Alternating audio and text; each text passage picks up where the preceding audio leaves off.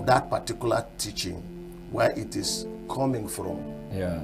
If you don't understand the context of what is being taught, and then what the original communicator intended in communicating that teaching, you cannot handle or understand what is being communicated. Yeah. Because that's what we call hermeneutics. Okay. It's a teaching of the interpretation of scriptures. You see, people today who talk about doctrine or who want to discuss scriptures, who are not learned in scriptural matters, they can lift up things out of context.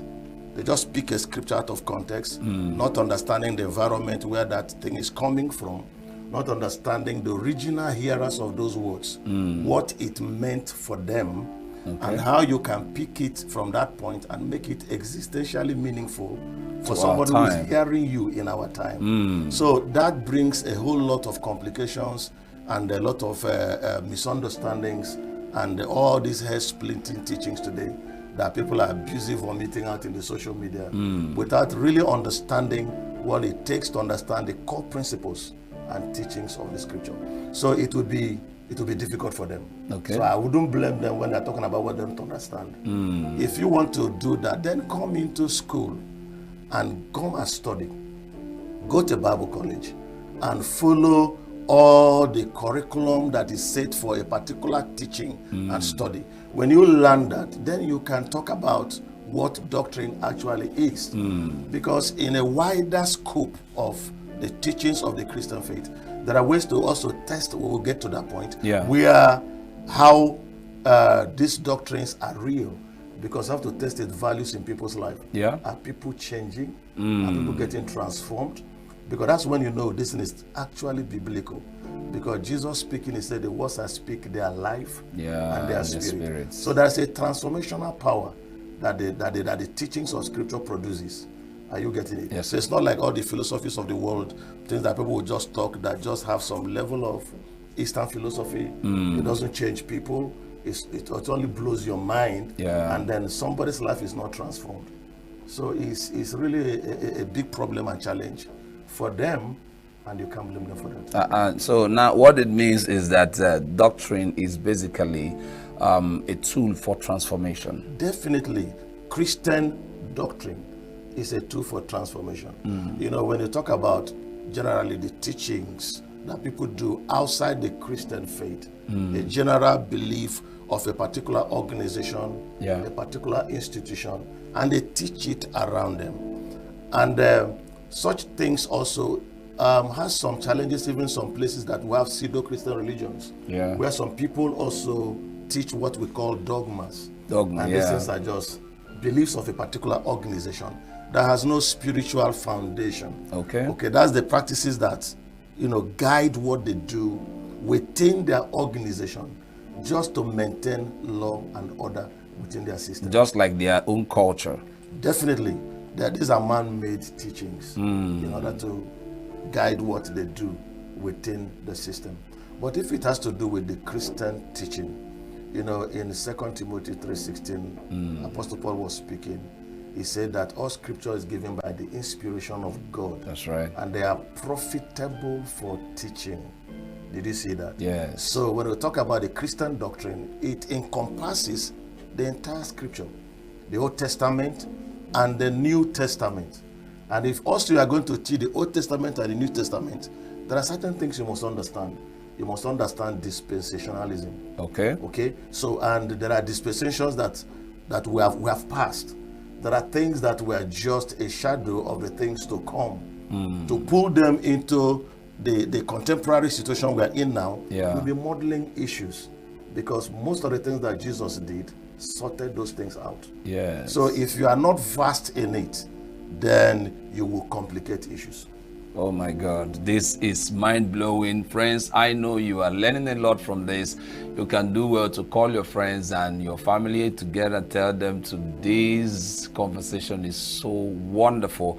And we're going to be continuing with this wonderful conversation after this short break. So welcome back. This is Gospel Lounge on Signature TV, and we are discussing doctrinal differences and Reverend Dr. Akoma has been giving us wonderful insights on what doctrine is and how to know the right doctrine, especially as it has to do with the Christian faith. Sir, you mentioned something earlier in your response about the systems, maybe coming to school, someone to be educated. Now, a lot of people might see coming to the Bible school as a kind of challenge. Say, these guys, they want to pull me to come and be a pastor.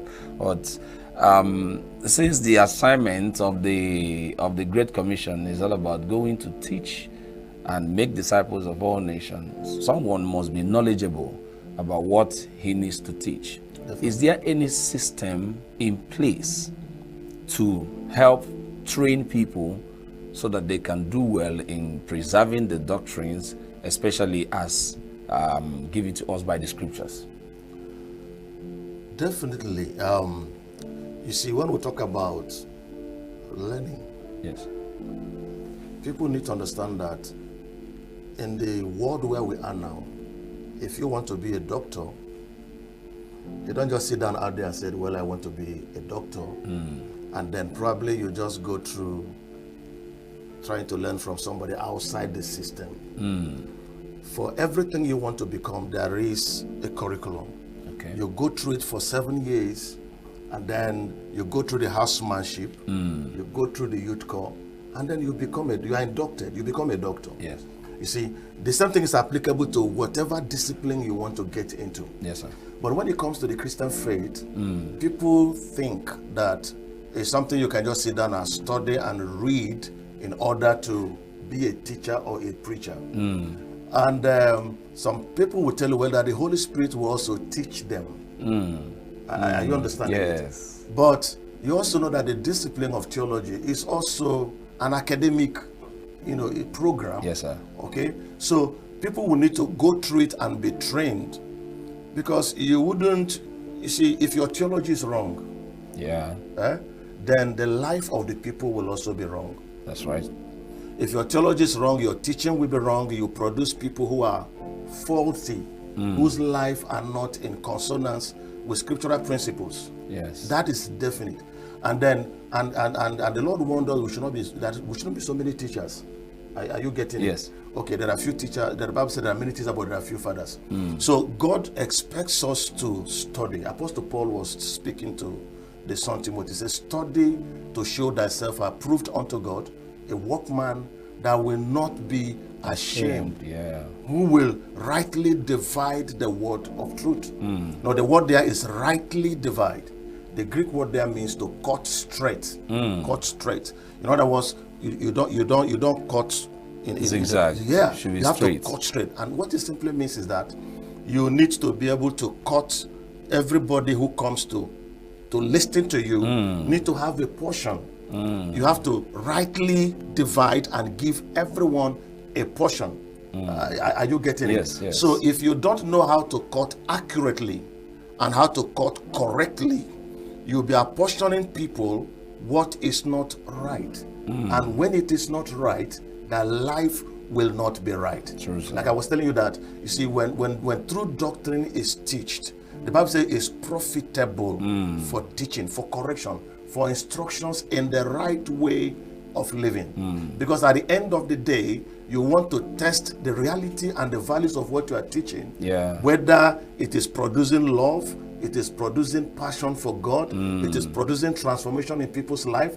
You will now know you are teaching the accurate and right doctrine. And that's very, very important. Yes, and sir. that's why I said people should sit down and study. You need to be taught. Yes. Okay, so and that's why I talked about institutions that are set and structured for such a program and such a teaching. People should not bypass it and believe the Spirit of God will teach them everything. The Spirit of God is going to use what you have learned in order to teach others. Okay. So when you don't know it, there is no way he's going to give it to you. It doesn't happen that way. It's just like people going to school and you're a Christian and then you've not studied, you just pray, the Holy Spirit just help me, give me answers to situations. The Holy Spirit cannot do that. It can't give you expo.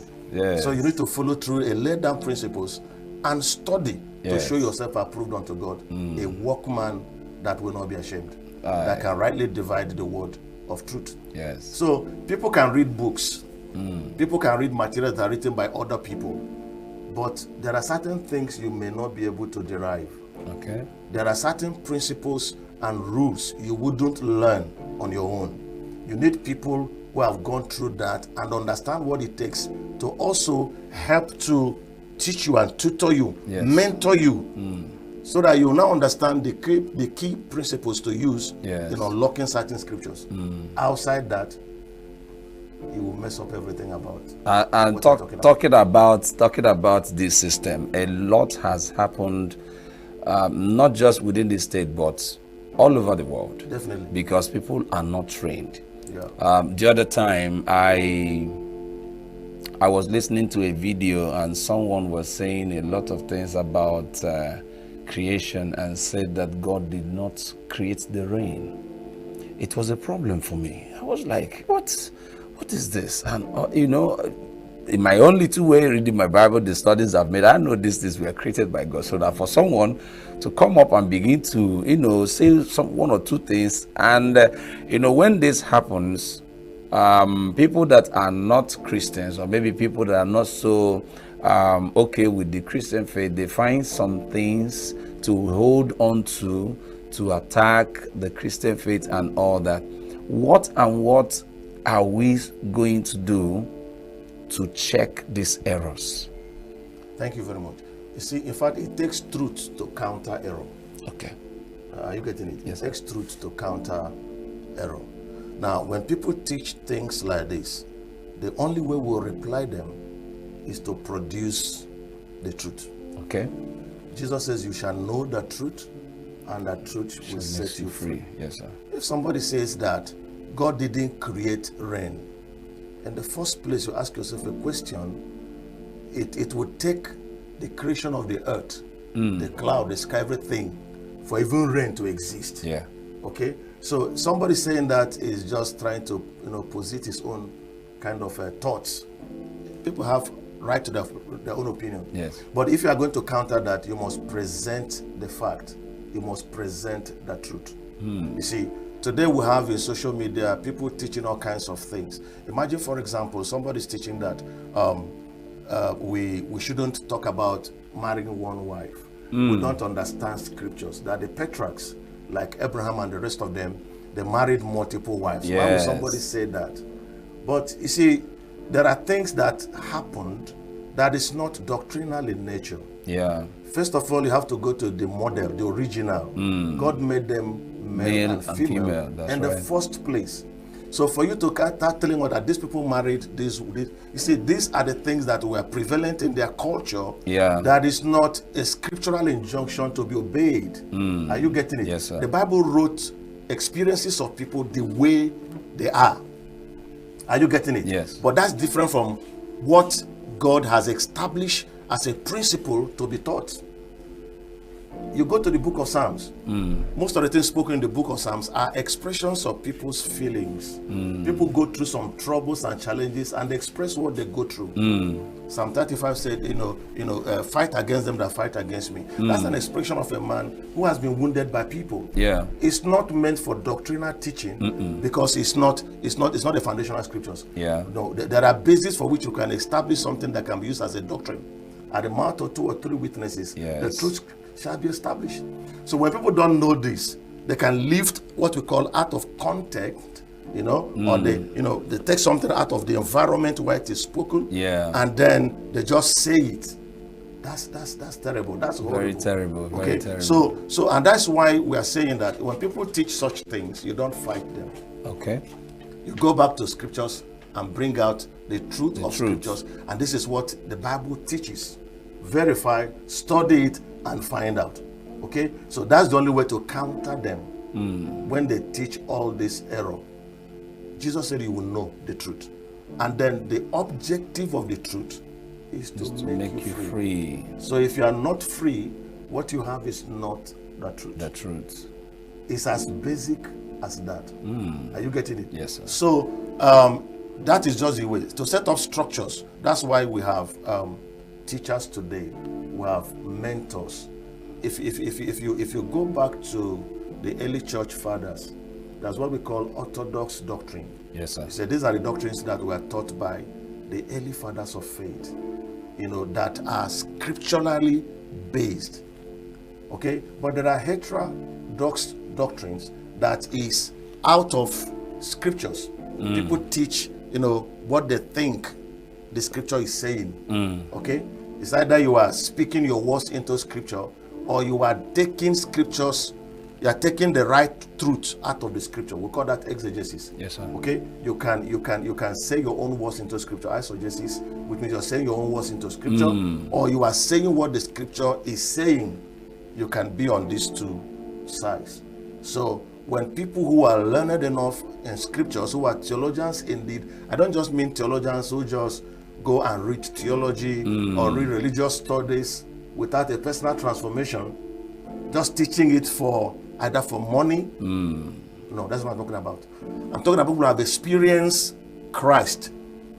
Because the Bible says the natural man cannot understand the things of the spirit. That's right. Because they are spiritually discerned. So when you are born again and transformed, if you delve into scriptural things, the revelation comes through the author of the book, which is the Holy Spirit.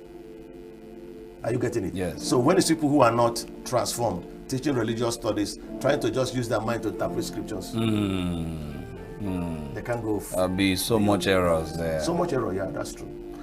Wow, this is so wonderful, friends. My head is spinning here. Honestly, I'm going to make this a continued conversation because there's a lot to pick from this. Because you see, doctrine as a word is so vast. The next time we're going to be talking about it, we'll pick one thing about the Christian faith and then deal with it and other things that people have taught to bring out some corrections, the truth, just like our guests have said. I want to call you to action right now. The doctrine we are talking about now is very, very vast, and I would like you to open up yourself to learn. Just like he said, you need to bring yourself to a place where you will be taught. It is what you have that you will give. When you are taught well, you will learn, and when your theology is wrong, then the lives that you are talking to will also have issues. There will be a lot of errors everywhere. So do well to open up yourself and learn. Submit yourself to training. You can go back, and if you want to enter a Bible school, go there, learn, so that you can know the truth for yourself. Just like our guest had repeatedly said, Jesus said you will know the truth, and the truth will make you free. The core or the significance of what we are discussing is life transformation. Life transformation. When your doctrine is not right, it's going to affect a lot of things. Sir, thank you so much for being on the show today. Thank you very much. From all of us here at Signature TV, we wish you all the best. Thank you so much. Thank you so much, sir. Thank you. And my friends, thank you very much for being there, and we'll see you right after this short break. I don't know how many of you who have watched that very interesting film biography on Oscar Romero titled Romero. So the film opens with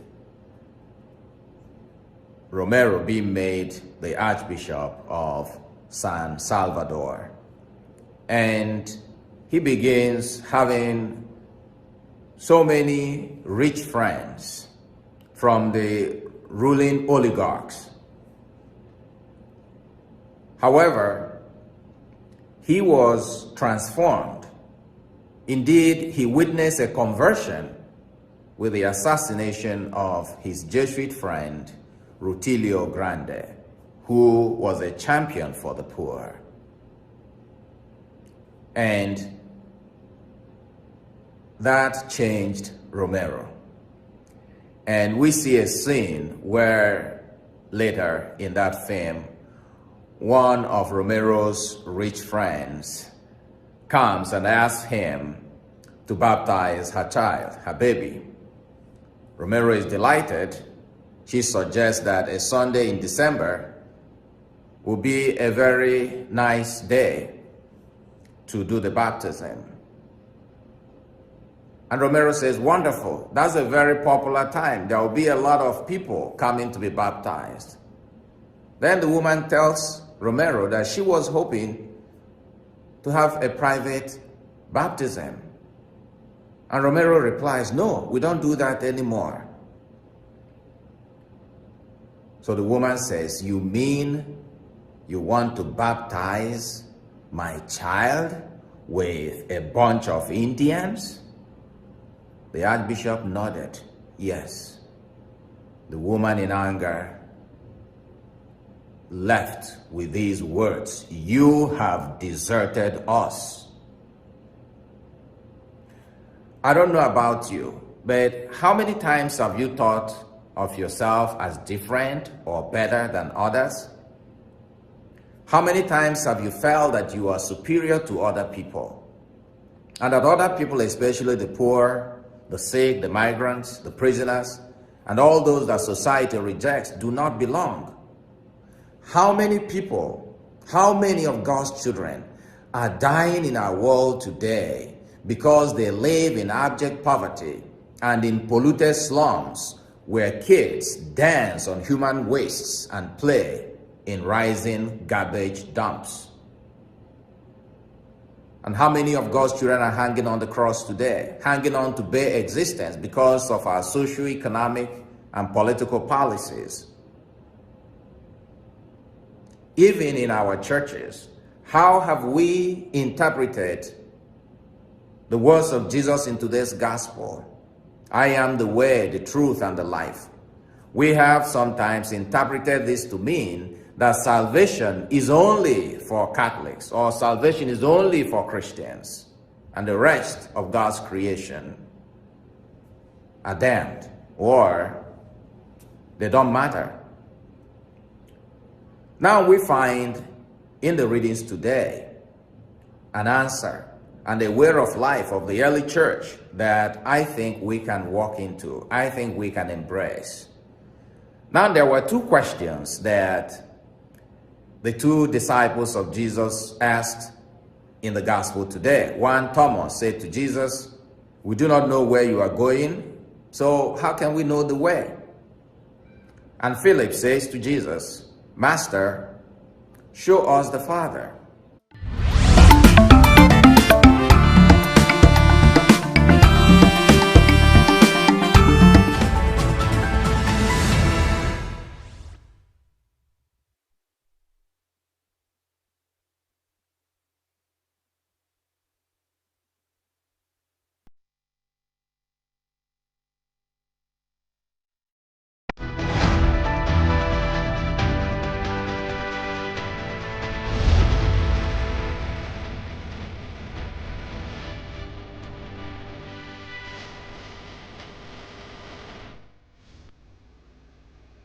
Good morning. Welcome to Global News on Signature TV. I'm Charles Pius. In the headlines, pressure mounts on sack of the Defense Minister over rising insecurity. Saraki chairs the PDP Reconciliation Committee ahead of NEC meeting. U.S. Besant hails substantial progress in trade talks with China, and Pakistanis hold rallies to celebrate ceasefire and praise military bravery. Details shortly. We are local. We are right now with the wife of the man that was... Why the main market is in chaos. People We are national. Those in support of this motion as amended, say aye. Aye. We have taken the vote by default. We are international. Israeli airstrikes. Donald Trump left us the worst unemployment.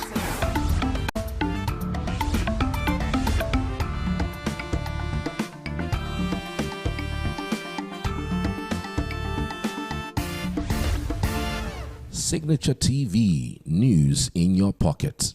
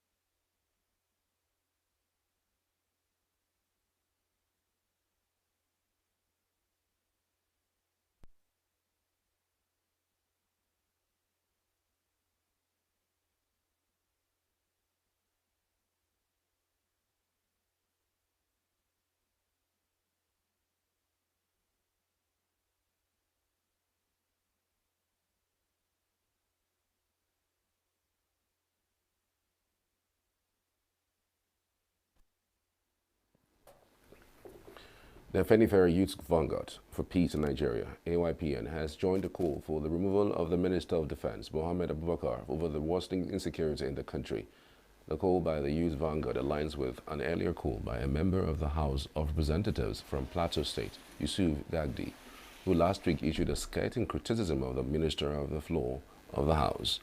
Gagdi said had raised alarm over recent terrorist attacks, particularly in Borno State, where insurgents have reportedly overrun military bases and carted away 40 tanks and military platforms. The Afenifere Youth Group described the statements by the lawmaker as a clear and courageous vote of no confidence in Badaru for lack of competence and commitment required to secure the country. The group accused the Minister of Ethnic Bias, alleging that recruitments, procurements, and strategic decisions within the ministry now heavily favor individuals working for Badaru's alleged 2027 presidential ambition. The group called on President Bola Tinubu to urgently restructure the country's defense architecture, beginning with Badaru's removal, to show Nigerians that national interest comes before personal loyalty. The People's Democratic Party, PDP, has set up a committee headed by a former Senate President, Bukola Saraki, to reconcile aggrieved members ahead of its National Executive Council meeting. This was disclosed at the end of a meeting held at the Abuja Lodge of the chairman of the PDP's Governors Forum and Governor of Bauchi State, Bala Mohammed, on Sunday night. Some of the governors present at the meeting included Ademola Adeleke Oshin, Caleb Mutfwang Plateau, Amadou Fintiri Adamawa, Sheyi Makinde Oyo, and Peter Mba Enugu, and also the Minister of the Federal Capital Territory, Nyesom Wige. Briefing journalist, the Bauchi governor said the meeting was convened ahead of the party's scheduled NEC, which has been slated for the end of May. According to him, the invitation of the former governors was done to tap from their experiences so they could resolve some of the internal challenges that prepare the ground for a rancor-free NEC meeting and a national convention later in the year. He, however, disclosed that the party was strategizing to ensure that some of the states where the party had governors were reclaimed. The wife of the president, Senator Oluremu Tinubu, has inaugurated a 100-bed mother and child center at Owo Omama General Hospital near Owerri, Imo State. The inauguration was performed on behalf of the First Lady by the wife of the Vice President, Hajiya Nana Shetima, Special Advisor, Publicity and Strategic Communication, Desmond Otomwen, said in a statement on Sunday. She said that the inauguration was a critical milestone in Nigeria's journey towards achieving the health-related sustainable development goals by 2030. The newly inaugurated hospital site within the Awo Omama General Hospital features a comprehensive suite of healthcare amenities. They include private and general wards, an operating theater, recovery rooms, consultation units, scanning rooms, adult and pediatric intensive care unit, a laboratory, ultrasound machines, emergency carts, delivery kits, and vacuum extractors. The First Lady further commended the efforts of Imo State Governor Senator Hope Uzodimma and his wife Chioma Uzodimma for their dedication to the well-being of the people. Uzodimma, in his remarks, hailed the project as a timely and strategic intervention that addressed critical gaps in the state's health sector. He expressed gratitude to President Tinubu for his leadership and for recognizing the health and dignity of mothers and children as national priorities. The Semi-Area Command of the Nigerian Customs Service has dismissed the allegations of releasing poisoned rice seized from smugglers, which has reportedly resulted in multiple deaths in the town. The spokesman for the command, Isa Suleiman, denied the allegations in a statement on Sunday in Seme, Lagos. According to him, the attention of the command has been drawn to the widely circulated, unfounded, and baseless allegations, claiming that they seized and distributed bags of rice without the knowledge of the purported owner. The unverified claim suggested that the rice was cursed by its original owner after being seized and distributed without his knowledge. Suleiman said that the allegation also claimed that the owner allegedly invoked traditional powers leading to the deaths of individuals, including a soldier at Badagry. Suleiman, however, said that some unscrupulous elements were misinforming members of the public with accusations to score cheap points instead of the social responsibility they were supposed to uphold. Meanwhile, the Nigerian army troops under the Operation Hadin Kai have recorded another success in their intensified campaign against insurgency, with the neutralization of 5 Boko Haram fighters during a clearance operation in the Ladim Butu axis of the Sambisa forest. The operation forms part of the ongoing recalibrated offensive aimed at rooting out terrorist groups from their last strongholds. Ladimbutu, located deep within Msambisa forest, has long served as a strategic transit and logistic hub for insurgents due to its access to water and concealment advantages. Military sources told Zagazola Makama that the troops encountered the terrorists during a routine clearance operation and engaged them in a fierce gun duel. At the end of the firefights, five insurgents were confirmed killed, while several others fled the scene with varying degrees of gunshot wounds. This latest success reinforces the Nigerian military's renewed momentum and aggressive posture in dismantling terrorist networks operating in the northeast. It also comes in the wake of a strategic directive issued by the Chief of Army Staff, who recently visited the theater and ordered the intensified ground raids and expanded aerial reconnaissance missions. The Nigerian military remains committed to sustaining the pressure on terrorist elements until total peace is restored in the affected regions. The Nigerian Army has disclosed that it has taken into custody Christopher Emmanuel, who allegedly assaulted a female vendor, Doshima, in Kula Gwe West local government area of Benue. This is contained in a statement by the Acting Assistant Director, Army Public Relations 401 Special Forces Brigade, Makurdi, Captain Abdullahi Osabo. Osabo said that the headquarters Operation Well Stroke took cognizance of the incidents which occurred on May 6th and reported on May 8th. He said that the incidents might have stemmed from a dispute over an unpaid debts, with allegations suggesting that the soldier claimed the woman insulted him during a phone conversation. According to him, it is further alleged that this confrontation may have escalated into a physical altercation, which is now under investigation. Osabo urged members of the public to report any instance of abuse by Nigerian Army personnel to Human Rights Desk helpline instead of using social media. He gave the assurance that all reports of infractions by Army personnel were viewed seriously investigated and sanctions applied where personnel were found culpable. The Bauchi State Governor, Bala Mohammed, has inaugurated a Farmer Header Conflict Prevention Committee to take action against numerous clashes in the state. Speaking at the inauguration held at the Bauchi Ministry for Local Government and Chieftaincy Affairs, Bala noted that Bauchi and other parts of the country in Nigeria have been facing the challenges of farmers' crisis and headers.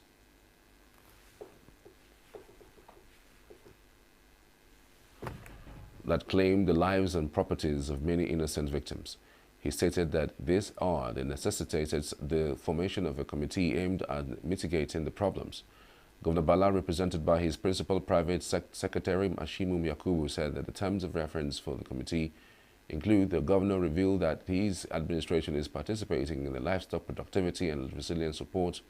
As part of project components is the project of pasture, supplementary peats, control of diseases and provision of water for pastoralists. On his part, the National Project Coordinator, El Press Project, Sanusi Abubakar, charged the committee to change the narrative of farmer headers clashes in the state and bring positive developments.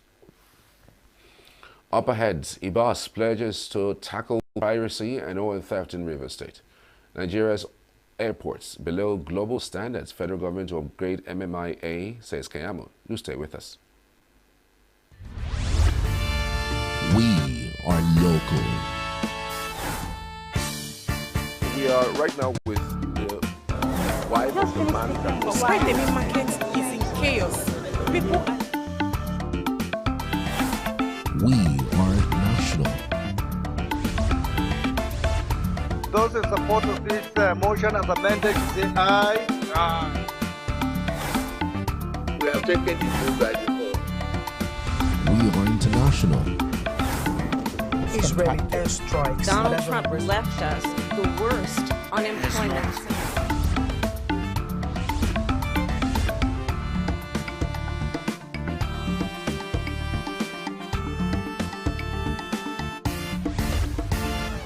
Signature TV, news in your pocket.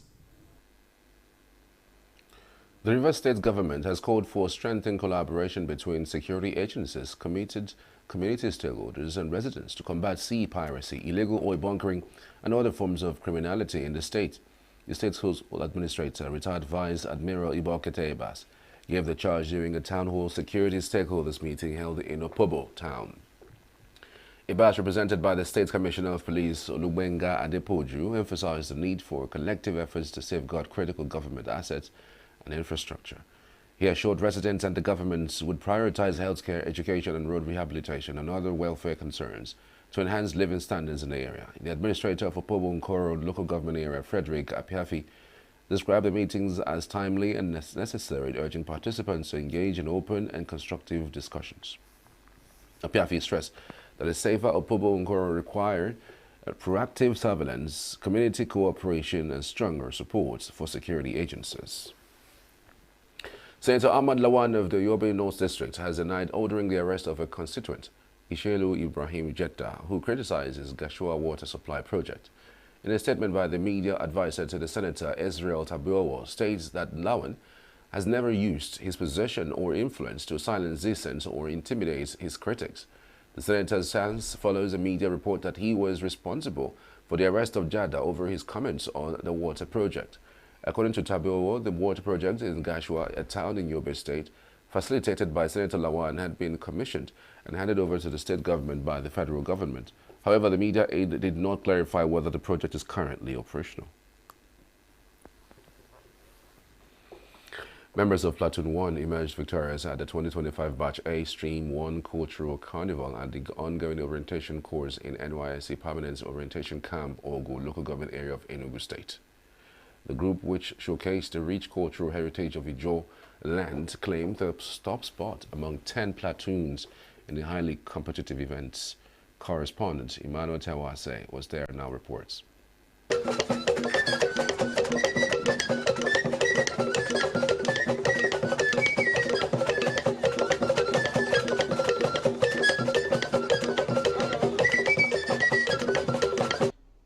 The National Youth Service Corps NYSC Permanent Orientation Camp in Ogu, Enugu State came alive with vibrant displays of Nigeria's rich cultural heritage during the Cultural Carnival of the 2025 Batch A Stream 1 Orientation course.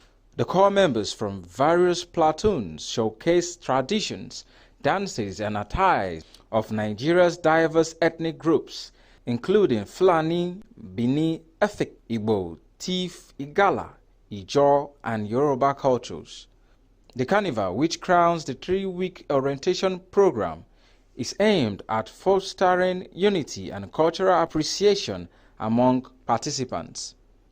In her address, the Enugu State Coordinator of NYSC, Oluwakemi Awolola, underscored the essence of the carnival in fostering national unity and cohesion.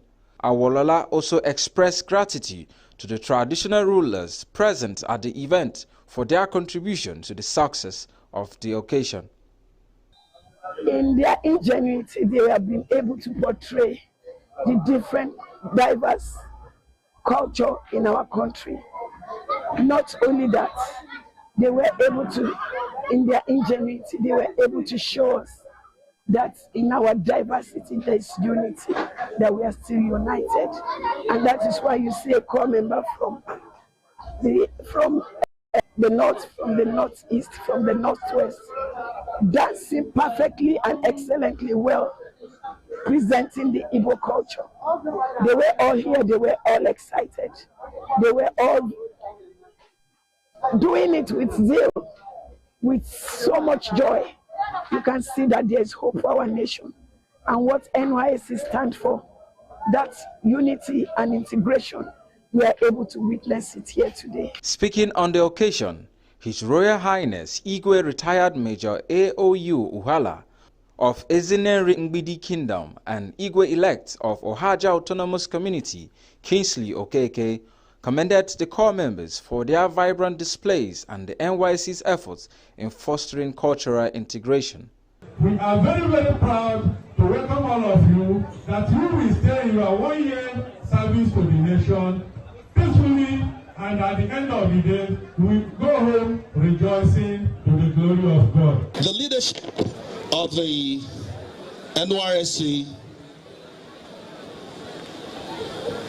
I will surely not miss out.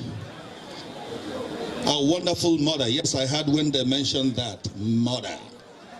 And I'll still stand on that word, mother. Mrs.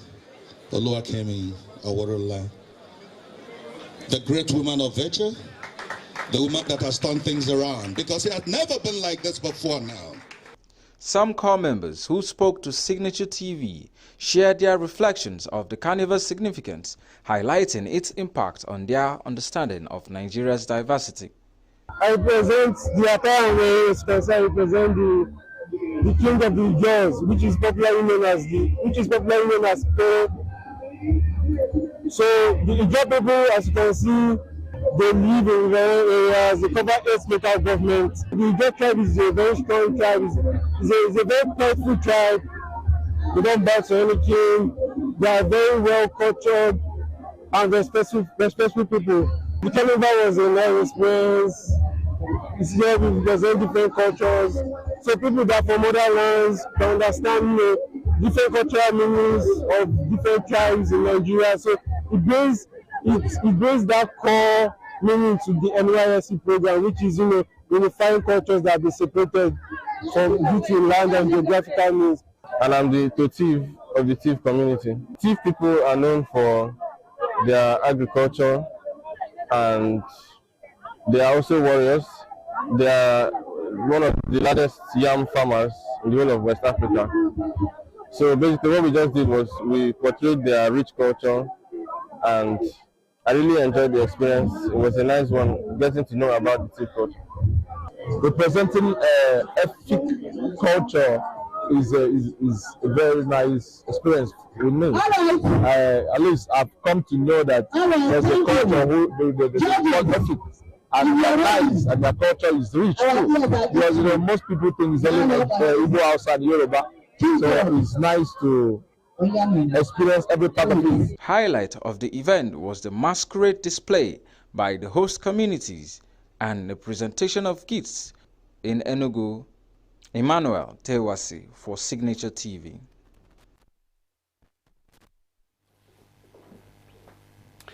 The Joint Admissions and Matriculation Board has revealed that Anambra and Lagos states have the majority among the 80 suspects being interrogated by the police for their involvement in 2025 Unified Tertiary Matriculation Examination malpractices. The JAMB Registrar, Professor Ishak Oloyede, during a press briefing at JAMB headquarters in Abuja, said new methods of exam fraud were observed during the registration and examination processes. And the methods include identity and biometric frauds involving combined thumbprints of candidates and impersonators at registration points, in connivance with some CBT centers, double registration and attempted substitution of self by candidates. According to the data, Anambra had the highest number, with 14 suspects arrested for 13 cases of impersonation and 1 picture mismatch, with Lagos following with 9 suspects arrested for cases of impersonation, spying, and possession of mobile phones. Other states with notable arrests include Delta with 8 suspects for impersonation, Kano with 7 suspects for impersonation and mobile phones possession, and Kaduna with 6 suspects for impersonation and mobile phone possession. Additionally, 6 suspects were arrested in Beavers for impersonation, possession of a mobile phone, and calculators, while Ebonyi and ENUGU had 5 suspects each for impersonation. The Minister of Aviation and Aerospace Development.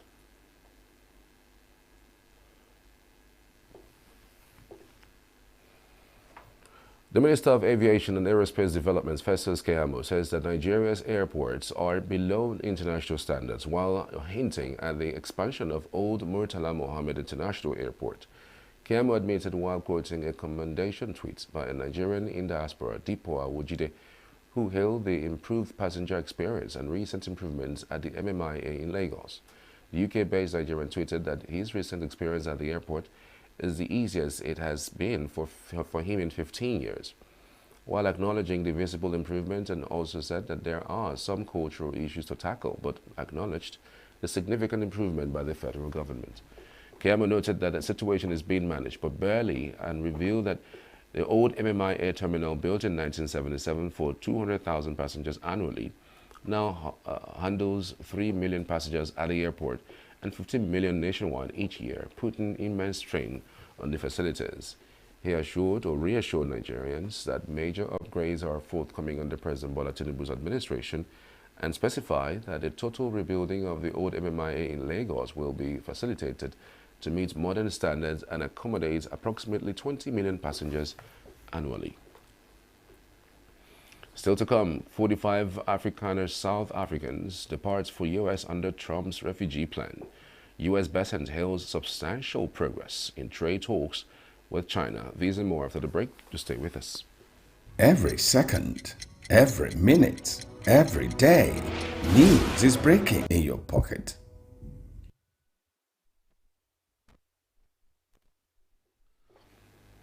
Welcome back. This is Global News on Signature TV.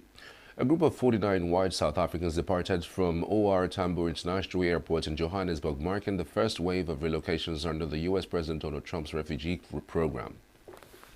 South Africa's Transport Department spokesperson said the group will fly into Washington Dulles International Airport in Virginia and then on to Texas.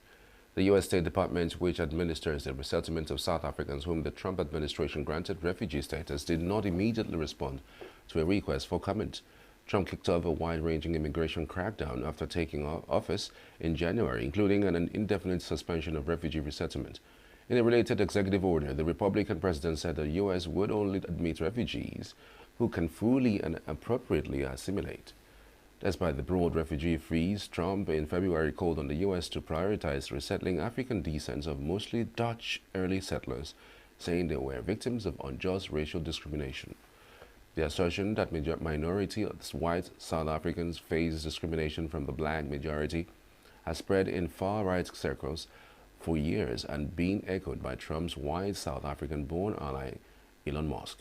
In interviews with U.S. immigration officers, white South Africans seeking refugee status have highlighted troubles with land disputes, crime, and perceived racism. The South African government has criticized the Trump effort, saying it fails to recognize the country's history of colonialism and apartheid. The application. The flight is coming from Texas via Dakar and then to OR Tambo. At 8 o'clock they take off Dakar and then they go to Washington Dulles Airport in Washington DC and then to Texas again.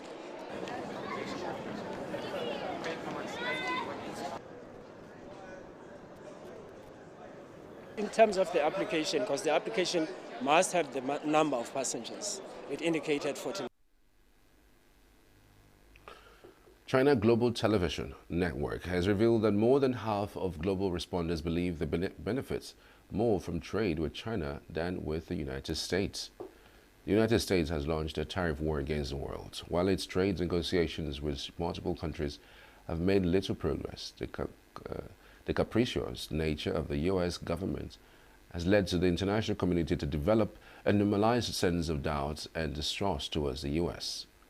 According to the results of a global public opinion survey among 31,004 respondents, 51.8% believe the benefits more from trade with China, while 48.1% of European respondents consider the new U.S. administration untrustworthy. In the survey, 62.9% of global respondents criticize U.S. domestic and foreign policies for seriously undermining the legitimate rights and interests of other countries. In response to what it calls the United States extremist economic bullying, the Chinese government has taken firm countermeasures and in a responsible manner agreed to engage in talks with the U.S. In a comparative survey on the international influence of China and the United States, 51.8% of global respondents said they benefit more from trade with China, while only 19.4% said the same about the U.S. U.S. Treasury Secretary Scott Bessent said that on Sunday that there had been substantial progress in talks between his team and that of Chinese Vice Premier He Lifeng in Geneva on diffusing a trade war between the world's two largest economies. Bessent said that he would give more details on Monday, while U.S. Trade Representative Jamieson Greer, also at the talks, said the differences between the two sides were not as great as previously thought. Bessent said that he had informed President Donald Trump of the progress of the talks, and there would be a complete briefing on details on Monday. Greer said the Chinese officials were very tough negotiators, some of whom he said he had encountered in the past. The talks had continued into a second day on Sunday as both sides discussed how to de-escalate a trade war that threatens to inflict major damage on the world economy. China's Vice Premier He Lefeng has said on Sunday that trade talks with the United States and with Switzerland had been candid, in-depth, and constructive. U.S. Treasury Secretary Scott Bessent and Trade Representatives Jamieson Greer said earlier on Sunday they reached a deal with China to cut the U.S. trade deficit, describing substantial progress in high-stakes talks with Chinese officials, but offering no details as 2 days of negotiations concluded in Geneva. Trump followed with a 34% reciprocal duty on Chinese imports in April, and subsequent rounds pushed the rate into triple digits, bringing nearly $600 billion in two-way trade to a standstill. The negotiating teams met at the gated villa of Switzerland's UN ambassador, overlooking Lake Geneva in Leafy suburb of Colony. Black Mercedes vans with sirens shuttled to and from the venue, which was bathed in bright sunshine. Neutral Switzerland was chosen as the venue following approaches by Swiss politicians on recent visits to China and the United States. Experts say that China-Russia relations have reached a historic high and remain extremely stable and resilient amidst the current complex international landscape, with both nations expanding pragmatic cooperation across multiple sectors. These comments came following Chinese President Xi Jinping's state visits to Russia. During his meetings with Russian President Vladimir Putin, Xi emphasized that the bilateral relationship between China and Russia was rooted in clear historical logic, strong internal momentum, and deep cultural foundations. He noted that the relationship was not aimed at any third party or subject to the influence of any third party. Putin said that Russia and China have always supported each other and have always been partners in times of challenge. He emphasized that the friendship between the two nations is unbreakable and is immune to the influence of temporary events or external interference. Both sides agreed to deepen cooperation in areas such as economy, trade, energy, cross-border e-commerce, agriculture, minerals, nuclear energy, and aerospace, while also accelerating collaboration in emerging fields like sci-tech innovation and artificial intelligence. Foreign Minister Abbas Araghchi said the latest talks between Iranian and U.S. negotiators to resolve disputes over Tehran's nuclear program were more serious and more straightforward than previous rounds as they came to a close in Oman on Sunday. Further negotiations are planned, officials said, after Tehran insisted in public on continuing uranium enrichment. Tehran and Washington have said they'd prefer diplomacy to resolve the decades-long nuclear dispute. They remain deeply divided on several red lines that negotiators will have to circumvent to reach a new nuclear deal and avert future military action.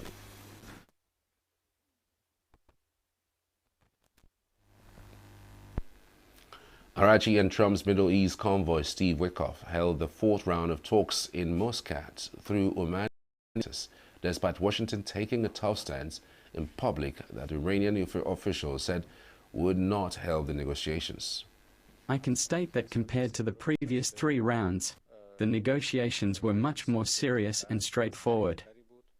We have now moved significantly away from general frameworks and entered into more specific issues. We can now say that both sides have a better understanding of each other's positions.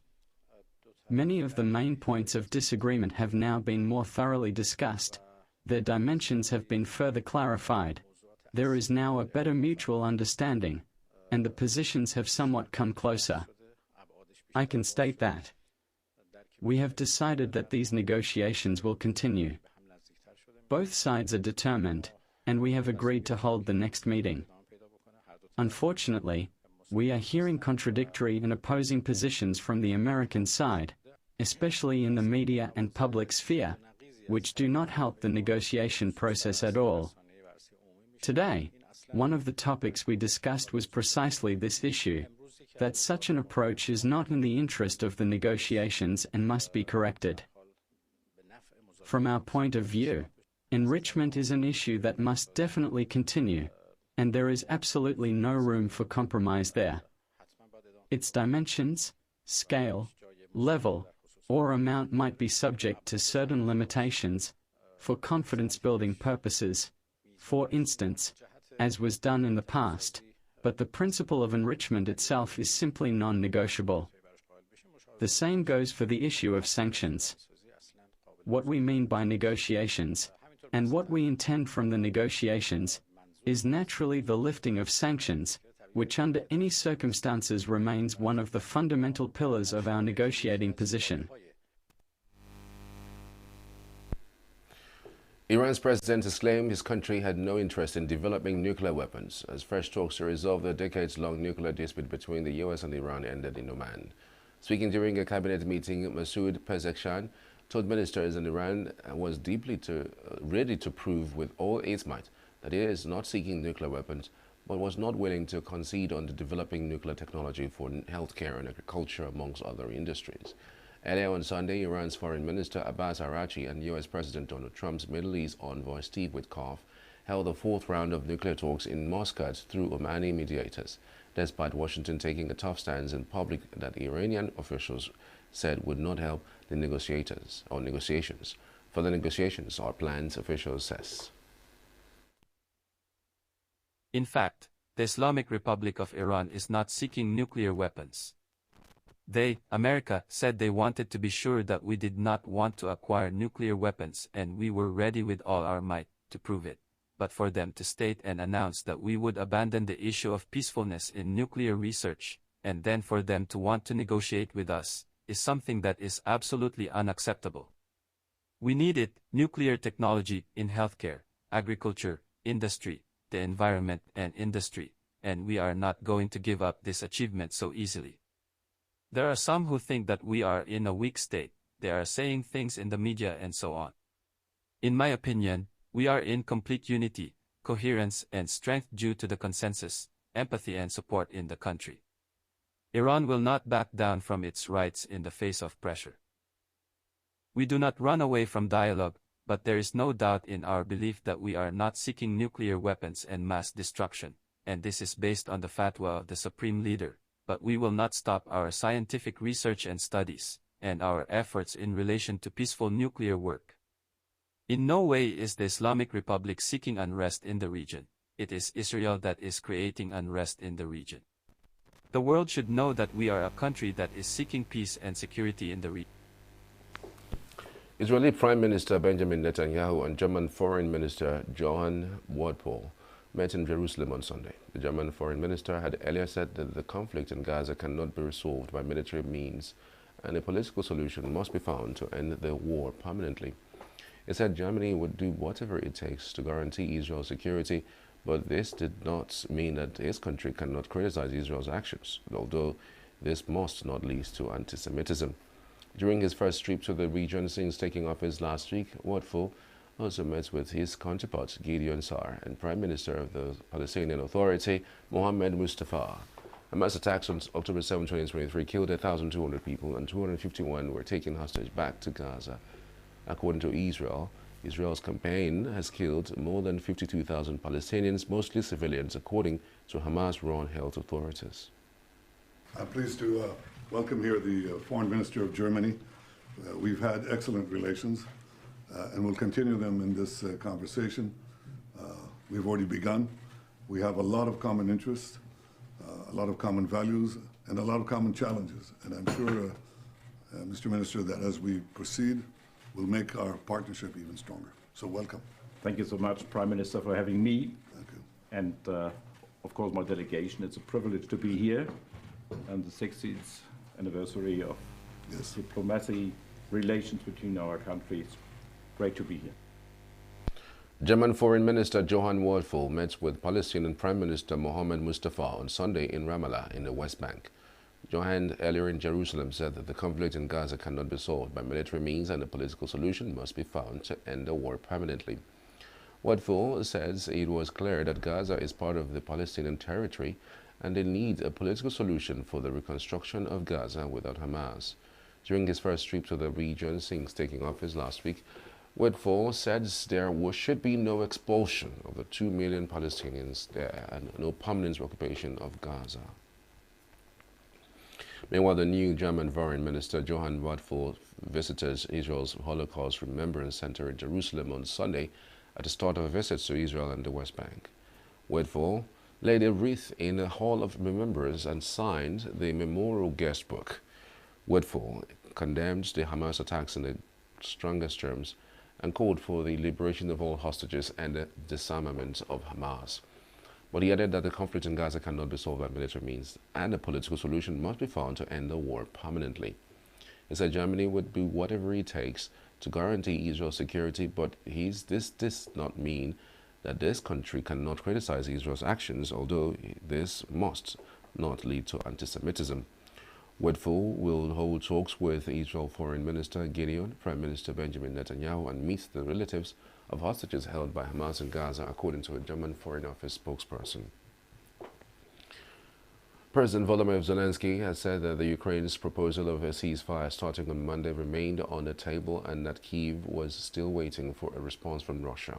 Speaking in his evening address, he said Ukrainian forces will be ready to respond symmetrically if Russian troops violated the ceasefire. Zelensky also said he will be in Turkey on May 15th for talks proposed by Russian President Vladimir Putin in a nighttime televised address. Zelensky's suggestions of a meeting with Putin capped a dramatic 48 hours in which European leaders joined Zelensky in demanding a 30-day ceasefire from Monday, only for Putin to make it a counter-proposal to instead hold the first direct Ukraine-Russia talks since the early months of 2022 invasion. There was a lot of diplomatic work today, both ours with partners and communication between partners in our support. Starting from tomorrow, we expect a ceasefire. The proposal for this is on the table. A complete and unconditional ceasefire, long enough to provide the necessary foundation for diplomacy, could bring peace much closer. Ukraine has been proposing this for a long time. Our partners are proposing it. The whole world is talking about it. We are waiting for a clear answer from Russia. Russia's war will still have to end. The killing must end. Ukrainian forces will be ready to mirror their response with fairness. We have repeatedly heard from our partners that they are ready to strengthen sanctions against Russia if Putin refuses a ceasefire. We will see, and in Ukraine, we have no problem negotiating. We are ready for any format. I will be in Turkey this Thursday, May 15th, and I am expecting Putin in Turkey, personally. I hope this time Putin will not look for reasons why he can't do something. We are ready to talk to end the war. Thursday, Turkey. President Trump supported it. All leaders.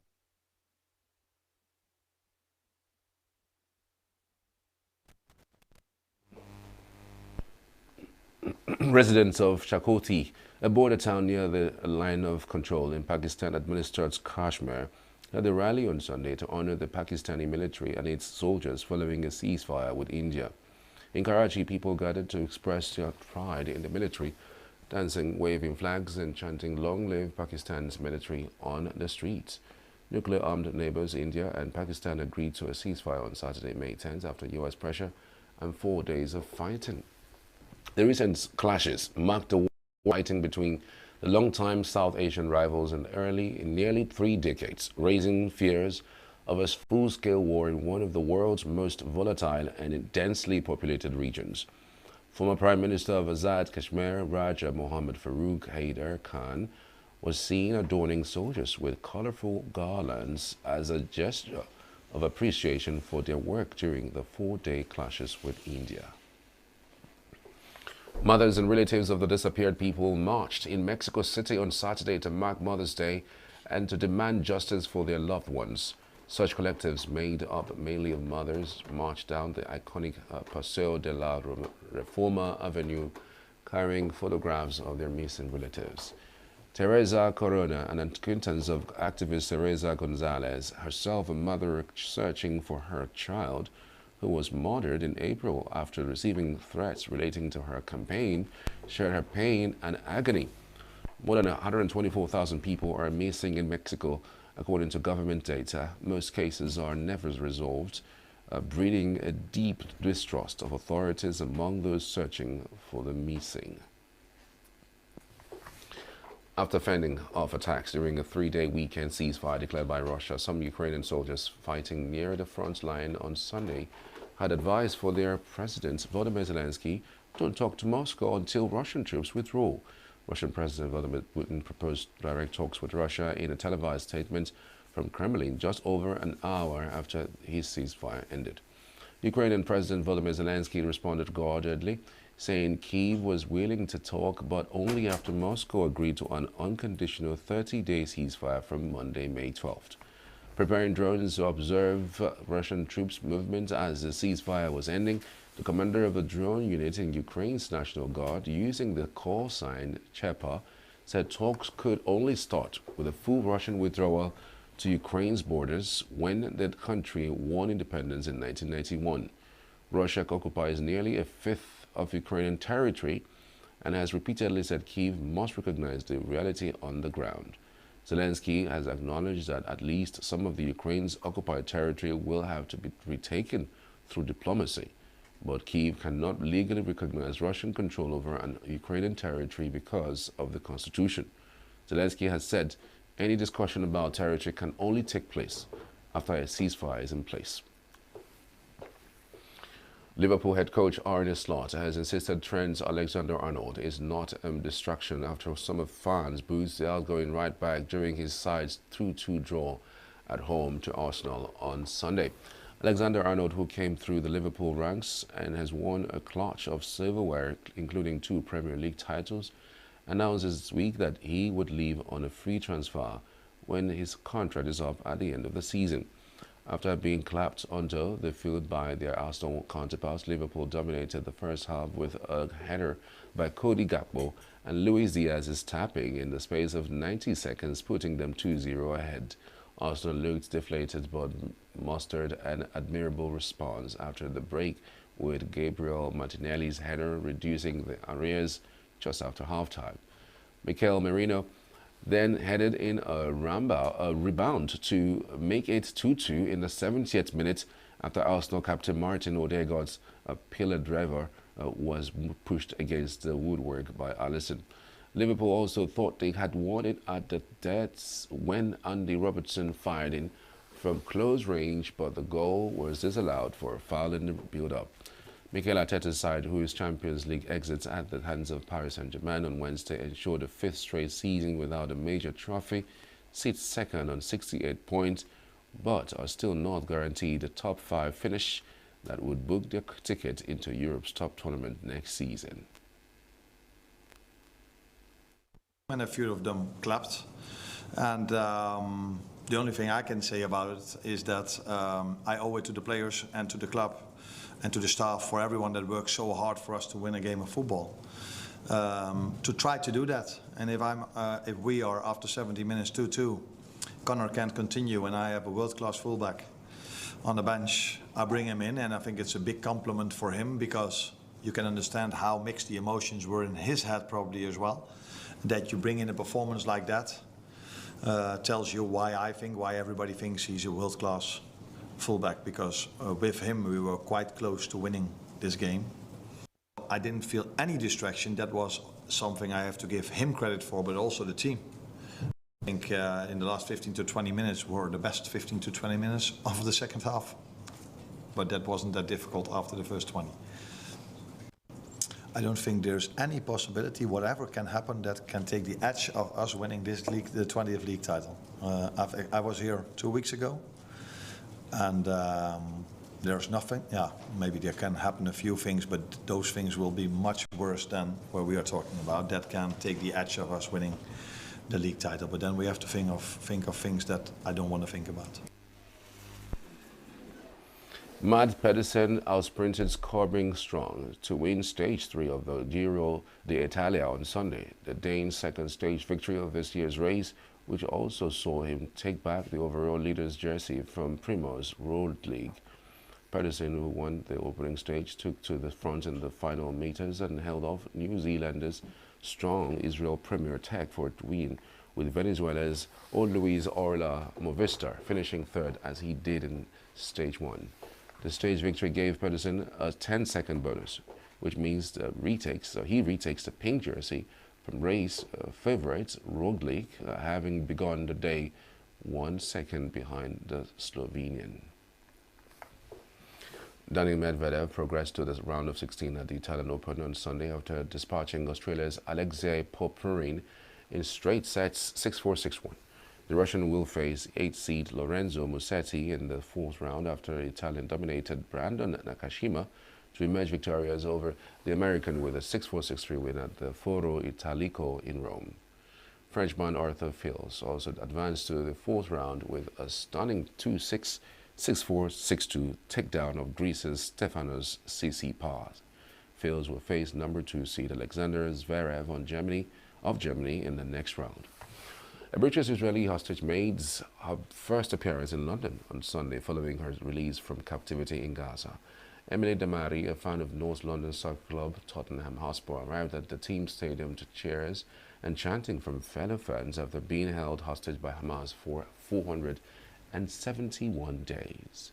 After thanking Spurs fans for the support throughout her ordeal, Damari said she hopes Spurs are going to win. Damari lost 2 fingers when she was shot the day she was abducted from her home in Kibbutz Kfar Aza on October 7, 2023. Anthony Edwards scored in a game-high 36 points. Julius Randle had 24 as part of a triple-double, and the Minnesota Timberwolves wrestled back home court advantage in their second-round playoff series against the Golden State Warriors with a 102-97 triumph Saturday night in San Francisco. Game 4 in the Western Conference best-of-7 series is scheduled for Monday night in San Francisco, with the 6th-seeded Timberwolves leading 2-1. Jimmy Butler III had a team-high 33 points for 7th-seeded Golden State, which played without star guard Stephen Curry, out with a strained left hamstring. The tightly contested game saw the Warriors clinging within 84-82 before 2-game disqualifying fouls on defensive ace Draymond Green within 18 seconds inside the final 5 minutes. The Timberwolves took control from there, getting a key 3-pointer from Jaden McDaniels and a 3-point play from Rudy Gobert, the latter creating a 6-point cushion for the visitors with 2 minutes 5 seconds to play. A 3-pointer by Edwards with 5th of the game all but clinched Minnesota's 2nd consecutive win, both win Curry out of the Golden State's lineup with 1 minute 19 seconds to go. Edwards' 36 points were his second most his postseason, topped only by a 43 points explosion in Game 4 against the Los Angeles Lakers. In the first round, he hit 13 of his 28 shots on Saturday. Australian Lucas Herbert owes his first Asian Tour title on Sunday to an impulse by a South Korean last week. Herbert picked up a second-hand putter at a thrift shop, according to a report on the tour, and after using it in a Pro-Am round before the International Series Japan tournament, decided to put it in the bag. Herbert holds 7 birdies and an eagle with his new putter as he stormed to a 5-shot victory at the Caledonian Golf Club in Chiba. Yogan Song of South Korea and Japan's Yuta Sugiura had held the overnight lead with Herbert, but couldn't match his final round of 64 at each as they finished tied for second. American Cameron Triangle forced his way into fourth with a 5-under par, 6 assists, just 1 shot ahead of Thailand's Atiruj Widnachariocha. Herbert picked up a check for $360,000 and told reporters the putter is most likely going to stay in the bag after that performance. I didn't even really have intentions of... I picked it up last week thinking I might take it home and muck around with it in the off weeks, and sort of shot Pewee a look early in the week, like, do you feel like just throwing it in and giving it a go? So put a grip on it. It magically was in my spec already from the store. I don't know how, but yeah, threw a grip on it, started putting, and I think I texted my coach in the Pro-Am with a photo of it going, you know, this thing's pretty good. So yeah, it's definitely been a big part of why I'm standing here in front of you this week.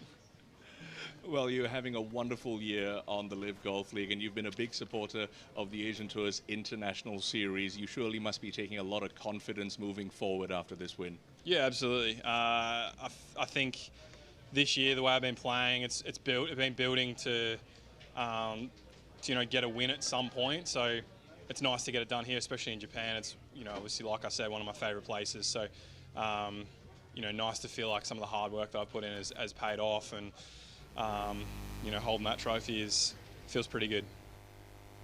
And that's the news this hour. Many thanks for watching. I'm Charles Pius. Join me in another 5 minutes for the morning show. So stay with us.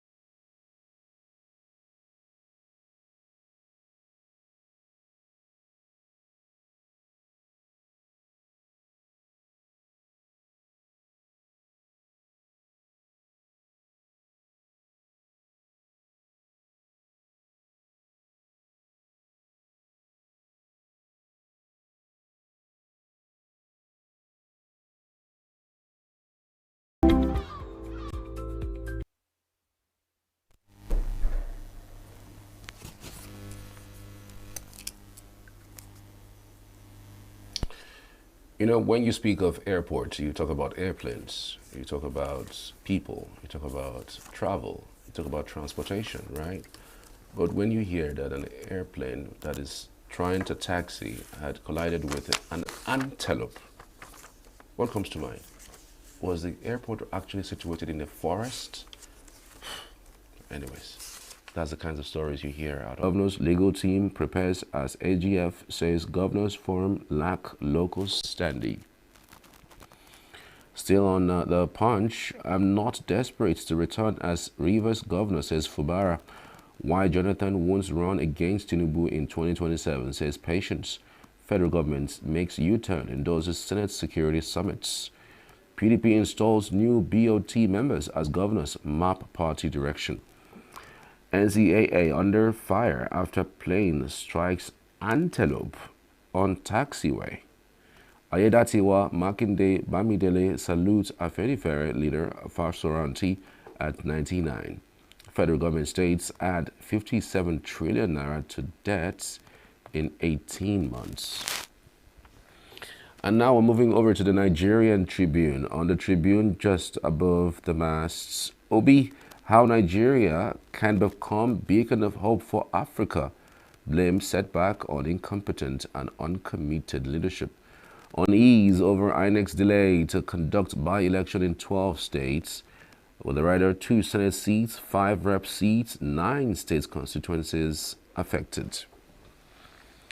And still on the Tribune, Wike, Ikbazu, Ugwai, Ortom attend PDP governors meeting with the rider, Saraki, Tamboa, Lamido, Oyinola, Udom, also in attendance.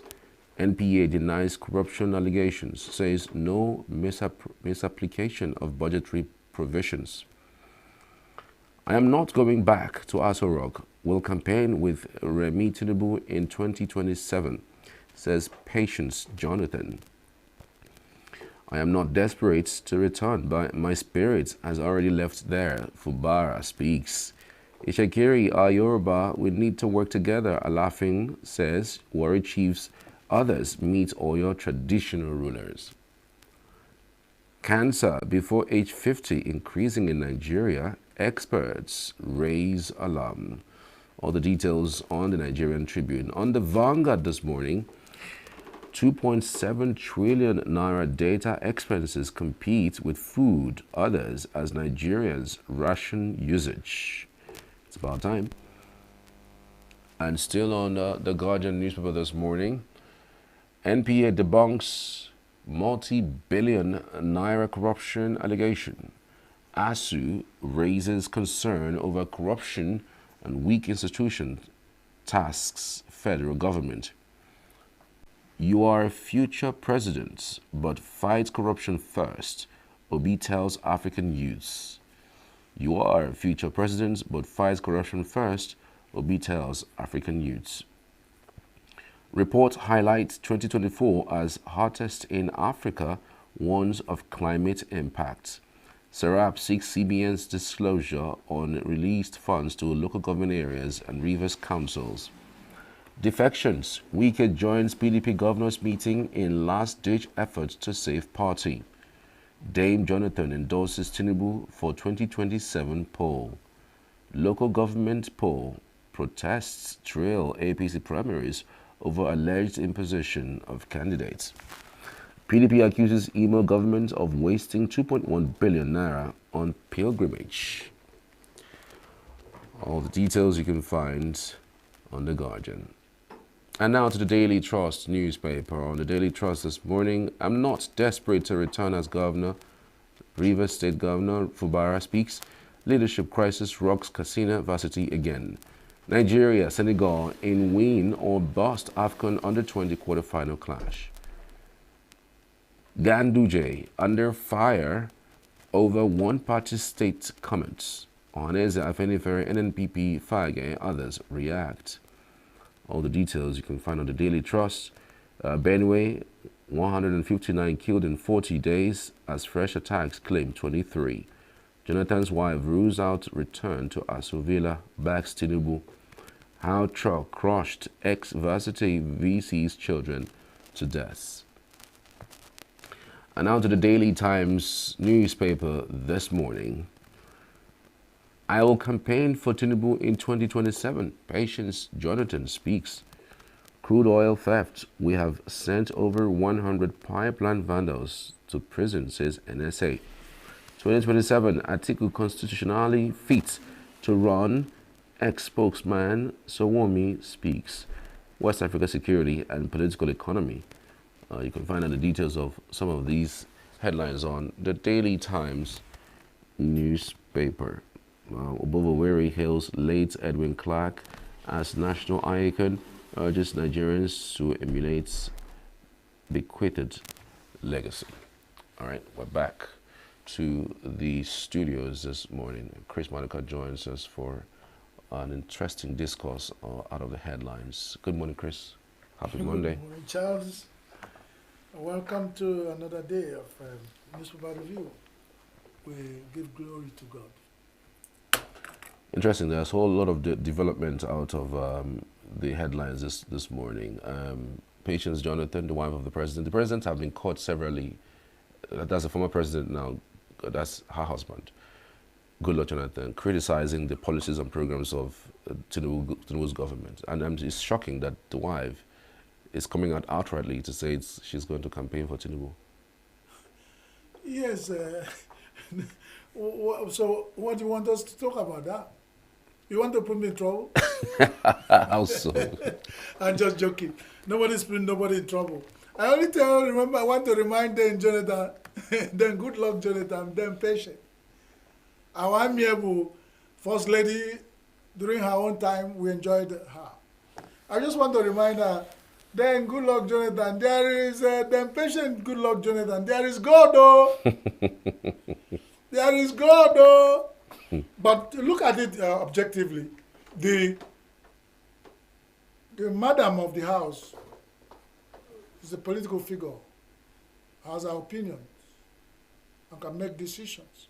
They analyze that the president, former president, has spoken about. It's not criticism. He's talking about so that people will not misunderstand it. He's talking about what he felt the present government should do. And you know, he has said it many times in different fora, that once you have finished your tenure at Aso Rock, you have to stay on the side and be careful at your comments. Because there's certain things you say, the people are currently the incumbent at Aso Rock will forget the whole thing and face you, and they drop all their troubles on your laps and said you are the person causing trouble. And you can understand their positions.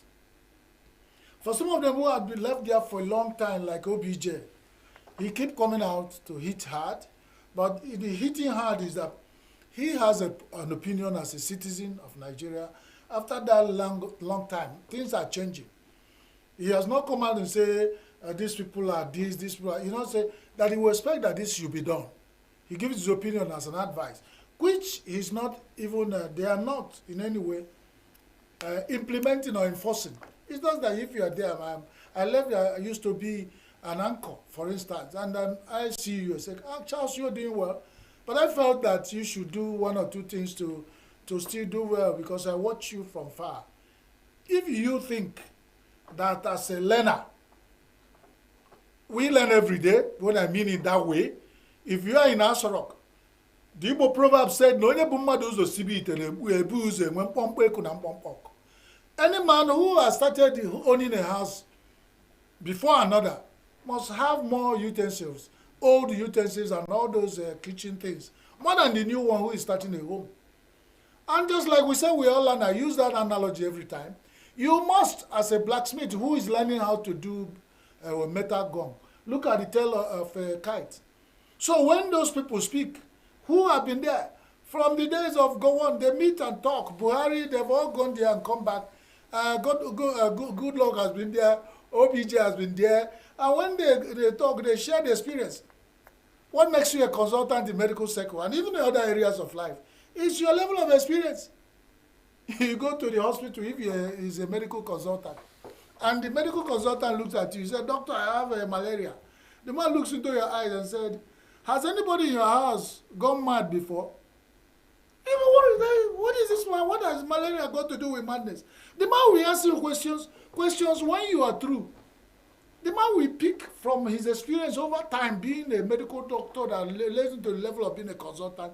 Use one of the experiences he had in 1965 or the one he had in 1972 and then pick it and people will say this consultant is a wizard.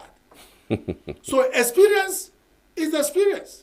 So that's about good luck, Jonathan, and then the then patient Jonathan, as they talk about a different way. Now, if 90 million flies have decided to be making their morning, breakfast, dinner, lunch from one particular, food, and there are about 90 million doing that every day. So who is left? So when Nigeria is perfecting one-party system, and when you want to talk, Ganduje will fire back. He has been under fire for his statement when people say, is it that we can say if Nigeria is derailing to one-party system, we can talk? They can still build their one-party system, but we have to say this is where we are going for everybody who care to listen.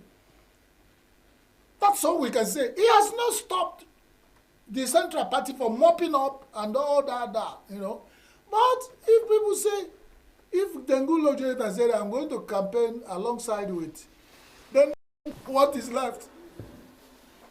And as at last time we know, Good Luck and the wife are still members of PDP. Because that's the platform. They've not told us they've decamped.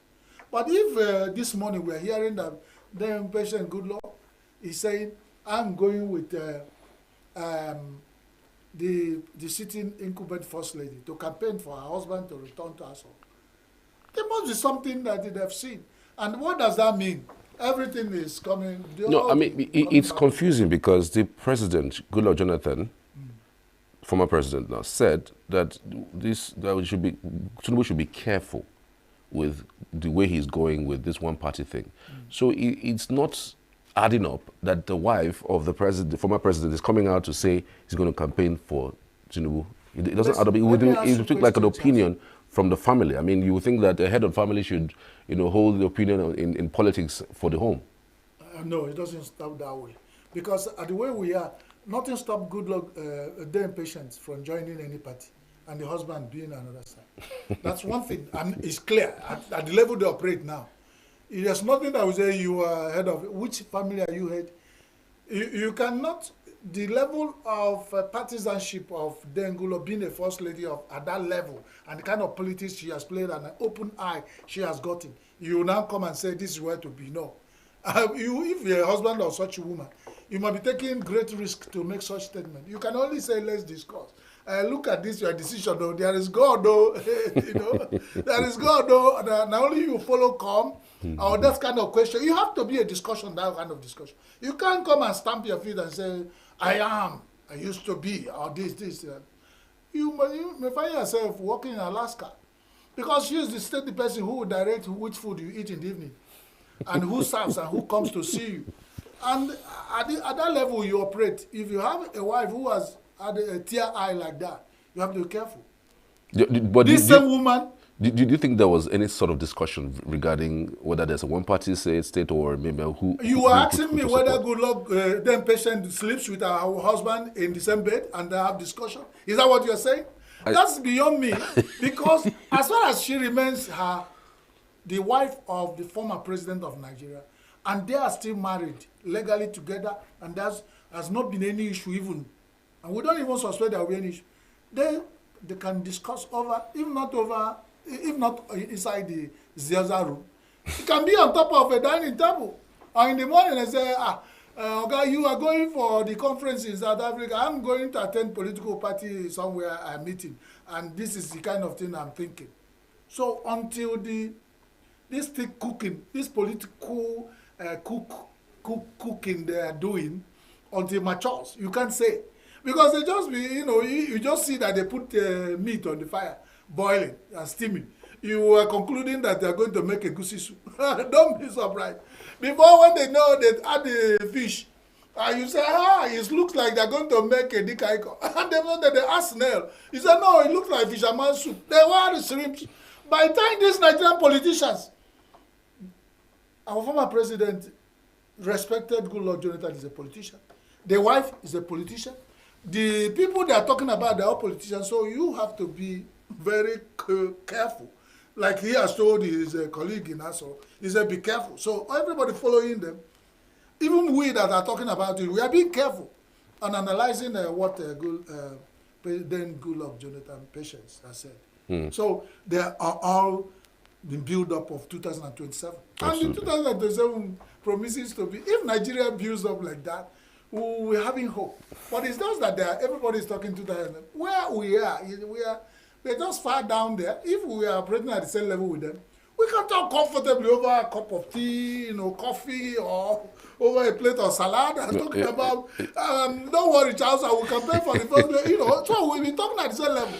At the level they are talking about, I see a lot of insensitivity and inequality and what they are talking about. They've just left Nigeria behind, and the politicians have ganged up and moved forward. So I wonder what Nigeria they will come back to rule in 2027. Because Nigeria is all going far away, far, and they just, can a snail move without its shell? We see Nigerian politicians, they've gone out of their shell, which is Nigeria. They're moving forward, discussing 2027. Why Nigeria, the shell they are supposed to carry along is at Ogbete. They are at Ababa. And there's a lot of gap. Where they are going to meet up this gap, I'm waiting for them.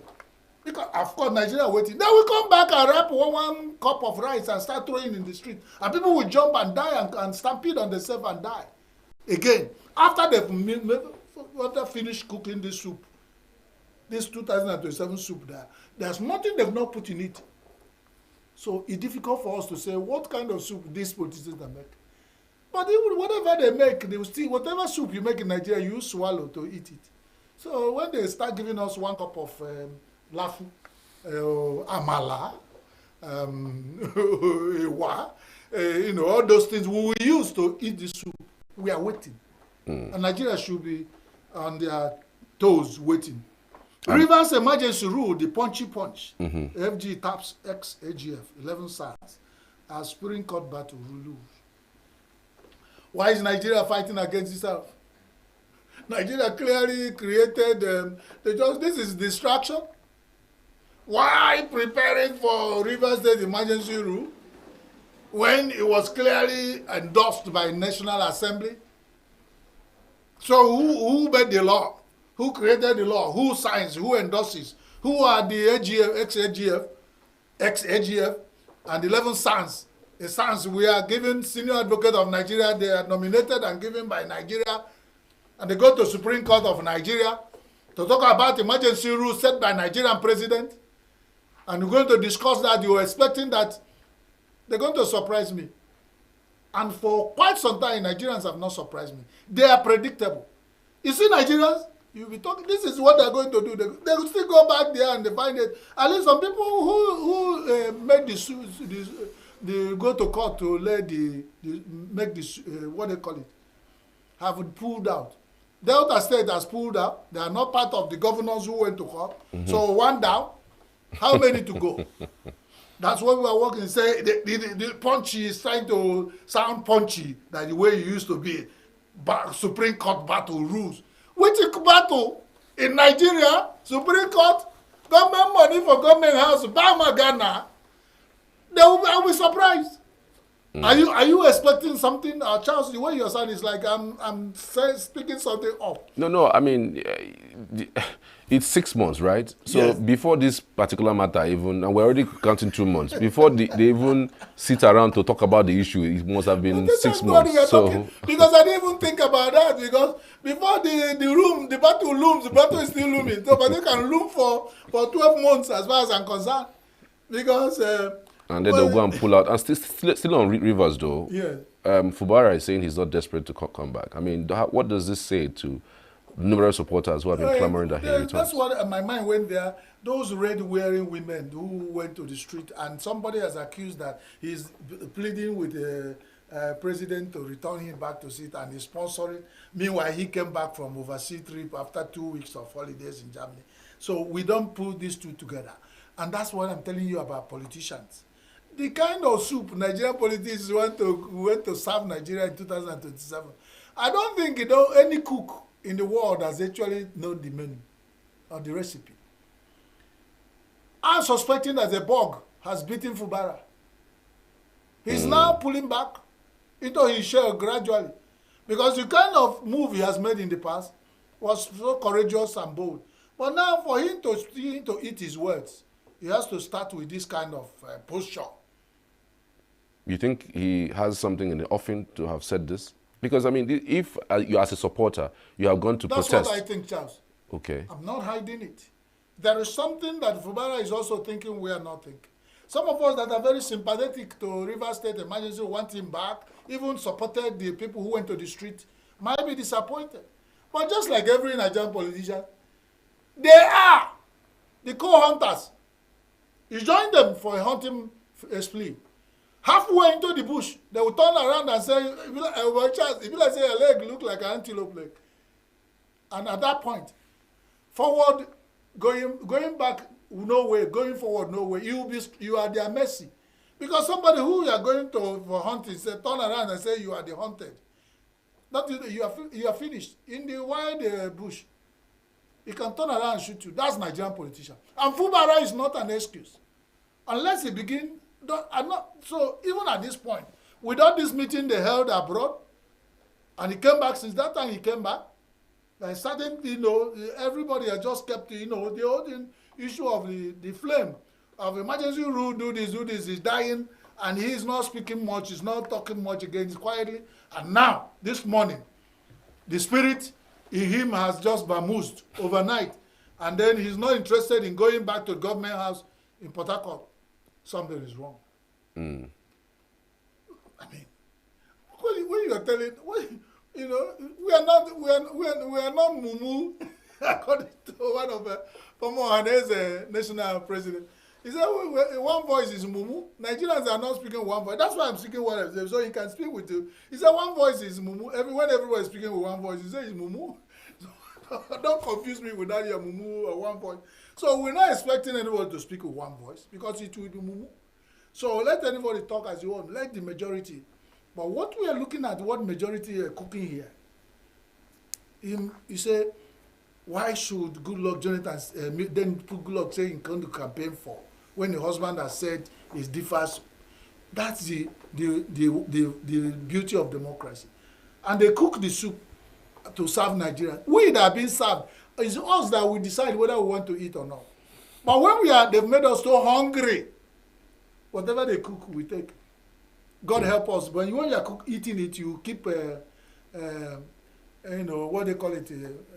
I don't want to call it brand name, but those things they use to stop running stomach. You have it in handy, because if you eat this concoction, Nigerian politicians are building for us for time, so they can give us running stomach. So everybody should dress warm. Have what they call it? Something that stops running stomach. Have that tablet just at the corner of your back.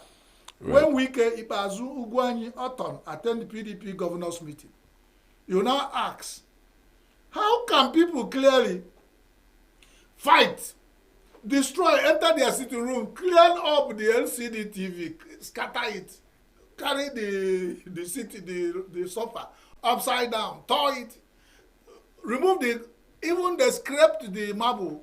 After all that one, they decided, then pushed it up. The Environmental Management Agency moved the waste. They entered the house and sat down for a meeting. A couple did that to their sitting room and they came back. It's very good. Because people say, sit at the modi babu. But the same Igbo proverb told me, my father said, Mara nanu lulu na pawala akwoka. Because when I see the names that are going together at PDP governors meeting, and I tell PDP, you are becoming, I think they use you a good party with respect. You guys are going to plant seed with a squirrel in your bag. Good luck, because we all know what you guys are up to. You're just deceiving people. These names they gather here. At me. I thought the PDP governors meeting are meant for governors alone. When we start seeing the ex-governors at the meeting, then there's no more PDP governors. And the thing is that these people are National Working Committee. These people are even already paying down for ambassadorial positions under this current administration. So, I know. You are not speaking my mind. These people went to the final nail on the coffin. Anyway. It's not from my mouth. Plane strike antelope in Nigerian airport. Which airport is that, Charles? It's Abuja Airport. In Abuja Airport. And you are asking whether is a bush located. Nigerian airports are reclaimed bushes, and the runways are run far, hundreds of meters into the bush for several things. So it's not out of the way. Nigerian airports, we also have a zoo by the ways, and we keep animals. It's a home where you can keep animals for pets. When you are taking off, you can say bye-bye to antelope, and then you look around the lions and the giraffe. You just say bye-bye to them, but it's part of sightseeing. I don't understand it. You don't understand? An antelope on the runway. What do you think out of the box? Nigerian national, what the SCAA, they have a way of making your travel in Nigeria very, very fine, beautiful. The next thing, I just hope they will keep the elephants far. It's an antelope. That's why we are talking. Because the day they are playing, we hit the elephant. That day, Nigeria, they will have to close down the whole airport and then relocate the zoo far from. Because among them, the people who are the zookeepers are the ones who are running the airport. How do you know that? Because if you keep antelopes for pets, what if you manage? There are a lot of, you know what they say, they have multi-talents. You also do zoo, zoology, zoo animal keeping, manage with the airports, and then you have to manage that, and that's what makes you employable in any Nigerian airport. So good luck. Nigerians are wonderful people. These are wonderful things that are happening in Nigeria. There's a rise in cancer. Every other thing we cover, Tribune. So there's a rise in cancer. People below, just immediately above 50, have a high rise in cancer. Charles, below 50. Are we safe? Me and you? I really don't know what the reason, but again, I think the reasons were basically about the fact that people are more prone to eating things that are mostly canned, not healthy. That's the reason why, They always want something to tell us. Are we, the rising, is it all over the world? Is it Nigeria? Are we the only Nigerians eating those canned food? It's actually I was with a friend study. yesterday. They gave him a bottled drink. He finished it and halfway, the thing went just small at the bottom of the plate. And he looked, he said it as a taste. I said, you have finished consuming. He said, the taste is not, when you look at it, the thing expired 4 months ago. Wow. A drink. I don't want to call the name of the drink. And it's a joint in ENUGU. I called the person who is served us. He was just saying, hey. 4 months ago. 4 months. Expired in February. Wow. And that's some of things. Okay. ASU said something about corruption. The Imo State government versus PDP, they are sponsoring the first plane, international flight to leave the former governor of, what's the name of that? Sam Mbakwe's International Airport. So the first flight was to go to Mecca for pilgrim. That's go into the history, because at least every airport, international airport, to launch their first flight to Mecca shows that we are Nigerians, we are accommodating. So good luck, Nigerians, as we wait for their 2027 soup. Don't kill us with it. So we're looking forward to it. Thank you, Charles. Many thanks, Chris, as always. It's been one interesting time with you. Every single weekday morning with the reviews on our dailies. So we're back after the short break. Just stay with us.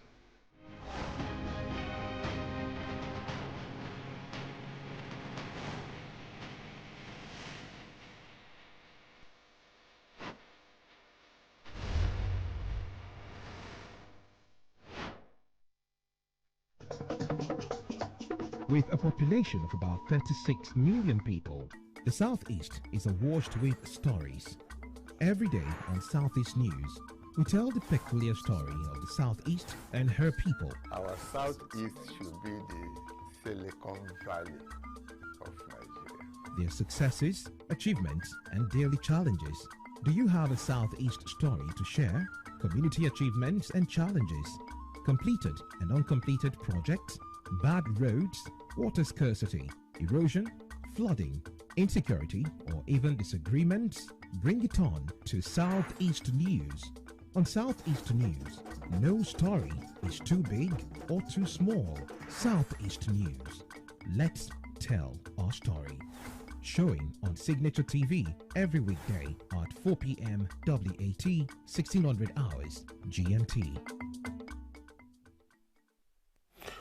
Welcome back. Recently, we saw the Dangote Refinery CEO talking about Dangote himself praising the president for the reforms, something he hadn't done in the last, a few months because of the issues that he had with the leaders of the NNPC at the time. And some persons have also claimed that the reasons why the last administration of the NNPC were sacked was because of the issues that they had with Dangote. But recently, there was this collaborations that has sparked some widespread discourse regarding how these two organizations are putting the pricing of petrol products. Well, we have with us to talk about this and even more an international expert when it comes to oil and gas. We're talking about Nick Agule. He is on Zoom this morning. Good to have you. Thank you for joining us. Good morning.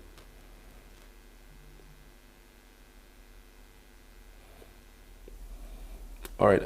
Are you excited about this new collaboration that Dangote has found with the new leadership of the NNPC, and how much of this collaboration would help stabilize the pricing on the oil and gas sector?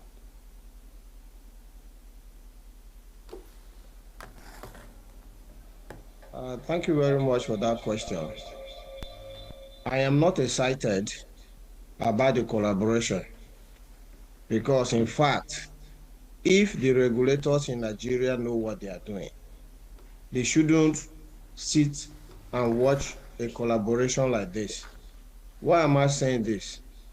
Dangote Refinery and the NNPCL, which is the Nigerian National Petroleum Company Limited, are competitors. They are not collaborators, they are competitors. They are doing the same business. Yeah, Dangote has a refinery. He's refining petrol and putting it in the market. The NNPCL has got 4 refineries. They are expected to be refining petrol and putting it in the market. And then they are expected to fight each other in the marketplace. There needs to be a price war between the two of them to try and take the market. And it is only by having that price war that we as consumers can get the right prices, the fair pricing.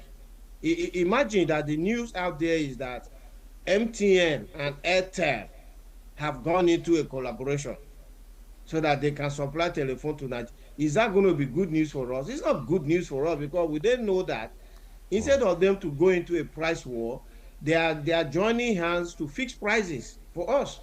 So to me, a lot of Nigerians may jump at this kind of news, more so because a lot of people think that the NNPCL is some sort of government agency that is regulating the petroleum industry, which is quite wrong.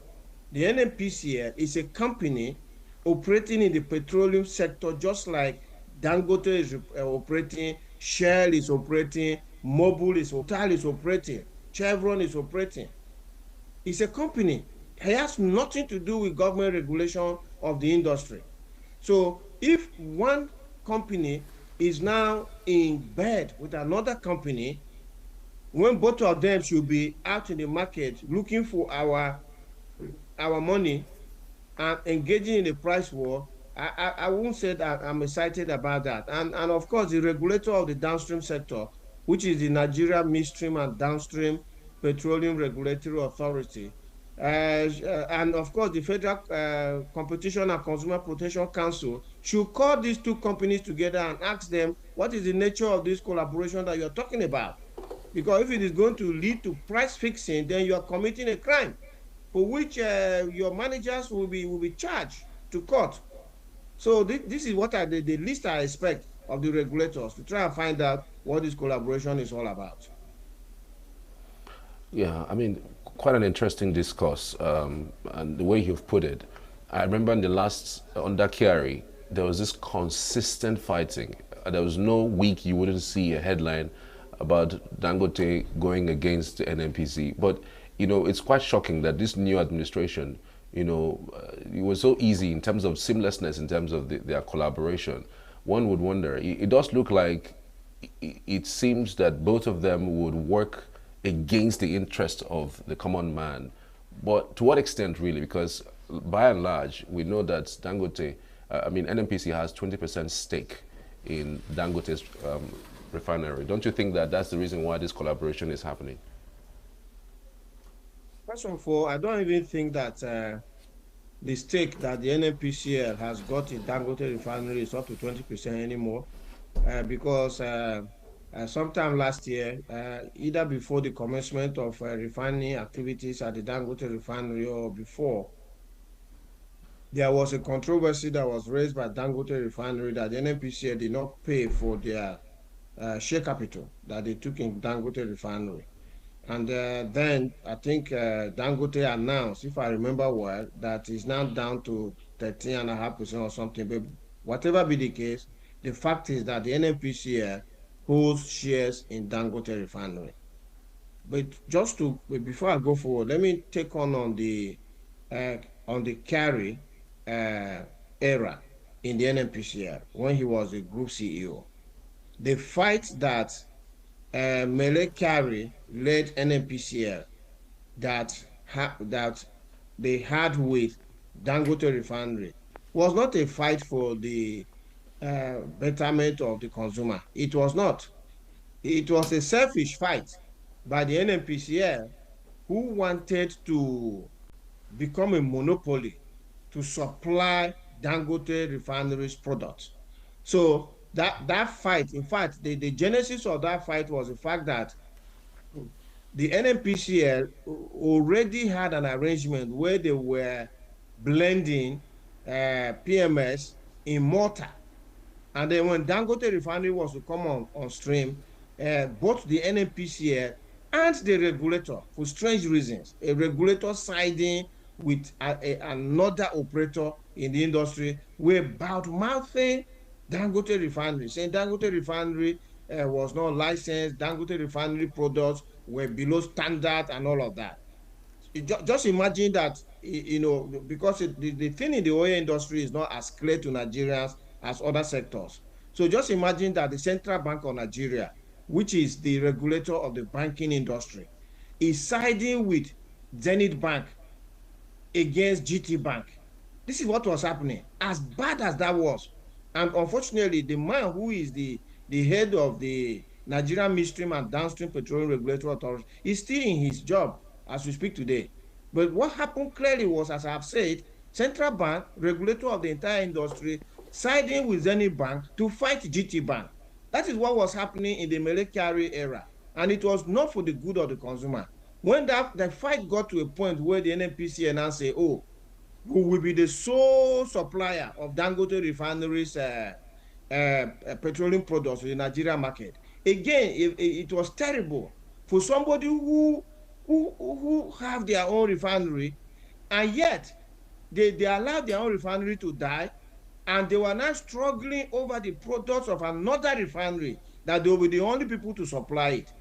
Until under pressure, they succumbed, and Dangote started supplying petroleum products through other marketers into the Nigerian market. So that was the kind of fight that was happening during the Mele Kyari era. It was an ignominious era. It was not for the good of the consumer. Mele Kyari came, found dead refineries, and left us with dead refineries. Even the ones he said he has refurbished, it has emerged that they are not working.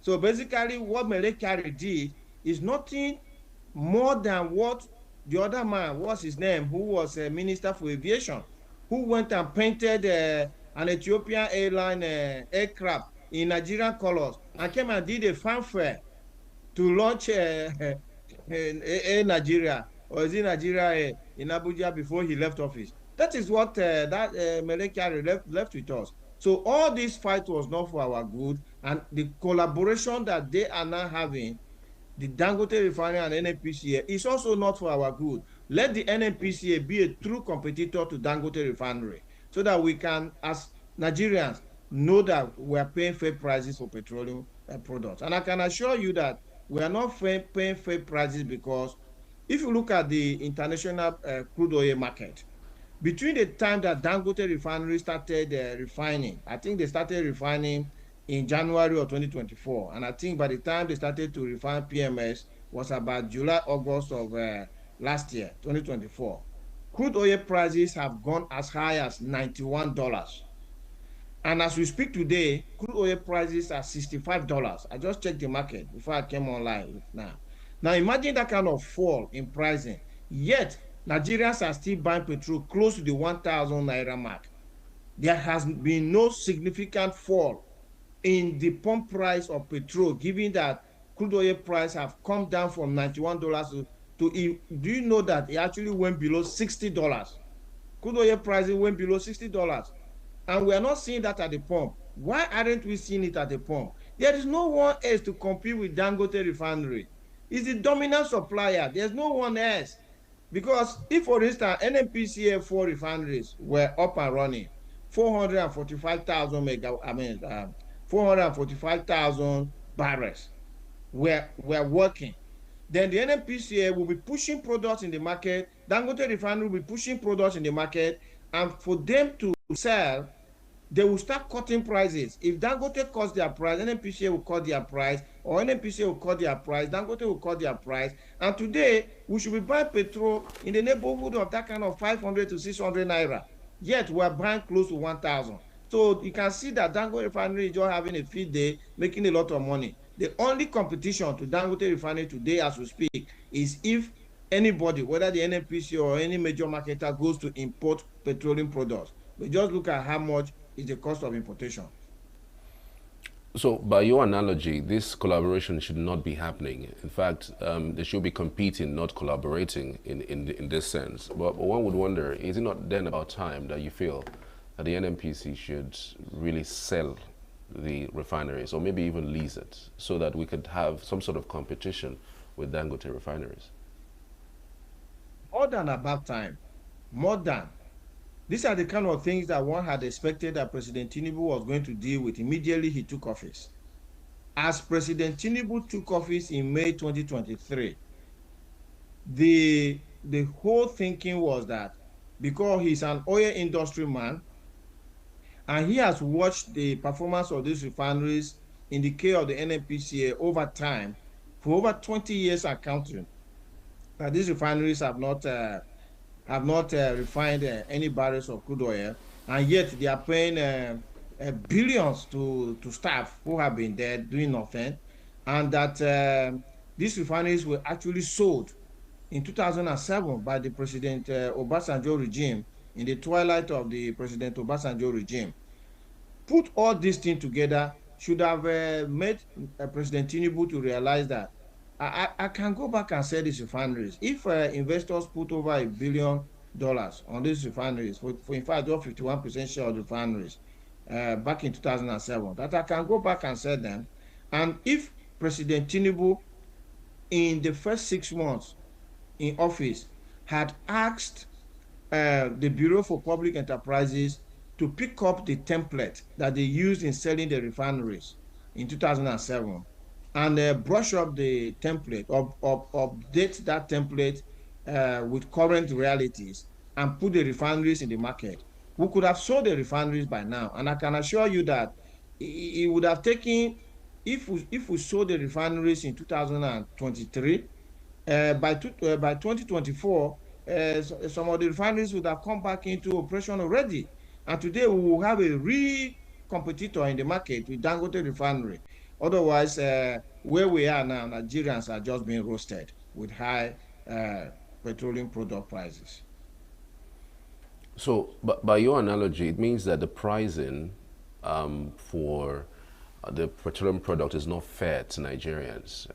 If the crude is sold to Dangote in Naira, I mean, we would see at least significant drop, you know, in the pricing so far. Right now, people still buy fuel for as much as $9.20, $9.40, as the case may be. Do you think there are safety nets, especially for Nigerians, in terms of helping them wade off this collaboration that is coming between NNPC and Dangote? Do you think that the Nigerian populace, the Nigerian market, actually have, you know, some sort of respite if this collaboration continues? So first of all, the crude for Naira deal on its own will not crash petroleum products prices. Because like today now, Brent crude, which is the one that Nigerian crude is used to sell at, is $65. So if the NNPCL is to supply Brent crude, to supply crude, our crude is like avocados or Bonny Light and all that, but it's sold at Brent crude prices. So assuming the NNPCL were to supply crude oil to Dangote Refinery today, the crude oil will be priced at $65. The issue is the currency of payment, whether it is dollar or it's Naira. So if it is crude for Naira, then Dangote will have to pay Naira, which is collecting from Nigerians. at the pump. You will just pay the naira to the NNPCL and they take the crude. So you can see that whether the crude is sold in dollars or is sold in naira, on its own cannot crash crude oil, petroleum product prices, because Dangote is buying at $65 anyway.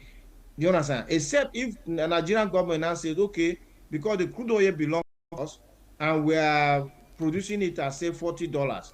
So let us now sell it to Dangote refinery at $55 so that we can just make a $10 profit. That one is capable of them bringing the price of petroleum products down. But the crude for naira, a lot of Nigerians mistake it. The cost of the crude itself to Dangote refinery is the same, whether it's paid in naira or it's paid in dollars. It is just the settlement. Okay, now that I have, it's like, let me put it in a very simple analogy for Nigerians to understand. You came out of your house, you wanted to go and buy bread. The bread is sold at $2.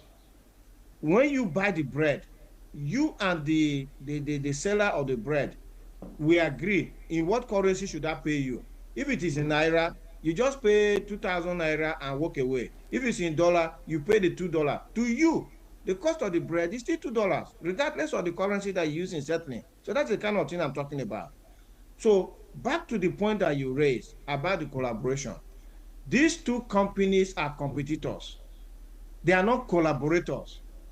And the earlier the regulator of the industry, which is the Nigerian Midstream and Downstream Petroleum Regulatory Authority, and the Federal Consumer Council, the Federal Competition and Consumer Protection Council, waiting to find out what is the basis for this your collaboration. What is it?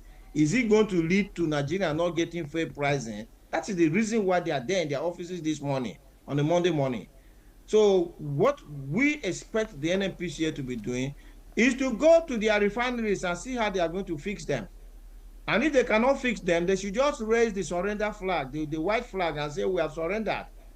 So that President Tinubu can, at that point, decide what to do with the refineries. This is what we expect of the NNPCL, not going to Dangote refinery and looking for a way to distribute Dangote refineries petroleum products when their own refineries are down and they are paying staff and nothing is happening there. I mean, you have really simplified this discussion, but one would wonder, we own this product. Why should we price it in dollars? Why don't we price it in our currency and sell to our own indigenous refineries so that the prices of these things will come down?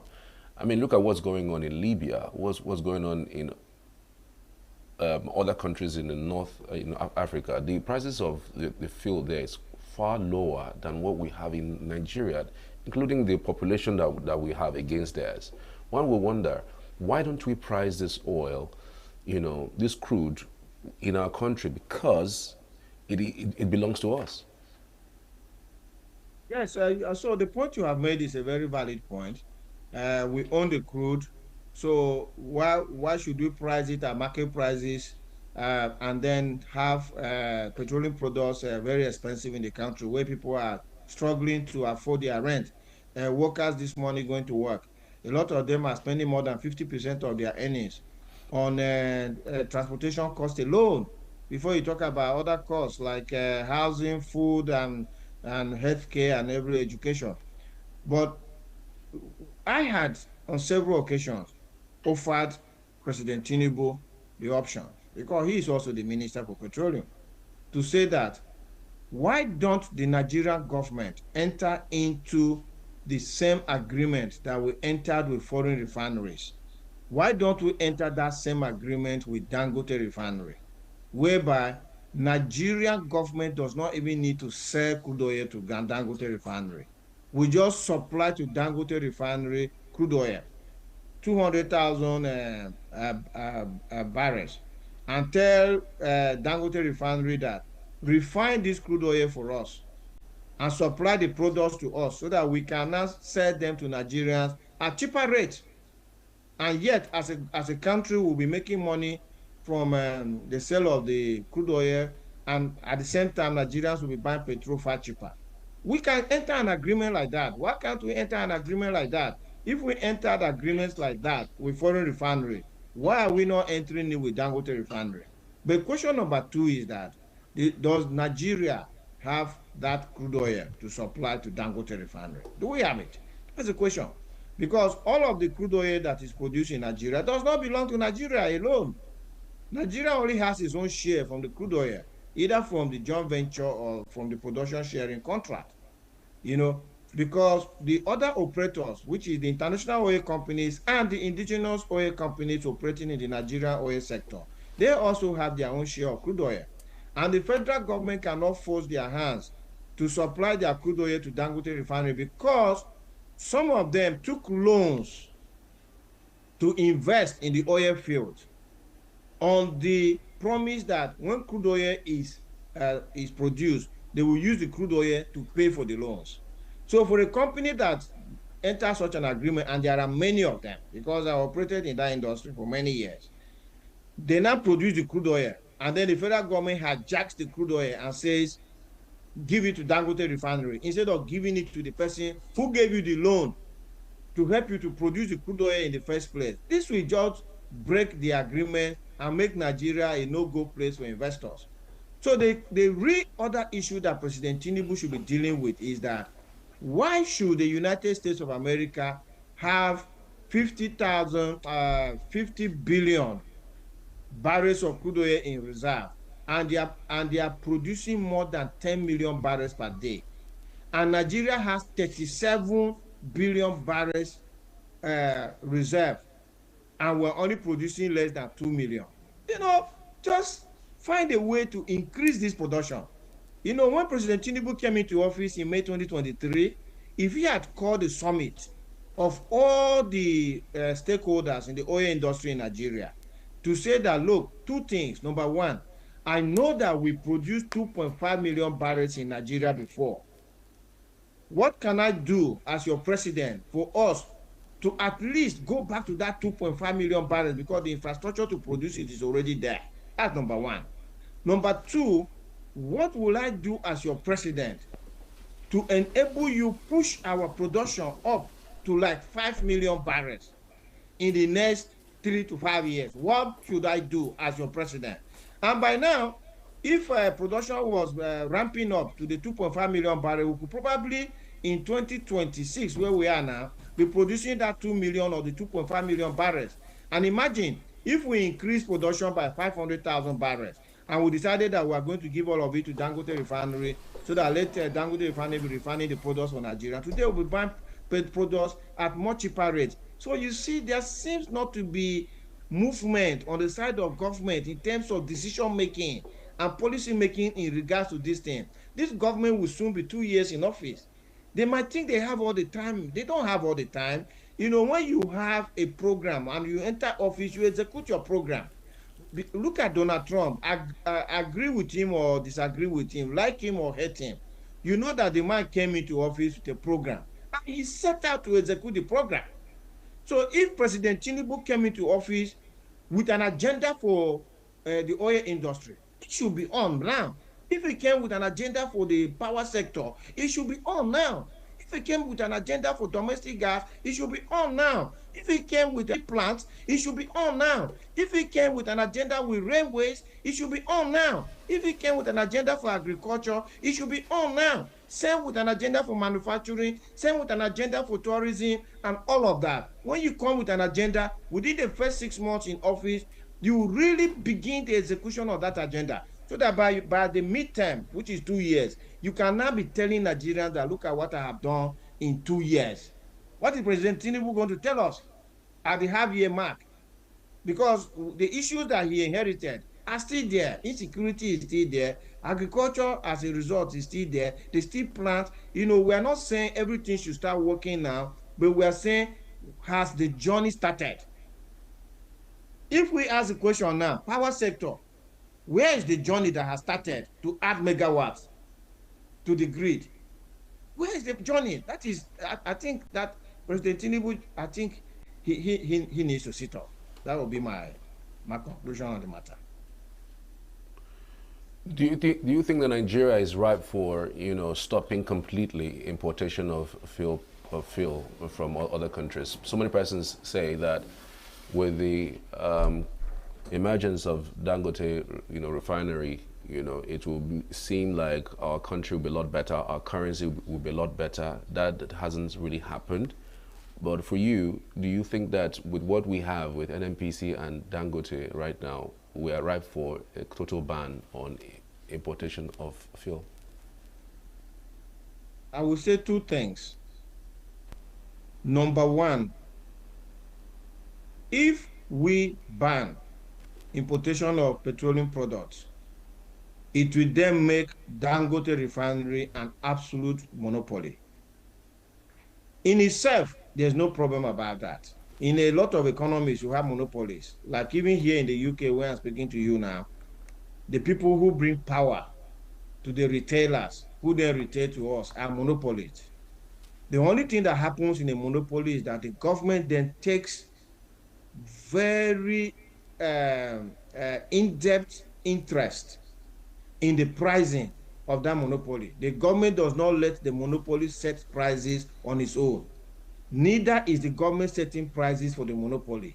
But what the government does is that the government goes into the books of that monopoly to look at the cost of the monopoly and then look at the end pricing of the products to ensure that the monopoly is not making super profit. So long as the monopoly is not making super profit, the monopoly is recovering all of its costs with a fair profit applied on it, it's okay.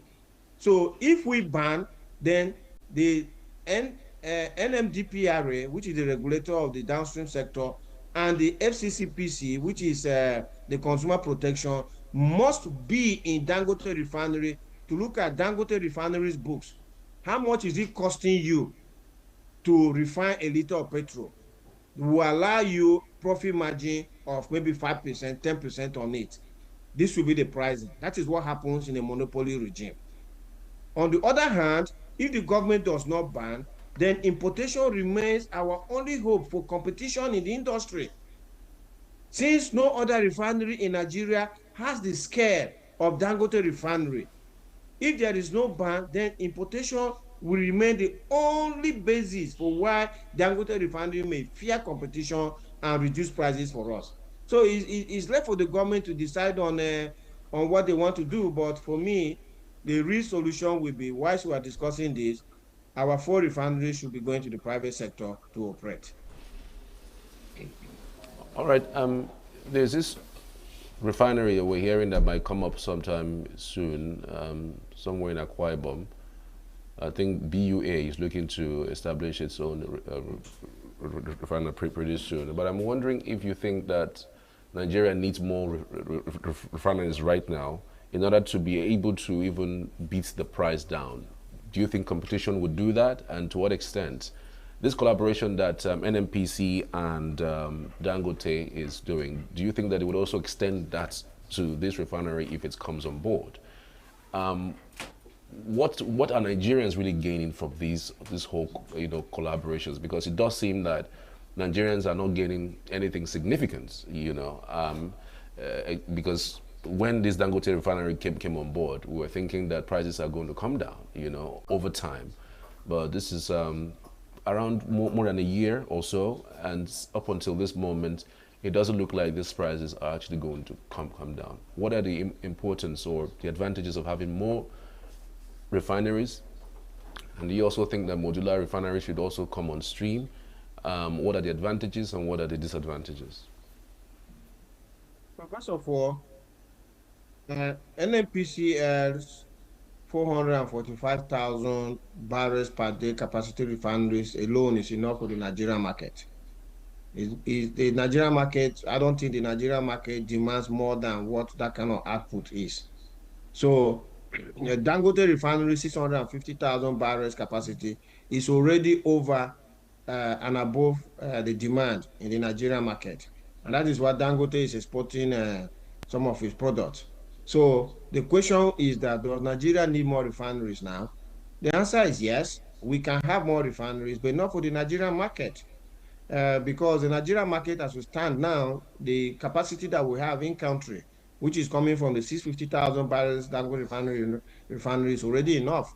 And like you say, the Boa refinery is also the construction work is on, could be coming on stream this year or next year. I'm not sure about the facts about that.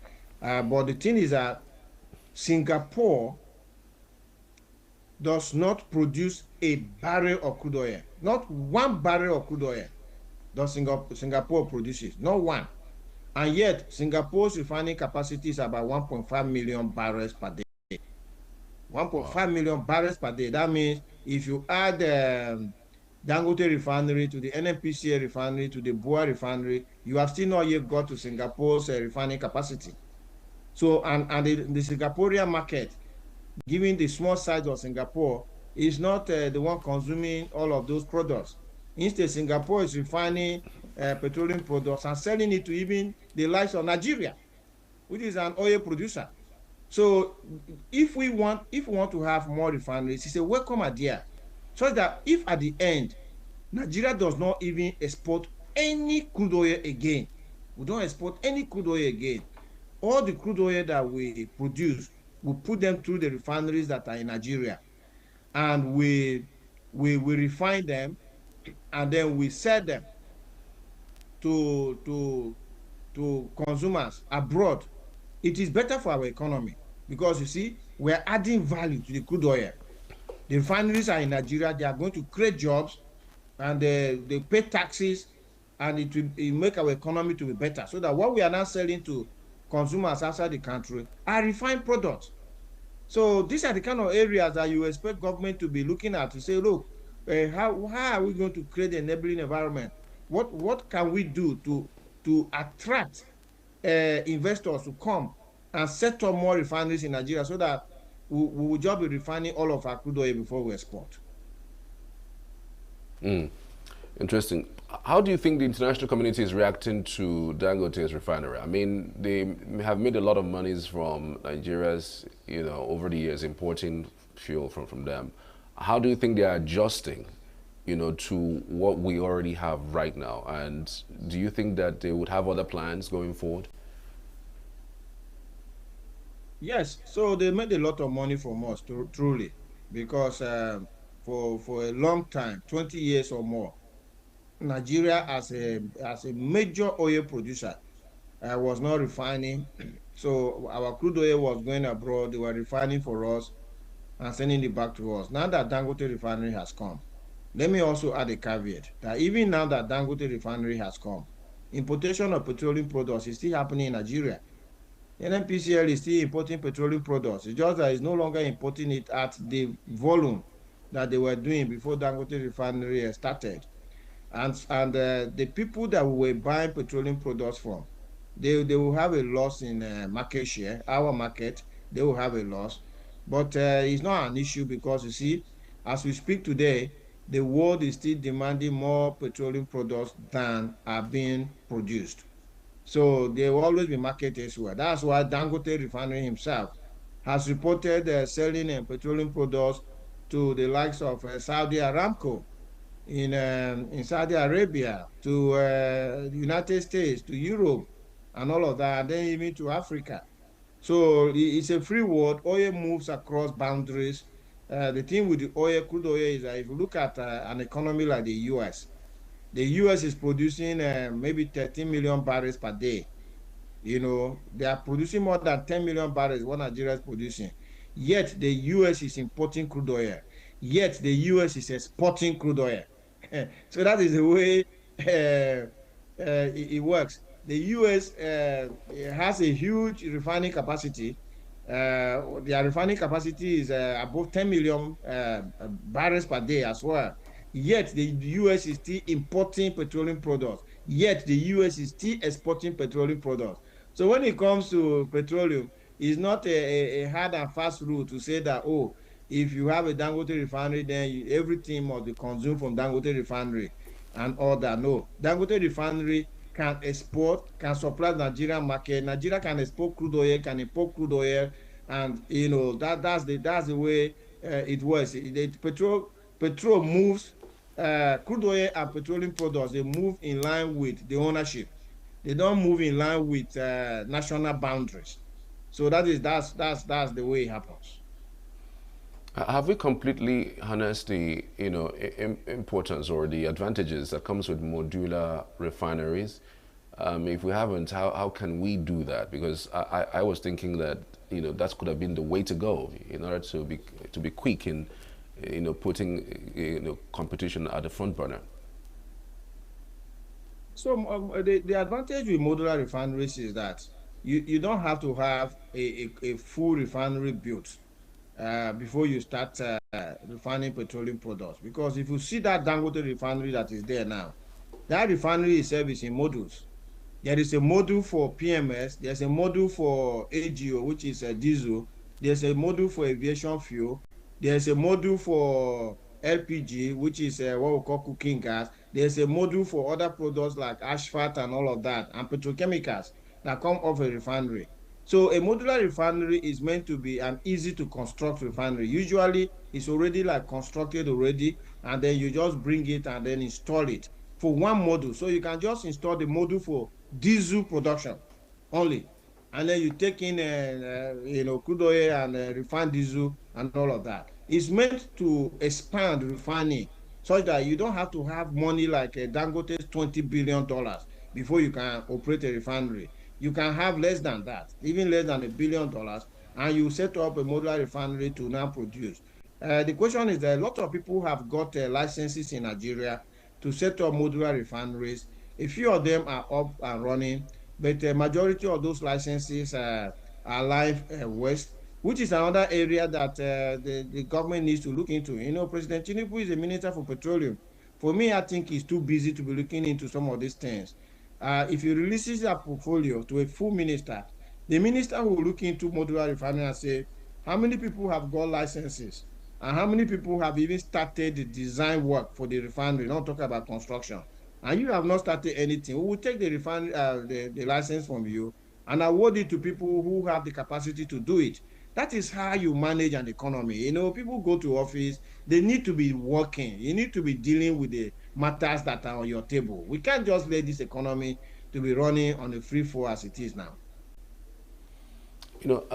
Petroleum pricing over the years have been a tool, especially political tool, in order for politicians in power to sway votes, to some extent. Do you see that playing out in this particular administration as we head on to the 2027 general elections? Because a lot of persons also feel that the pricing by the Dangote and NNPC is actually very, very high. And so do you see a situation where the current administration would decide to bring down the pump price just as we head on to 2027 election in order to sway votes? The pricing is very high. I can assure you that the pricing is very high.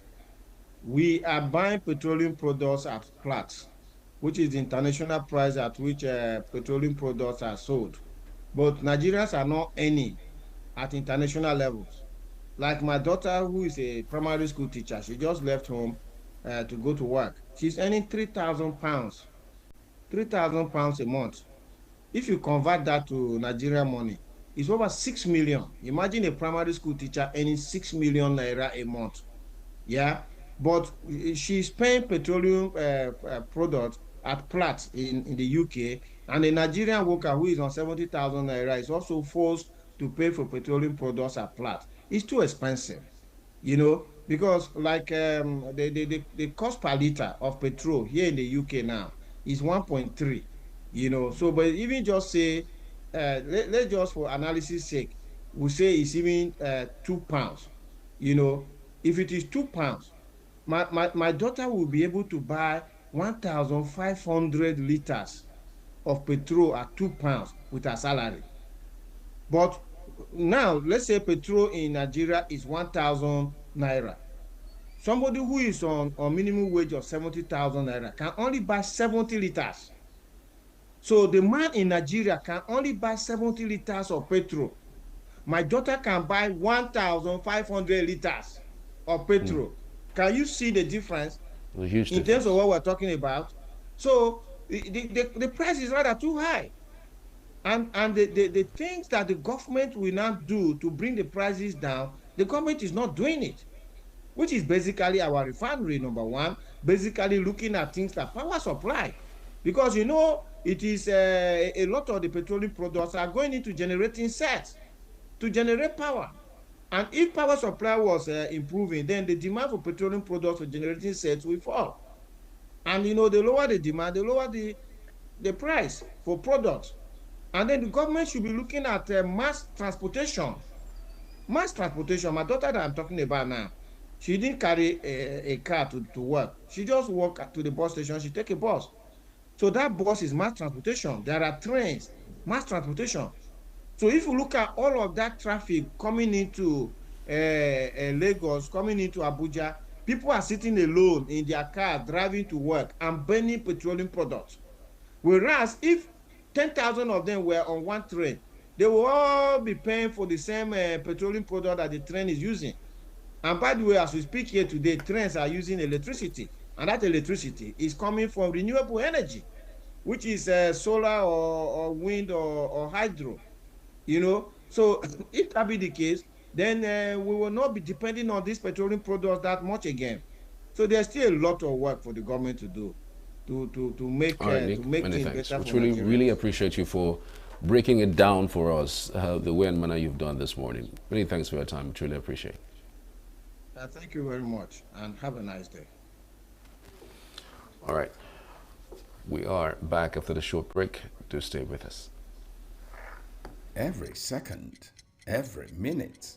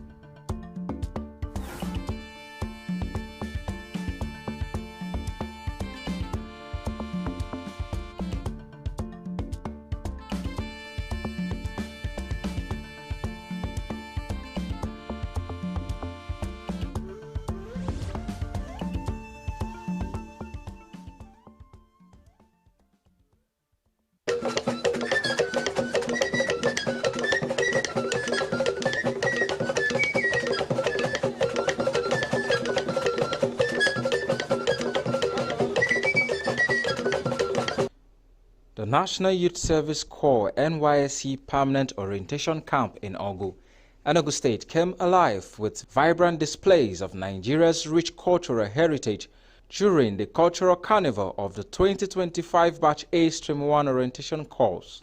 The corps members from various platoons showcased traditions, dances and attires of Nigeria's diverse ethnic groups, including Fulani, Bini, Efik, Igbo, Tiv, Igala, Ijaw, and Yoruba cultures.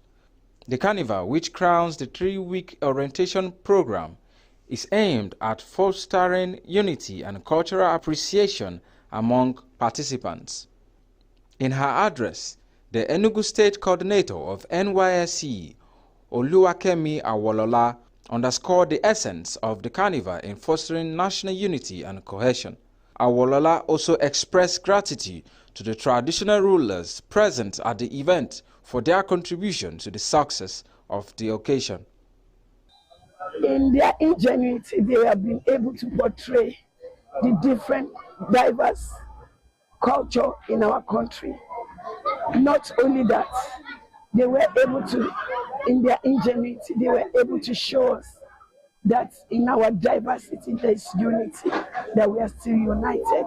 And that is why you see a core member from the north, from the northeast, from the northwest, dancing perfectly and excellently well, presenting the Igbo culture.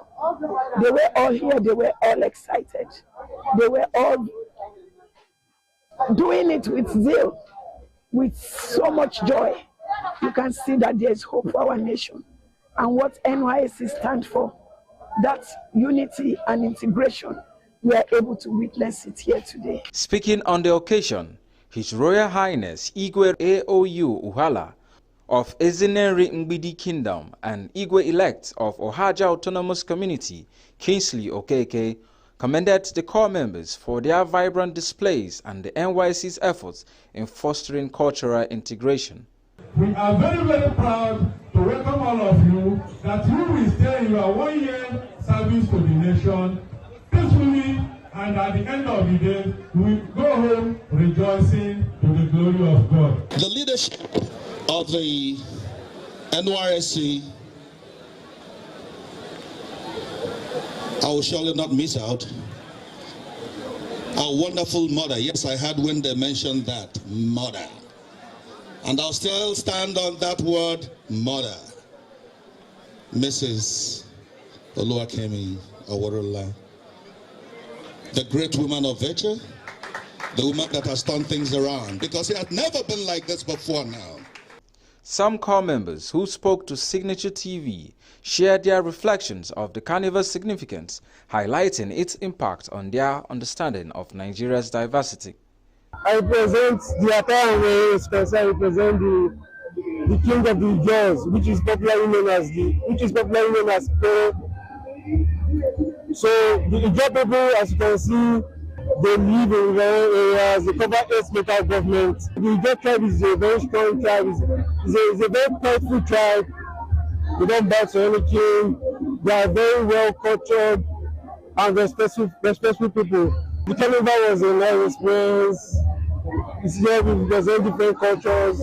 So people that from other lands can understand, different cultural meanings of different tribes in Nigeria. So it brings that core meaning to the NYSC program, which is, unifying cultures that be separated from due to land and geographical needs.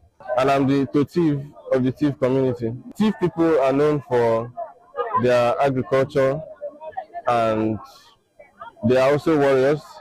They are one of the largest yam farmers in the whole of West Africa. So basically what we just did was we portrayed their rich culture, and I really enjoyed the experience. It was a nice one, getting to know about the Tiv culture. Representing ethnic culture is a very nice experience with me. At least I've come to know that there's a culture who and their lives and their culture is rich too. Because most people think it's only Igbo outside Yoruba. So it's nice to experience every part of it. Highlight of the event was the masquerade display by the host communities and the presentation of gifts in ENUGU. Emmanuel Tewasi for Signature TV.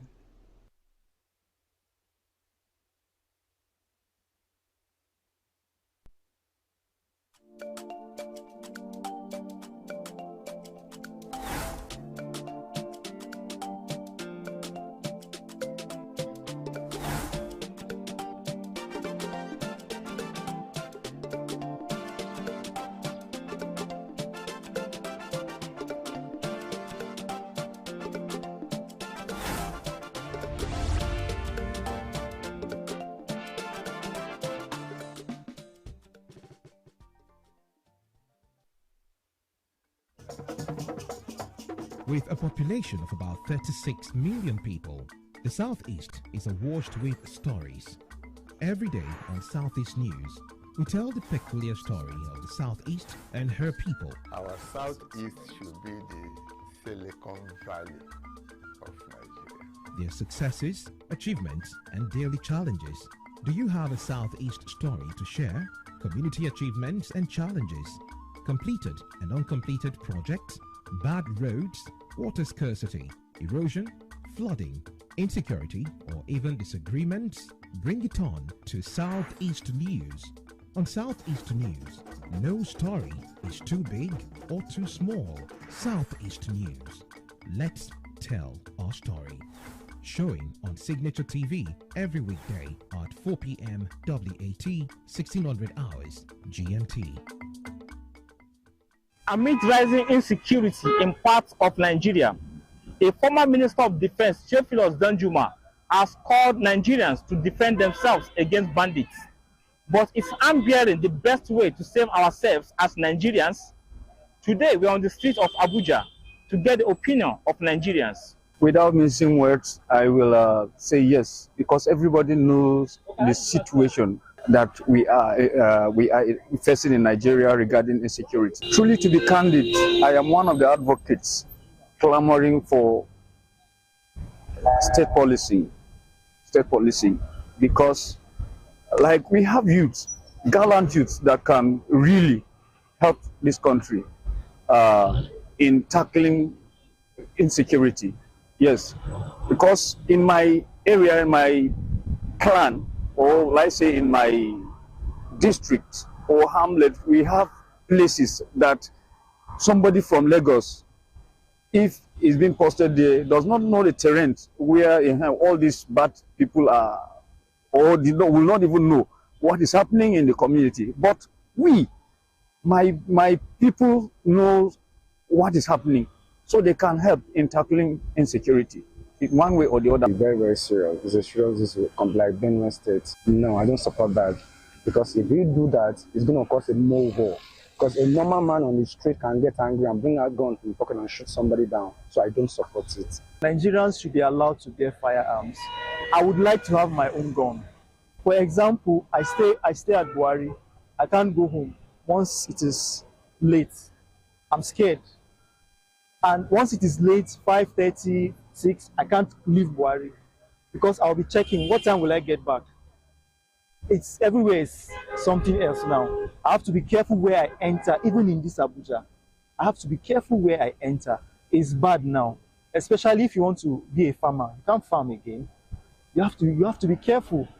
And you go into a secluded environment, a quiet area inside the bush or something. Somebody can just meet you there and you don't know what's next. So Nigerians should be allowed to have their own equipment, their own weapons, their own firearms, so that they can defend themselves. This is the only way we can preserve our lands, preserve ourselves, our lives, because the government has proved to us time and again that they are not interested in our well-being, they are not interested in our safety, they are not interested in anything that has to do with the common man, provided it does not serve their selfish interest or political interest. No, I don't. I don't. Because it's going to cause chaos, afterwards. It's not by bearing the arms to defend. Most people now have ulterior motives to use it for stealing and other uncalled-for activities. Nigeria insecurity, of course, is getting worse, because last year more worse than this. Well, guys may not want to say that because it's not that simple to say. But if the situation is not arrested, of course, that's the eventual outcome you get. Whether it is support or not, people will do that, they will process it somehow. I'm not in support of carrying gun for people or something like that. It's not. It's getting worse because no work for the youth. That is why this kidnapping of a thing is rampant now. They never issue license now. So many people get gun for house already without government authority. Topless government come up and say we should be carrying gun, something like that. We will kill ourselves at the end of the day. The insecurity that is happening in our country is not palatable at all, because it's people's life that is going on, is precious blood that is wasted. I think there's something. I was somewhere. Somebody said, "You see this blood that is missing? It's speaking somewhere. I know blood is sacred. That's what I believe. Say you have to be proactive, not to be reactive. Yes, I know that they have said we should carry firearms and all that, but if everyone start carrying firearms, if this person look for my trouble, the next thing is share, you know. I know that is at the long run is for defense mechanism. That's the opinion of Nigerians. From the nation's capital, Abuja, I am Nasiru Usman for Signature TV.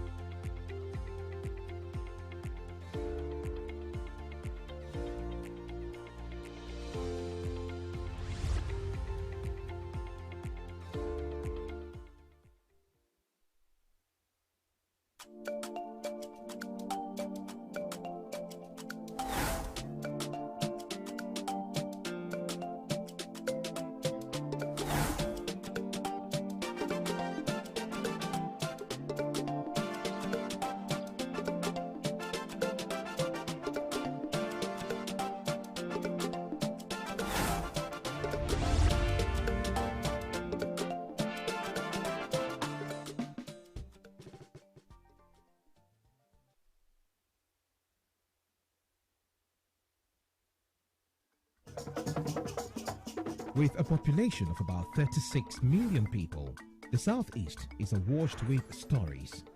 Every day on Southeast News, we tell the peculiar story of the Southeast and her people. Our Southeast should be the Silicon Valley of Nigeria. Their successes, achievements, and daily challenges. Do you have a Southeast story to share? Community achievements and challenges, completed and uncompleted projects, bad roads, water scarcity, erosion, flooding, insecurity, or even disagreements? Bring it on to Southeast News. On Southeast News, no story is too big or too small. Southeast News. Let's tell our story. Showing on Signature TV every weekday at 4 p.m. WAT, 1600 hours GMT.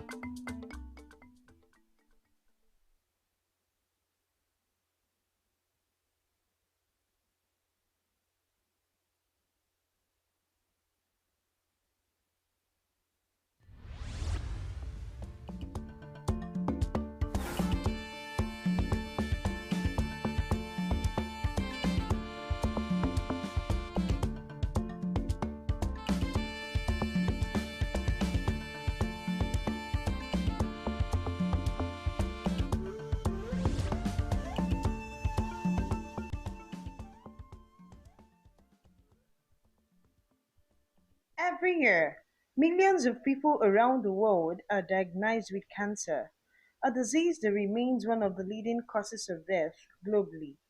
Yet, a growing body of evidence suggests that the power to prevent and manage cancer lies not only in medical treatments, but also in the way we live and the food we eat. Dietary choices play a pivotal role in reducing the risk of developing cancer and in helping manage its progression for those already diagnosed. What we consume can influence cellular health, reduce inflammation, and protect our DNA from damage that might lead to cancer. Fruits and vegetables are at the heart of cancer preventive diet. They are rich in antioxidants, vitamins, and fiber nutrients that help fight oxidative stress and inflammation, both of which can contribute to cancer development. The more colorful the plate, the better. Brightly colored vegetables like spinach, kale, and carrots contain a variety of phytonutrient powerful compounds that support immune function and protect against cancer. But diet is only one piece of the puzzle. Regular physical activity is just as important. Studies have shown that exercise can lower the risk of various cancers, including breast, colon, and endometrial cancer. It not only helps maintain a healthy weight, but also improves immune function, reduces inflammation, and supports overall health. Aim for at least 30 minutes of moderate exercise most days of the week. This doesn't mean you need to run marathons. Even a brisk walk, a dance class, or yoga can have significant benefits for your health. Hydration is another essential part of cancer prevention. Drinking plenty of water helps flush toxins from the body, aids digestion, and supports the detoxification process. Opting for whole unprocessed foods, grains, legumes, and seeds adds valuable fiber to the diet, which promotes digestive health and may reduce the risk of colorectal cancer. Healthy fats also play a role in cancer prevention. Olive oil, nuts, and seeds are rich in monosaturated fats that promote heart health and fight inflammation. Additionally, turmeric, with its active ingredient curcumin, is known for its anti-inflammatory properties and has shown promise in fighting cancer cells in various studies. It's important to limit refined sugars and processed foods. Research has shown that excessive sugar consumption can fuel the growth of cancer cells, while processed foods can introduce harmful chemicals into the body. Instead, opt for nutrient-dense snacks like nuts, berries, or even a small piece of dark chocolate. These are not only satisfying but also offer health benefits. Equally crucial to our health are the ways in which we manage stress. Chronic stress has been linked to an increased risk of cancer, as it can weaken the immune system and increase inflammation. Mindfulness meditation and deep breathing exercises can help reduce stress levels, fostering a calmer, more balanced mind and body. Strong social connections and emotional well-being are vital components of overall health. Research suggests that people who maintain close relationships and engage in positive social interactions are better equipped to manage stress and improve their resilience against illness. This connection with others can also provide essential emotional support, which is crucial for individuals managing cancer. Sleep, often overlooked, is another cornerstone of cancer prevention. During sleep, the body repairs itself, regenerates cells, and strengthens the immune system. Chronic sleep deprivation can increase the risk of cancer by disrupting hormone levels, impairing immune function, and raising stress. Aim for 7 to 9 hours of quality sleep each night to help maintain your body's natural defenses. Incorporating these lifestyle changes doesn't require drastic measures or extreme diets. It's about making small, sustainable choices every day. By focusing on whole plant-based foods, regular physical activity, stress management, and adequate sleep, you can create a foundation of health that can reduce your cancer risk and improve your quality of life. Whether you're looking to prevent cancer or supporting the healing process after a diagnosis. Cancer prevention and management is not just about one specific action, but rather about a holistic approach, a lifestyle that nurtures the body, mind, and the spirit. Every positive choice you make, from the food on your plate to the way you care for yourself, plays a role in fostering a healthier, stronger life. And while we cannot always control every factor, we have the power to choose how we respond, how we live, and ultimately, how we thrive. A healthier tomorrow begins with the choices you make today. Choose wisely.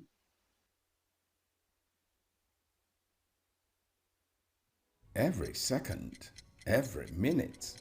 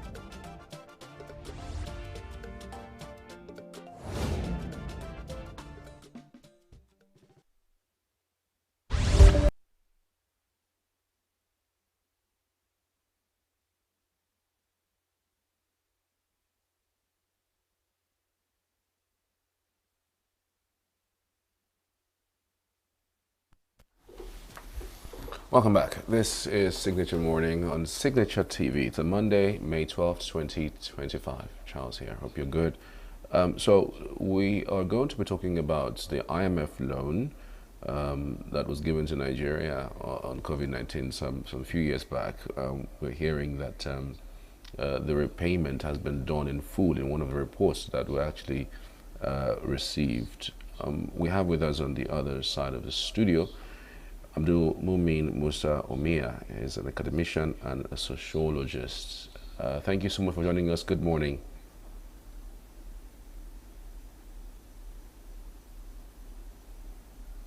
Hello, Musa, can you hear me?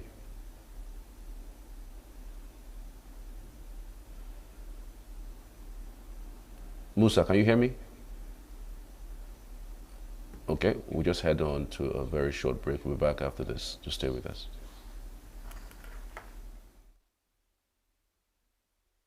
Every second, every minute,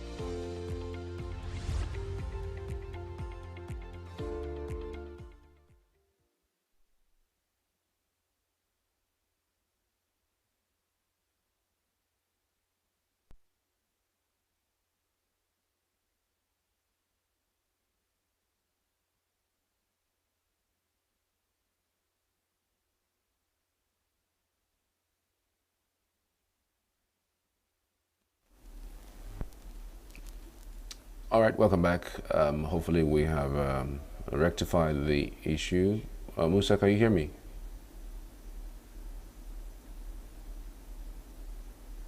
Hello, Musa? Okay, Musa is supposed to be in the Burning Kebbi studio in Kebbi State. He's supposed to be talking to us about the COVID-19 IMF loan, repayment hurdles, and for struggling economies. We understand that some few days back, it was reported that Nigeria had paid its loan in full, and whether the issue has been resolved, whether the loan was actually solve the problem or the reasons why it was even taken in the first place, one would wonder. Abdulmumin Musa Omiya is an academician and a sociologist. Hello, Musa, can you hear me? Yes, I can hear you. I can hear you. All right, Musa, thank you so much for joining us. The news about this loan, when it even came, a lot of persons were saying that the monies were not enough. Some others were also saying that the monies were even diverted to some other things.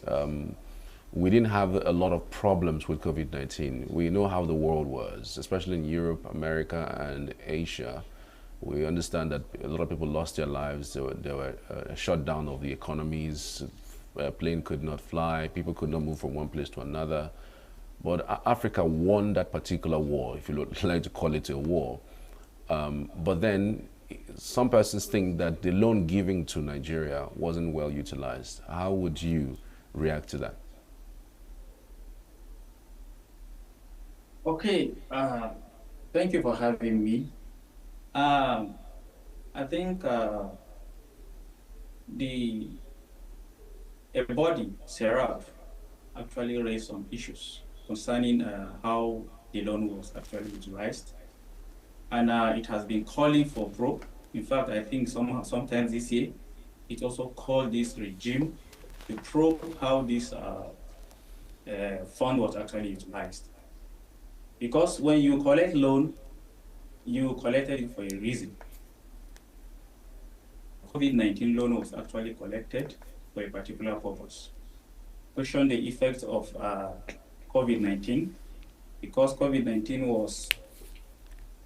was, as it was said, a global problem, because it stopped a lot of movements, international movement and domestic movement.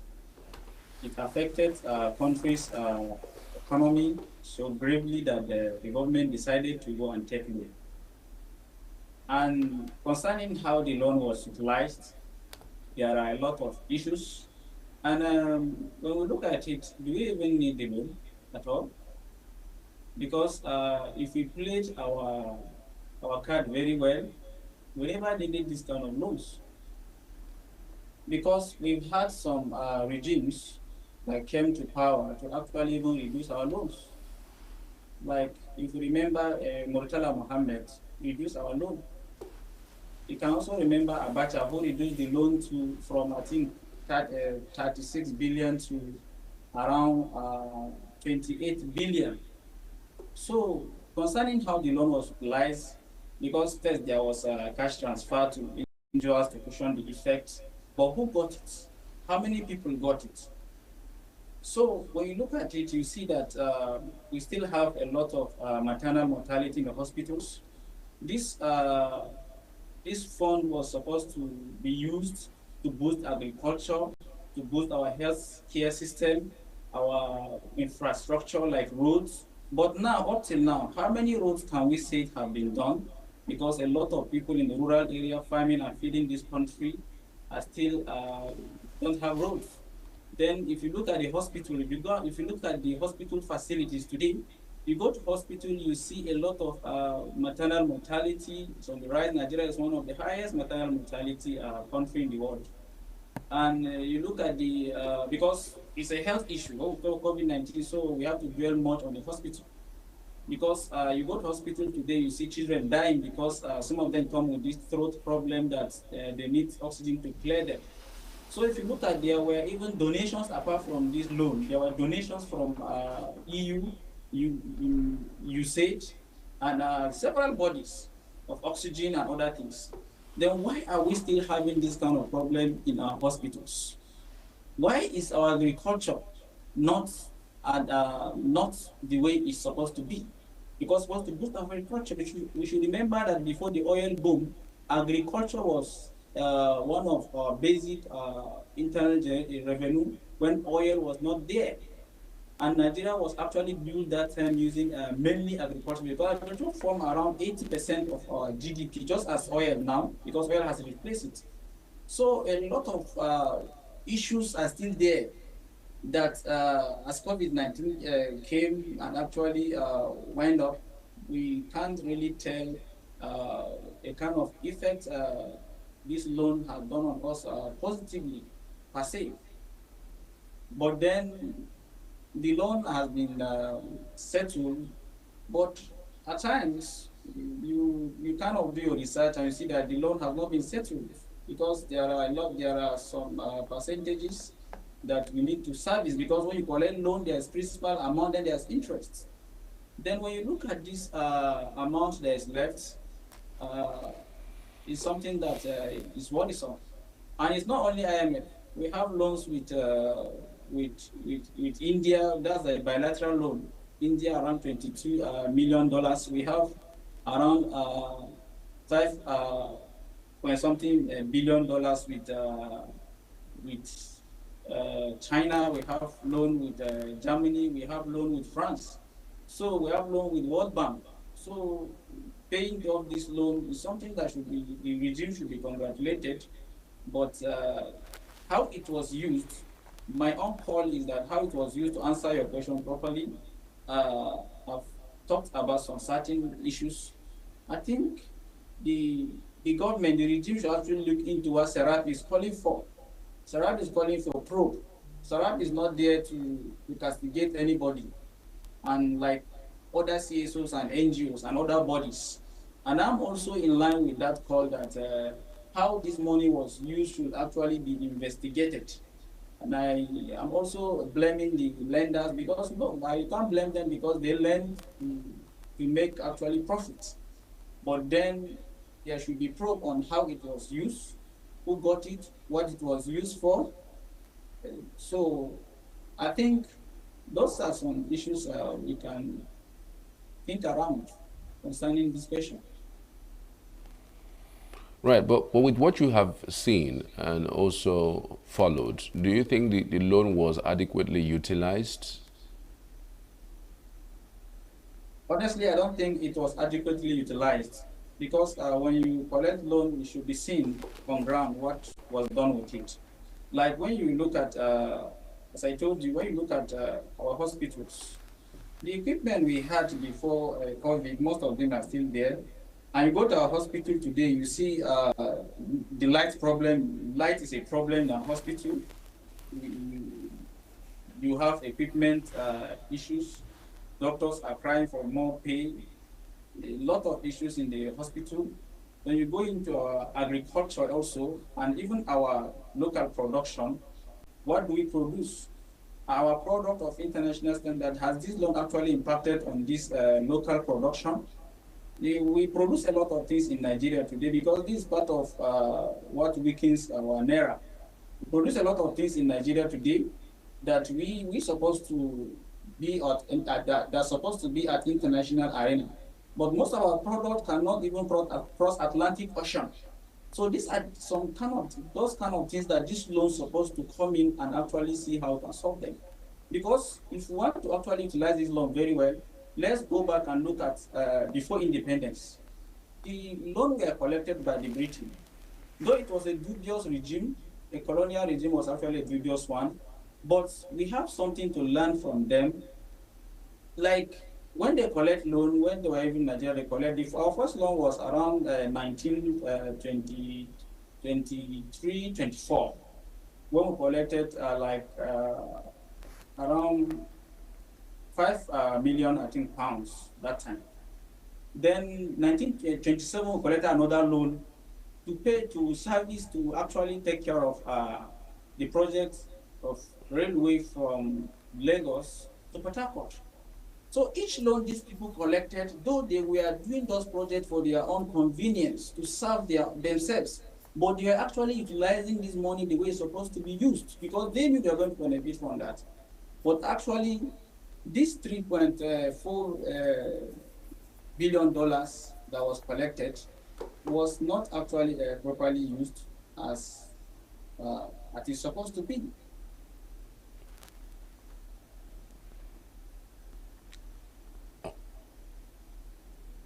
All right. I mean, we've seen Serap, go all out sometimes in asking the government to do a lot of things, sometimes going to court. You don't tend to see them, get to a conclusion with some of these issues that they, raise against the government. Notable amongst that is under the last administration of Buhari, 8 years, we know that Serap was very vocal. They now and then they write to the government. Sometimes they even take the government to the courts, and then it ends there. We don't hear anything about it. Why do you think that this particular one that they've embarked upon would be any different, and how different would it be really? Honestly, I don't think there may not be difference, but can be silenced and shouldn't be silenced. Silent. Because the courts, who owns the courts?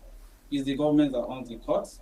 Is the government that owns the judges? Is the government that pays the judges? Is the government that so the government owns the court, so they can decide to do whatever they want to do.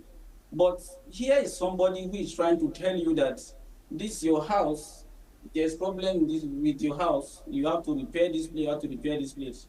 Or the money you gave out to a contractor to build a house for you, or to something, he did not use it very well. So let's probe the person, let's probe the contractor, or let's probe the engineer that built that house. And you are staying in a rotten house built by somebody you gave huge amount of money, and somebody is telling you let's probe the person, and you are not doing it. What does that mean? Does that make sense? So honestly, at this age, Nigerian courts, Nigerian government is not supposed to behave this way. So if an issue is taken to court, the court's supposed to actually look at the issue and invite the parties and discuss issues. And a probe, in fact, a government like CSOs are there like a media to actually probe anything that happens in a particular country or a particular community, so that you fix it. Because there are people that do things they think they are doing them right. Then when you put them on watch, you kind of fix them, you kind of fix things.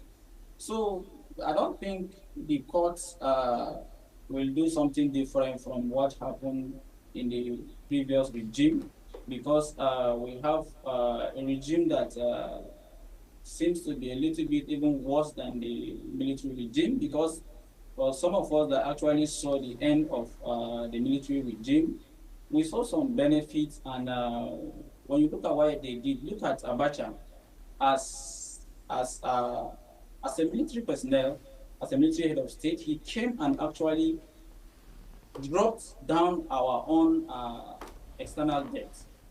You understand? So the court, as I told you already, is there to serve the interest of the people in power and the affluent people, and that's what I think is playing out. And I think this regime should actually work hard to redeem her own image as far as judiciary is concerned, and as far as COVID-19, $3.4 billion dollars money is concerned. It's not the matter of paying it back; it's a matter of the impact.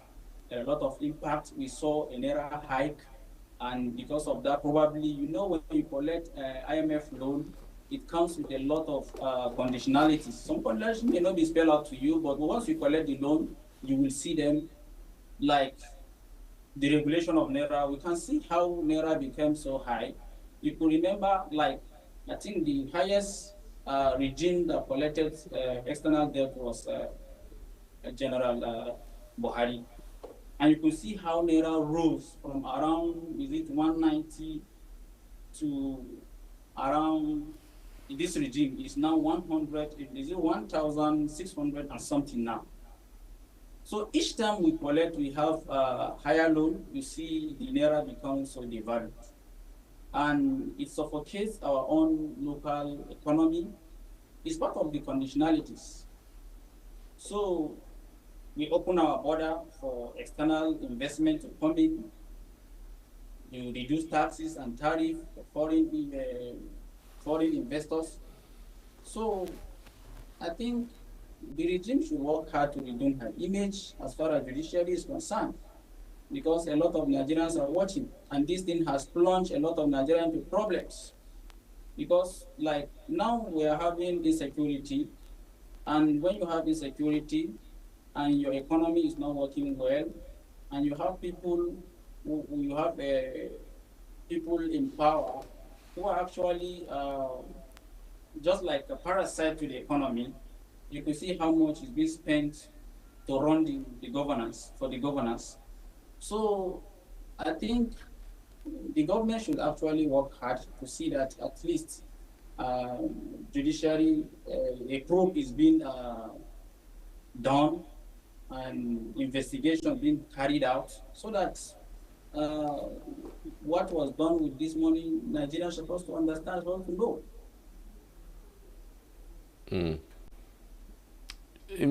Again, sometimes when these things happen, you would hope that these loans are used to purchase and equip our health centers, for future purposes. Nobody's praying for anything bad to happen tomorrow, but we see these things, happen anyways. With the loans that we've collected, and I also hear that we already started repaying. Do you think that if we are faced with a challenge in the magnitude of COVID-19, that our health centers will be able to contain it? I don't think so, and I don't agree with that. Our health center cannot be able to take care of such issues in case another one surfaces.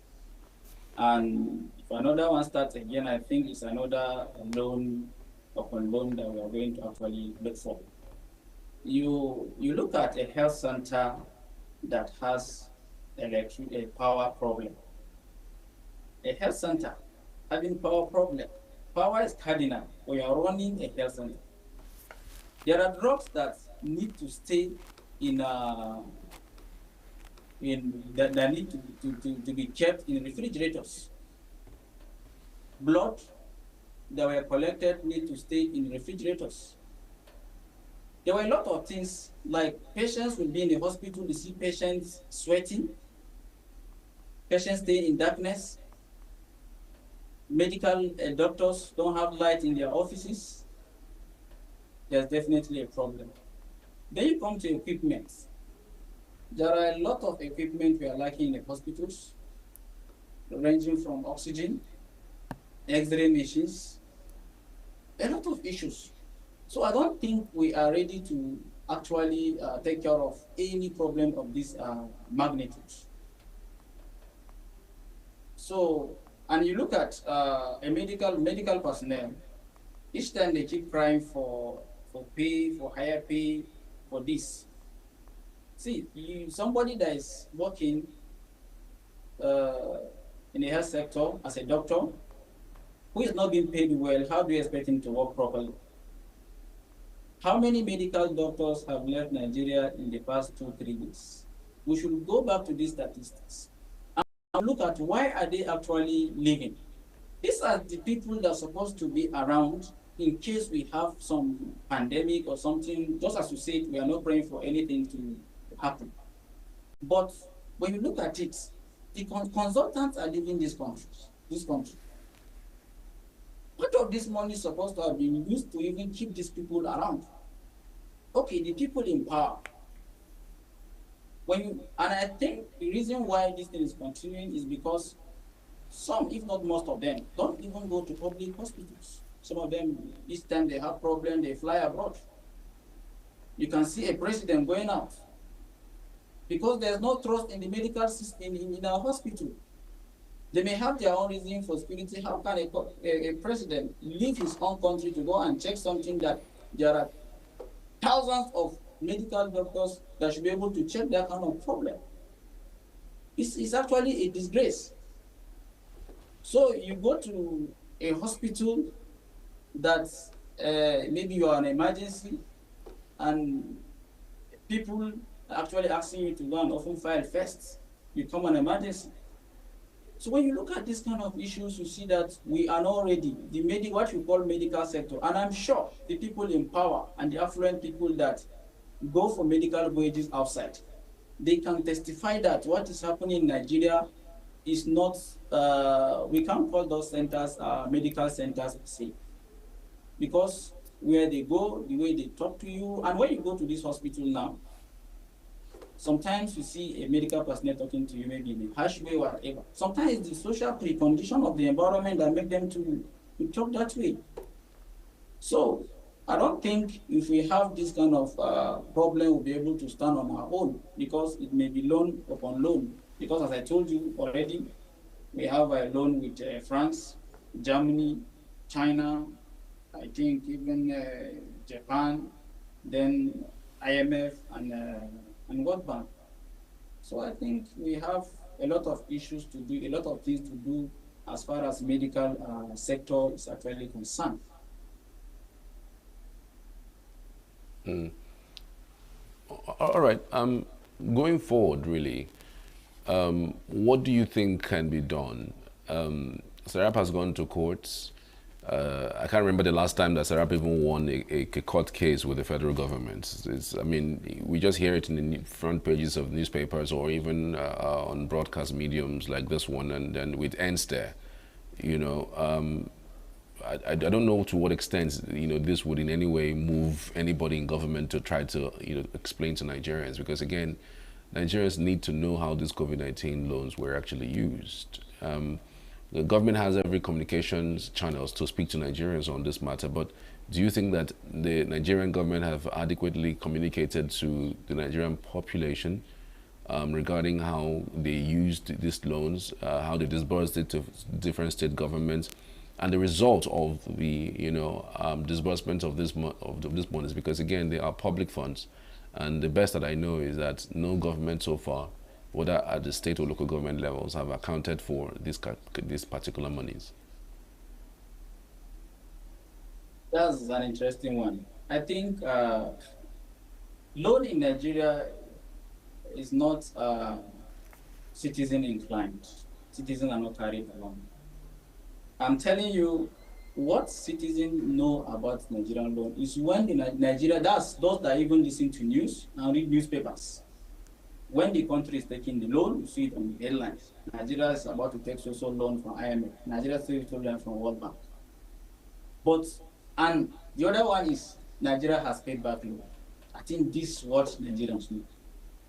First of all, Nigerians need to be educated about, like, IMF. What is IMF? Nigerians need to know about it. You know, our problems start from education. We have to educate our people on why we need certain things, considering the kind of people we choose to actually represent us. First of all, we go back. Let's understand what IMF is about. Then the conditions of those loans should be spelled out to Nigerians, maybe on the national television or through a referendum. Nigerians should know about the kind of how much is being to be collected, the conditions of those loans. A lot of Nigerians today, you ask them about IMF, some of them don't even know what IMF is about. IMF was established in 1944, just a year before World War II ended. And it started operation in 1947. We lend out money to communities and member communities. Then it has conditions, and these conditions need to be spelled out to people, because it's not all about paying back the loan. It's about the impact. So Nigerians should actually know about what IMF is all about, how much is being collected, why are we collecting this loan, and who are in charge of this loan. And as the loan progresses, we start utilizing this money, there should be a need to actually educate Nigerians on how much is being spent and who gets what. So when you look at these things, Nigerians are actually not aware of these kind of things. All Nigerians are hearing is some dollars being used, some dollars being used. Some of them are not even told in naira.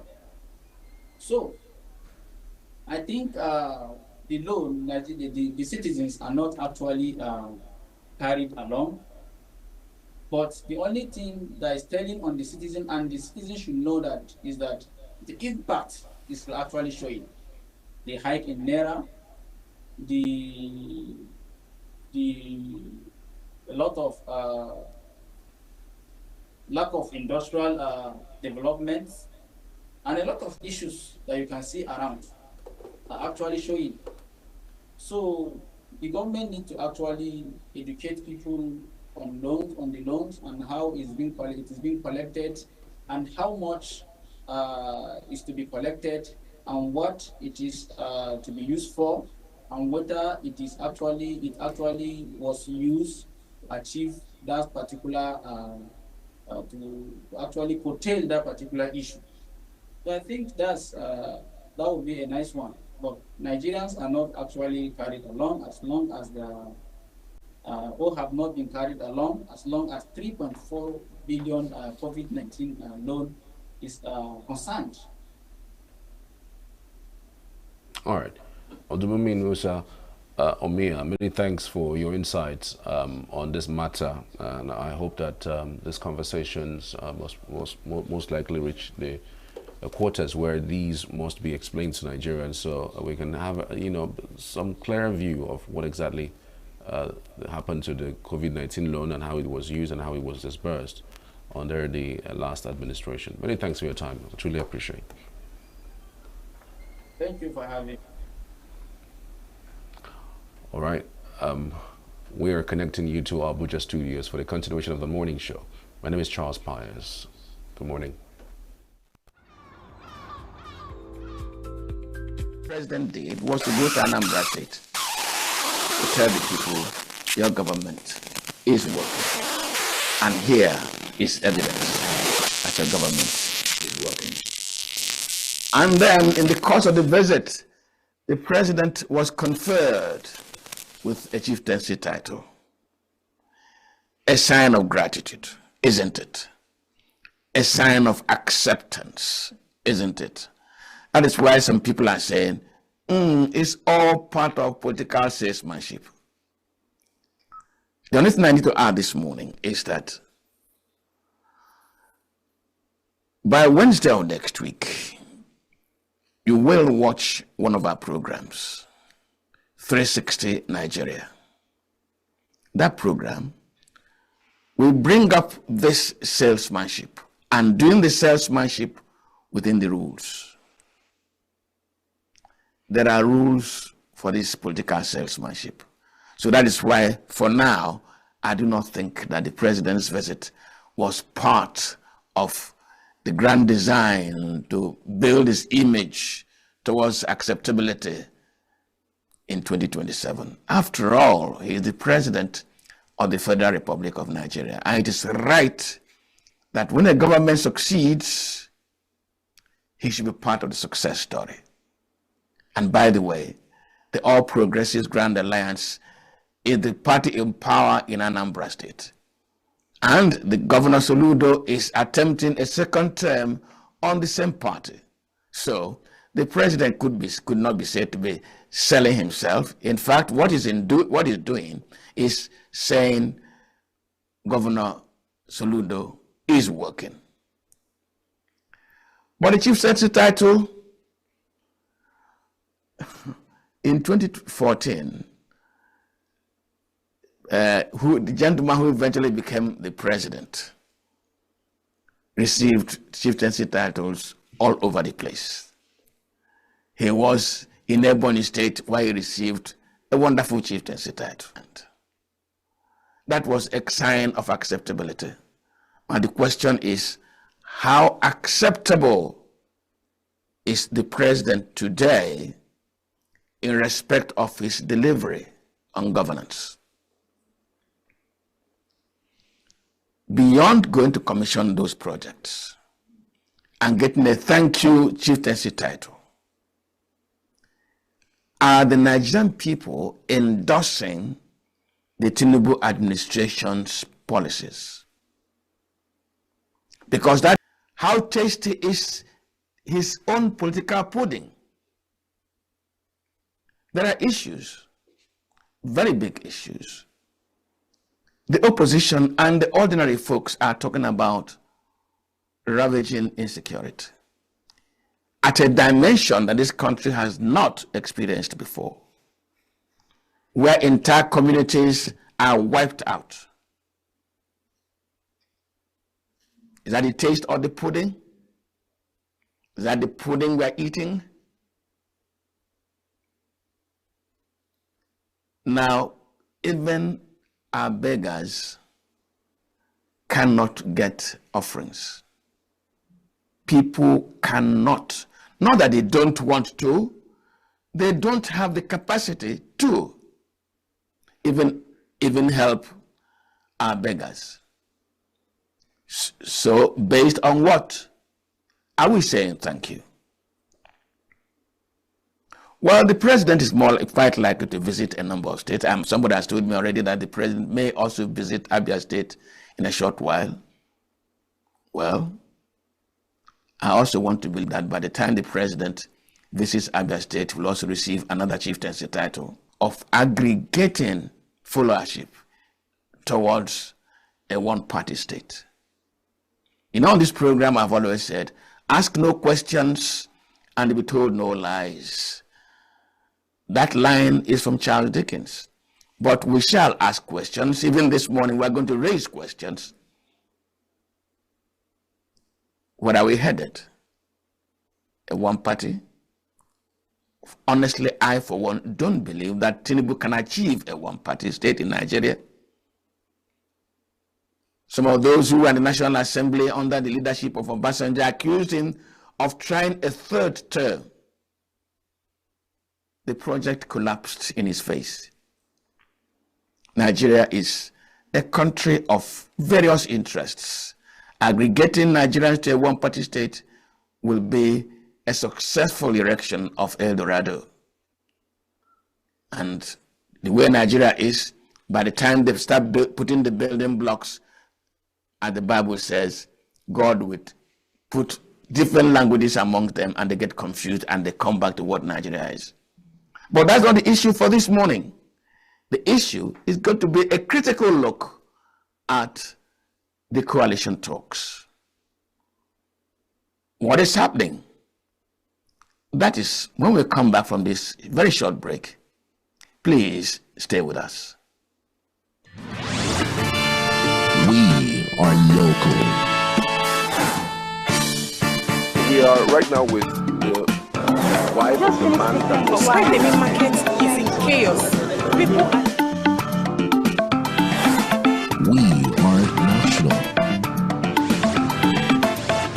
Those in support of this motion as amended, say aye. We have taken it over before. We are international. Israeli airstrikes. Donald Trump left us the worst unemployment.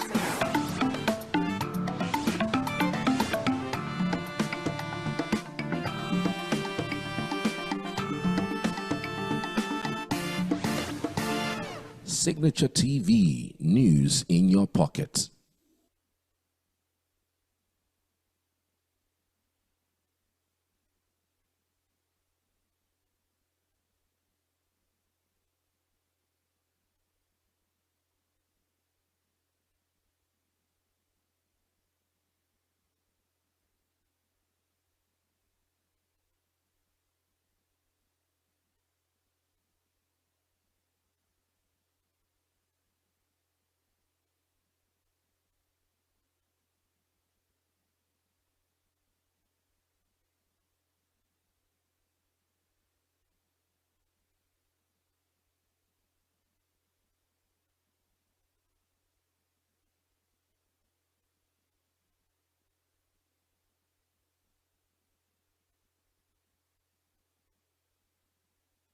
Every second, every minute, every day in your pocket.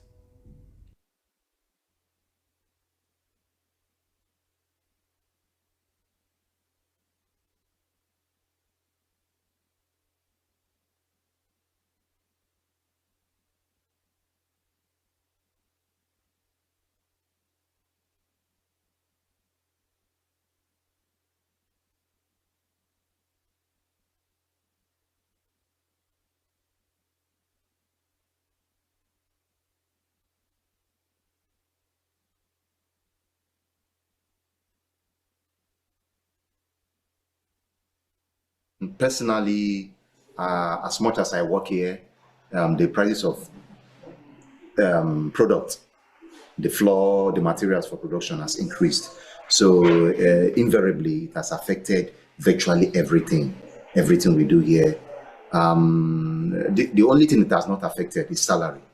it cannot affect salary, but the demand for bread has reduced drastically. For premium bakery, to the best of my knowledge, the price is just a little bit increased a little bit, just little adjustment. The round bread usually goes for 200, now 250.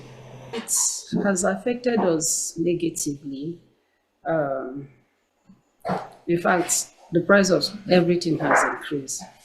We usually buy, I think early this year, we buy flour at the rate of 35,000. But now it has gone up to 65,000.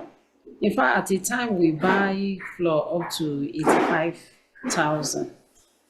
The price of butter, the price of gas. So definitely, the price of bread will go up. And because the price of bread has gone up, it has also affected the demand on bread. We bake up to 7 bags. Like last year, we bake up to 7 bags in a day, but now we bake like 2 bags. So it has affected our sales also. If the government can come in and bring down the price of flour and other baking materials and make production easy for us, we'll be very glad. To be honest, it's really affecting. It's really affecting. Like things, everything changed. Like things are very cost in the market, and we that is doing the production at times it's not been easy for us. Sometimes if we do the bread, people will complaining the bread is small, this and that. But to us, we are not even benefiting anything much inside, because before we go to market and buy the way things are now, my brother, you choke. People are really suffering. People are suffering. Even we doing the work, we are suffering. It's not easy for us. So how which government would look into this matter and do something about it and help us out? We are all complaining. It's not easy for everybody. It's not easy for everybody. So let them do something about it. Let them work on it, please. We are begging. Let them work on it and help us all. The government should do something about the price of flour. I don't even want to talk about the price of the equivalent of naira to dollar. That one is old story. But this incessant, continuous increase in price of fuel, I don't know what the government do. I don't know what Tinubu is planning. He should replan before he will not have anybody to rule again, so that people will not die of starvation and hunger. We are not selling as much as we are selling before. By this time last year, we buy flour 30-something thousand, sugar within that range, but sugar is almost 100,000. We bought butter, a carton of butter, few months ago, 20-something. This month, as I'm talking about, 50. So where do we go from here? I beg you, Tinubu and his ally, they should please have mercy on the masses before we go and meet our creator before the time. Honestly, it's not easy. It's not easy. When we started, I remember a bag of flour is 28,200. But now, as we speak, a bag of flour is 62,500 naira. A bag of sugar is 82,100 naira without transportation. So by the time you purchase all those things, and you have to set 2 workers, you have to maintain your machine, you have to eat, and you have to pay electricity bill, you buy water. Honestly, it's not funny. It's not funny. Producing bread now is just like most of the bakeries produce chaff, nothing but chaff. Because if you say you want to add ingredients, butter and milk and water and whatsoever you and other things, so how will you gain? What is your profit at the end of the day? You realize nothing. So as you just take a look at this house. We are supposed to be producing by now, but we are not, because the things is hurting us, is hitting us deeply. So it's not easy.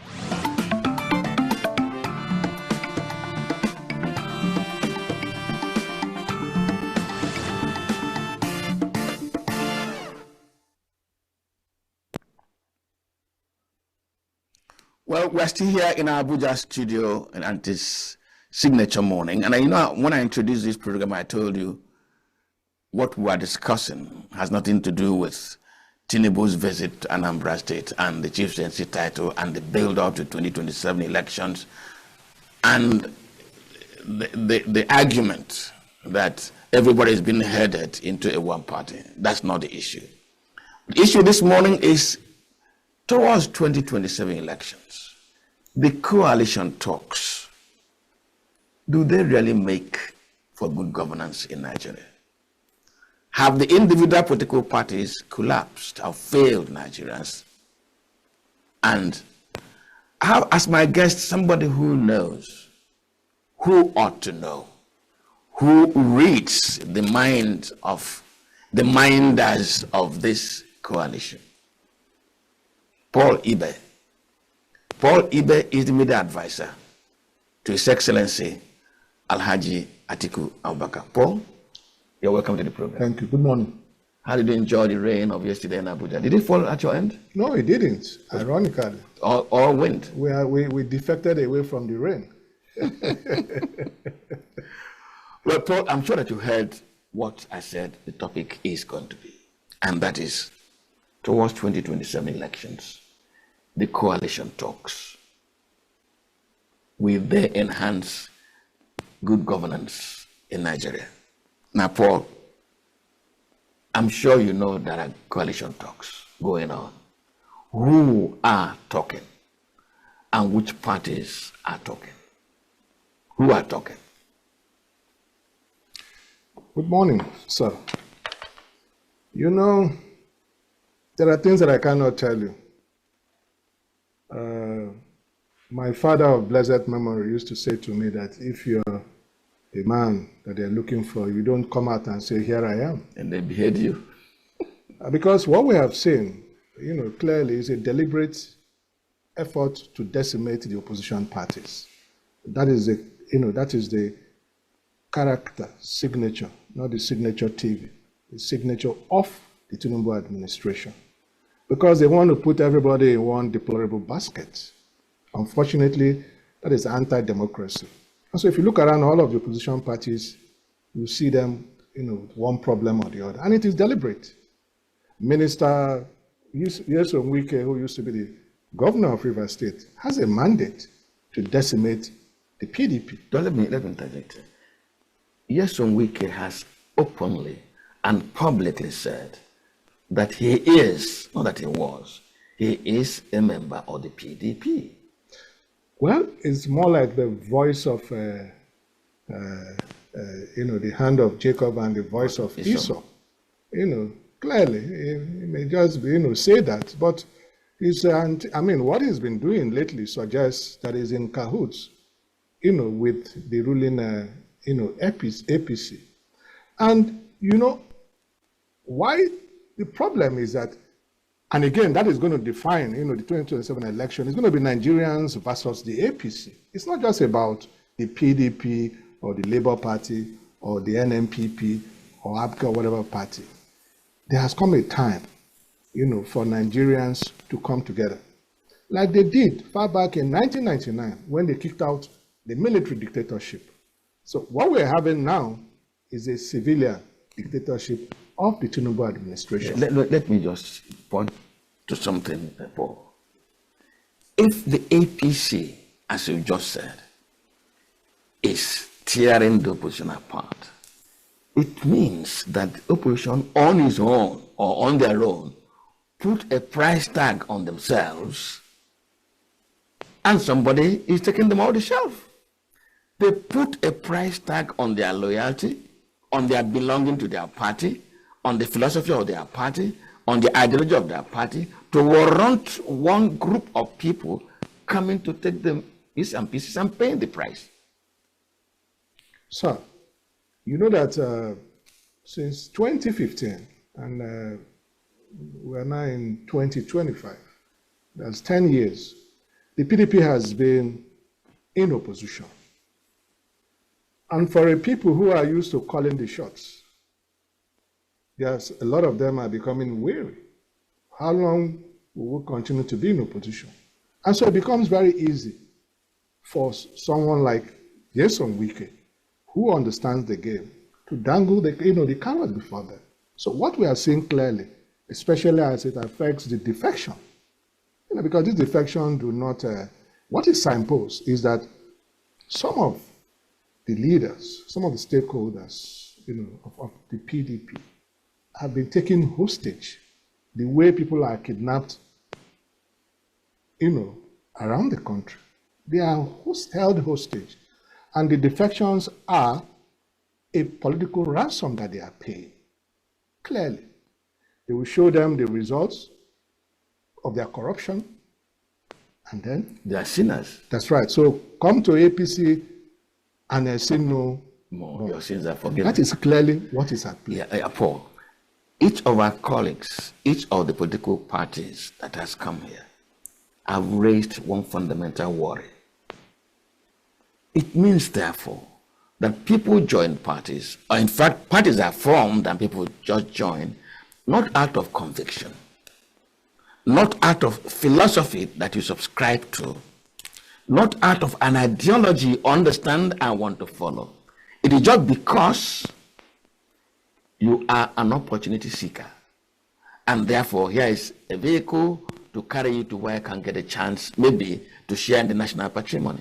So, when you are no longer sharing, benefiting, getting the opportunities, you are a willing defector. How does that help political party governance in Nigeria?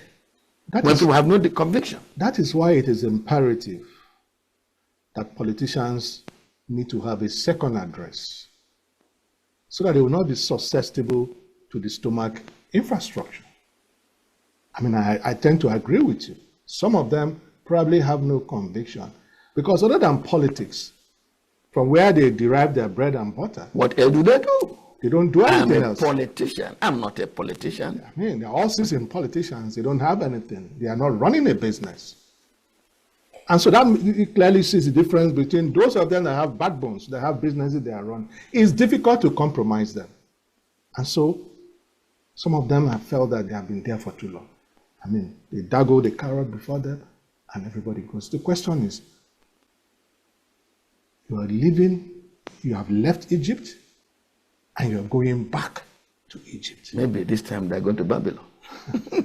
What does the APC offer other than killings, maimings, and deaths? Other than hunger and poverty? We are not the capital. Apart from being the capital of what poverty, we're also not the capital of malnourished children.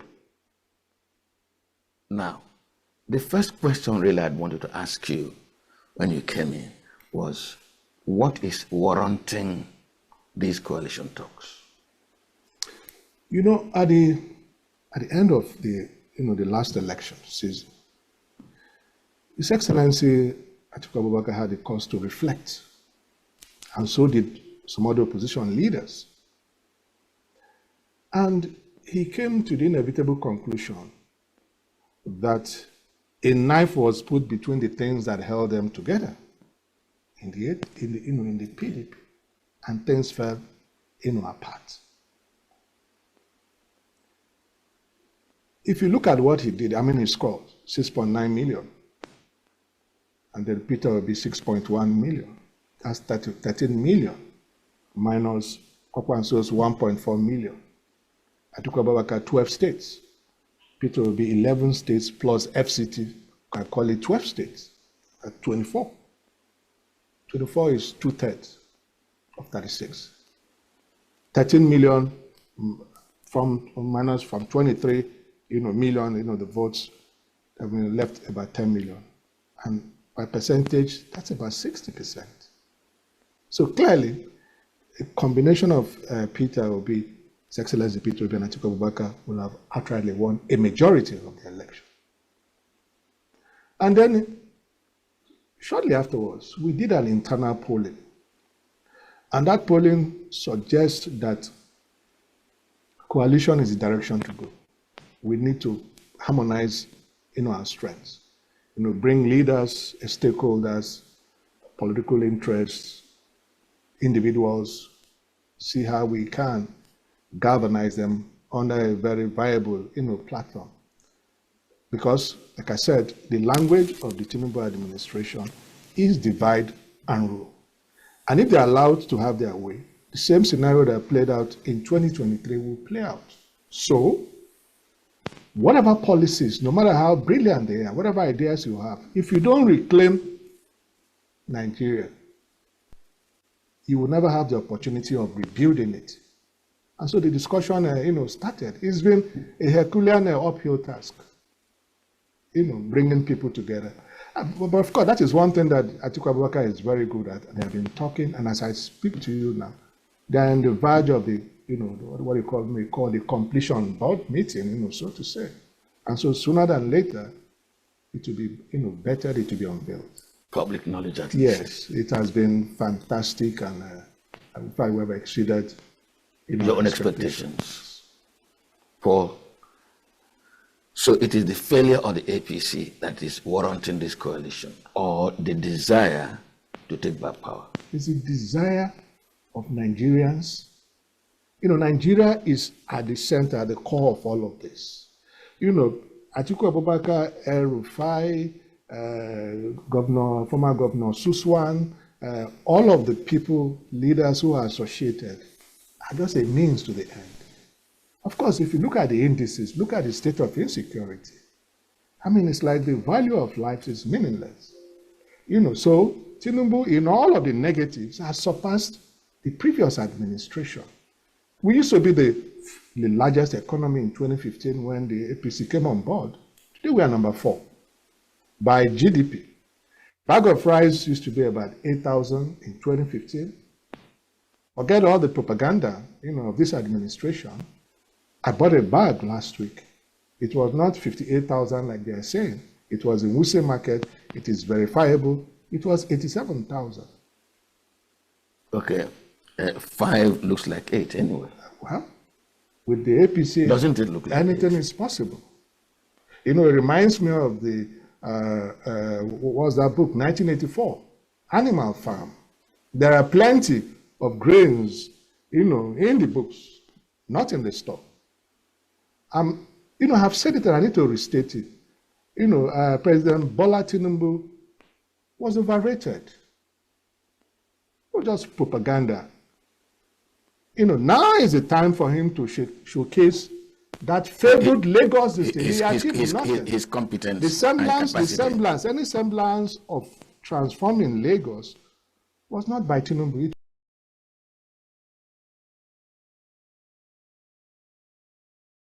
It was by Fashola and Ambode. They were the ones who changed the face of Lagos. Okay, Paul, that we didn't begin quite in time now. As you spoke, I said to myself, coalition, a means to bringing in a better situation, but also an admission that the individual parties failed. There's no doubt about it. Some are not even strong enough, on their own. And so they are just pickings, So if you look at back during the military era of the IBB, he came up with a very innovative, idea of the two-party structure. The Americans that we borrowed this our presidential democracy, that's what they have. And so that whatever happens, everybody will find accommodation. That is, the direction that we are headed. Otherwise, the APC will have their way, and all of us will be in one big, like I say, deplorable basket. Yeah, let me just imagine for us, for me to be educated, really.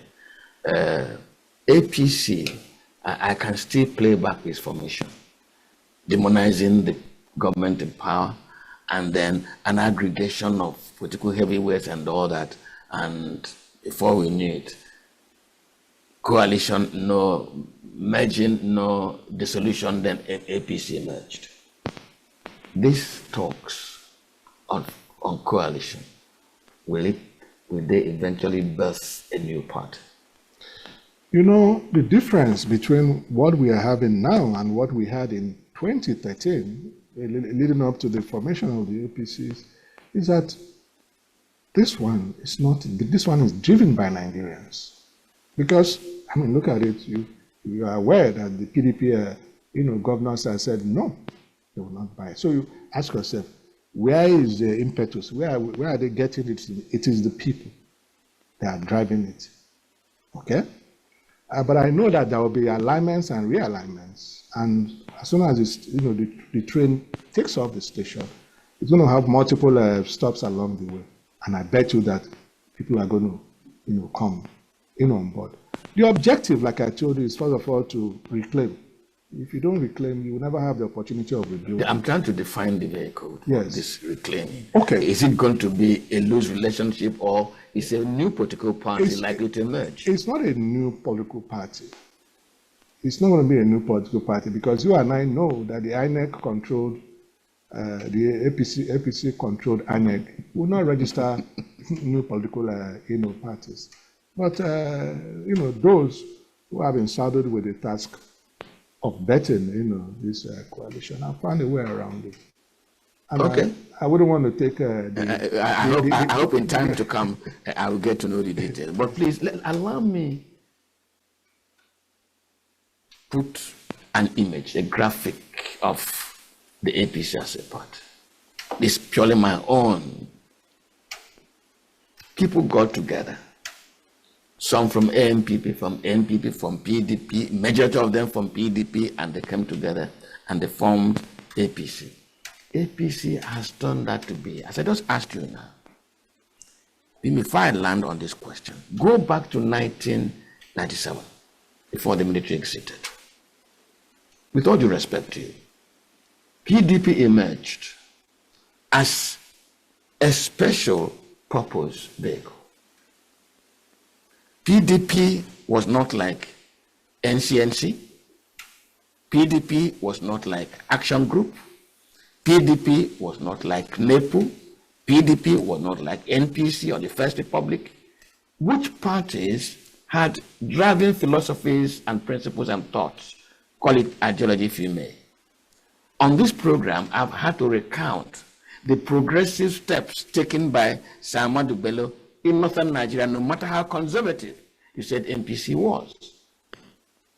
Ahmadu Bello drove people out of house and home in the communities, forcing them to send their children to school. So that when he was a beneficiary of that policy. PDP had no such conviction. NEPO, we turned out to be PRP under Aminu Kano, stood till the end of that man's death on the emancipation of the Talakawa. It was a philosophy.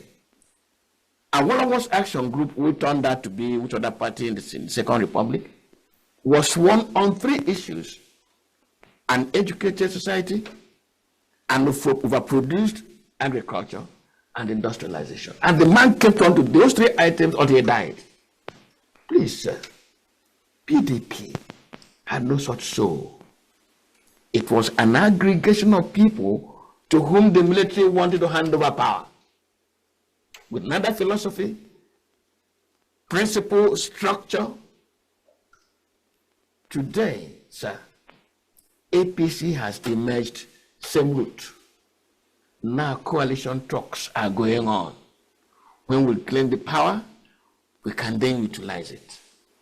Please, sir, what is the driving principle, the driving thought, the driving philosophy beyond reclaiming power this coalition is bringing on board, so that they can birth the kind of Nigeria you've spoken to me about this morning? I'm sorry I took so long able to put this down.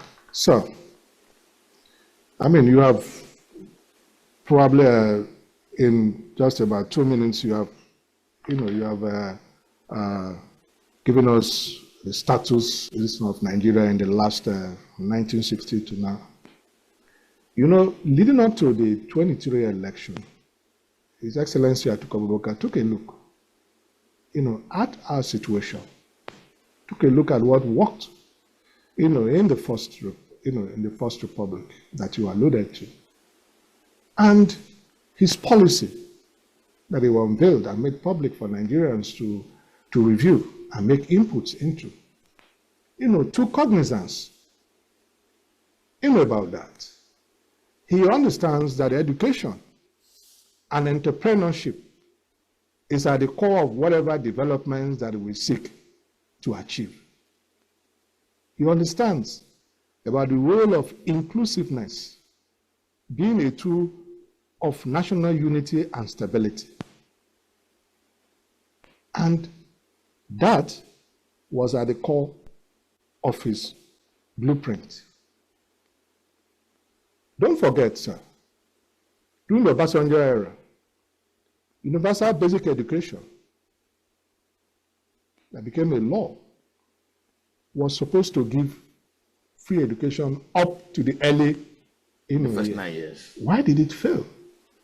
It failed because a lot of the governors refused to sign up by doing their own counterpart funding to access, the funds. Perhaps they were prepared to leave the people vulnerable, leave them uneducated so that they can be easily be manipulated. I mean, so that is the reality. The federal government, people forget that a lot of power and opportunities exist at the state level. So it is important. And that is why the whole idea of trying to see whether we can, do some reconfiguration, and maybe the states can still exist, and then the regional, this thing will come in. Arrangement. So that a whole lot can be achieved at that level when states in a region pool strengths, pool resources, some form of coalition too, if you want to say that. And so that you can do a lot of things. You can do train within your region without necessarily have to be a national project. And so if you can do all of that, the region becomes viable. And there will be competition. That was what existed during the era that you spoke about. Healthy competition. You want to be like the South, East wants to be like what is obtainable in the South-South. The South-South wants to, imitate and all of that. And it's a healthy competition. Nigeria will be the better, for it. That is, what underpins the philosophy of Atiku Abubakar, which I know is going to rub off on, a lot of the leaders. Also, I mean, His Excellency Peter Obi is an apostle of productivity, as opposed to, consumption. So, and that's why a lot of people are saying that, with the two leaders coming together with other leaders, I mean, it may yet be, a new day, for Nigeria. Okay, Paul, it may yet be a new day. Just as you spoke now, you mentioned the powers of the state governments to affect development at that level. In considering any arrangement, in considering the birthing of a new order through this coalition, are you people talking to the governors? Because I've seen that in Nigerian political configuration, you cannot wish away the governors. I ask you this question, Paul, because apart from you knowing the why and the wherefore, you should know the how. Are you talking with the governors? Are they buying into this thought and this process? Everything is on the table. We cannot afford to take anything for granted. The governors are stakeholders, respected stakeholders in any political party, whether it's the PDP or the APC or the Labour Party. But we must also not forget that there are also other stakeholders. In fact, and indeed, the biggest stakeholders are Nigerians. His Excellency Peter Obi went into the 2023 election without a governor. He came out of it with the governor of Abia State, a number of senators, House of Reps, 6.1 million votes, was on the verge of claiming Lagos State, if not for the political Oro. And indeed, even the gentleman who was, who threw up that political Oro, he also became a victim in the politics of Lagos State. So what am I saying? What I'm saying is that we respect the governors, and they have said their opinion and all of that. They may be disagreeable, with what is going on time, but it's only a matter of time. You know that 24 hours is a very long time in politics. So they say. They will get on board. They will. Paul, you see why I asked that question? Yes. You in fact mentioned it, you took the wind off my sail when you said that the PDP governors have not at least openly endorsed the coalition talks. And in these talks, the biggest animal in this kingdom is the PDP. And if the talks succeed, PDP has so much to take along. And I want to believe that His Excellency Elijah Abubakar is still a major man in the PDP. If he moves without his lieutenants buying into the same project, what is the likelihood really that PDP will be taken along? Or will His Excellency shred the PDP, take the chunk he wants and continue the talks? Oh, he has said it clearly. He remains a member of the PDP. He has said so. Or who have a coalition. You know, and coalition is like PDP and other parties. A coalition of PDP and Paul, I'm asking, PDP, this is a party talk. PDP, you know, like I said 2 days ago, that the PDP invariably will even be the biggest beneficiary of a coalition. But there has to be PDP in that talk. Yes, they have to. And let me also tell you what is also playing out. It's all about the politics of 2027, especially as it relates to first-time, governors. You see, it's not everybody. Even though the PDP governors, release a communique, it's not everybody that is opposed. The majority of years, for strategic reasons, this is not the time. It is too early in the day. And even the governors of the APC. Oh, yes. It may shock you that my colleagues in other media houses who are following this conversation this morning across the country will be interested for us to speak clearly, in clear tones, in clear words. Are you saying, I'm not saying are you insinuating, are you saying that some APC governors might in fact be interested in these coalition talks? Have you ever been out in the rain on a stormy day, windy? And if you don't hold on to something, you may be swept away. That's why when I drive, whenever there is such storm, I clear up the road. I park and I wait for it because it has a tendency to clear everything with it. When this movement gets going, to be like a whirlwind to pick up everything. Okay. Okay. Just before you came into the studio, I had used one expression which I love so much to use, and that is Charles Dickens' line of "ask no questions and be told no lies." But Paul, I must ask questions for me to get at the truth, isn't it? That's my responsibility. That's right. Well, I'm sure you enjoyed this conversation this morning. I'm speaking, as I described him, as a man who knows the why and the wherefore. And just in this conversation, I said, you should also know the how of the coalition talks, the media aid to His Excellency Atiku Abubakar, and brother and friend Paul Ibe. We'll take a break and return shortly. Please stay with us.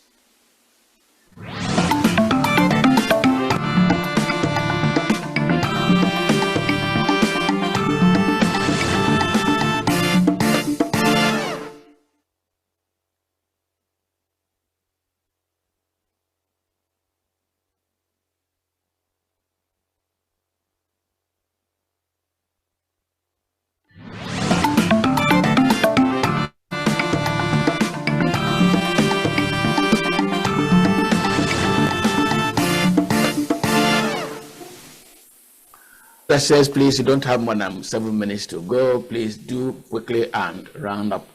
Paul, I want some specifics, if you don't mind. In the course of this conversation, you mentioned some names as those in the talks. Can I ask you pointedly, is Peter Obi in the talk?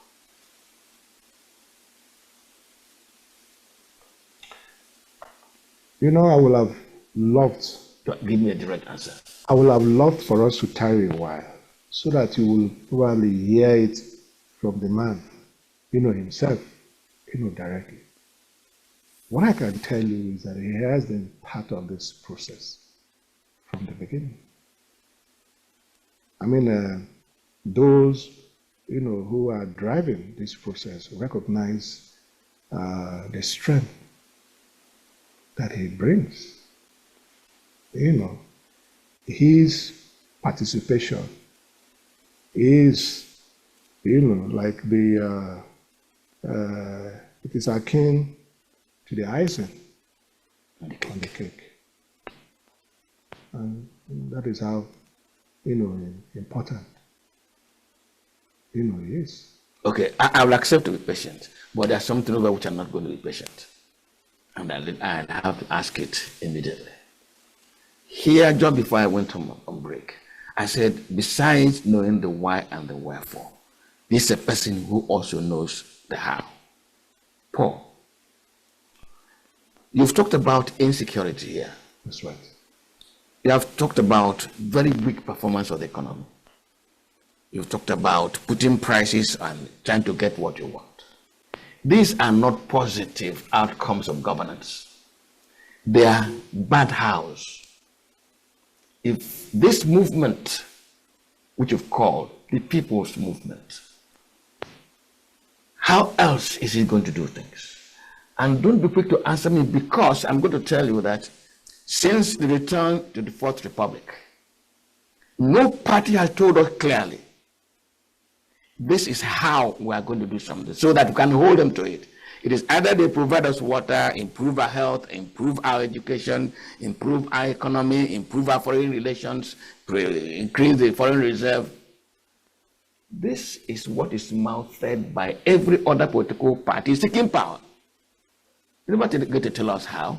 And when we find ourselves in the situation you have just described this morning, they can say, we didn't tell you how we are going to do it. So we cannot hold you to it. How will this coalition, Paul, what is the how of this coalition? And that's my last question. It is still early days. Okay. The coalition is an ongoing, process. Not crystallized yet. In our climate, maybe elsewhere in Europe, but here you do not name a child before the child is born.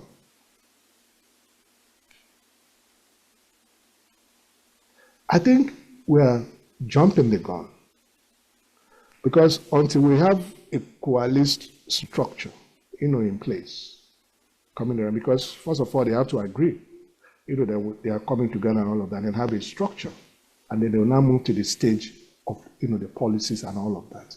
And I think it's still early days, because by the time they, they sit down and then they begin to, put together, they have an idea, and I can't sit here and begin to go ahead of them, to begin to. Okay. Paul, my producer says, your last question: can this coalition talks, can they collapse? It is not being built, put together, for it to collapse. It will not collapse. Thank you. Well, Paul says these coalition talks will not collapse. He also says it is not because of one man's ambition that they are talking. It is a people's movement in the interest of the people. Well, before he came into the studio, I had said the pudding is always in the eating. And since the pudding is not cooked, we cannot begin to eat and know the taste. All we can do this morning is to thank Paul for finding time to come to our studios this Friday morning. Paul? It's my pleasure. Thank you very much. Thank you so much. And this conversation never ends. Of course, for a fact that one day we'll be here. How will you do with the weekend? My producer says, don't say Monday, because we could be here tomorrow, in fact, because there's an issue that Nigerians need to know about. If that works out, we'll talk tomorrow morning. But for now, it is a Friday. Let the weekend start rolling. My name never changes. It is Mwabozi Njoku. Enjoy the rest of the day. Good morning.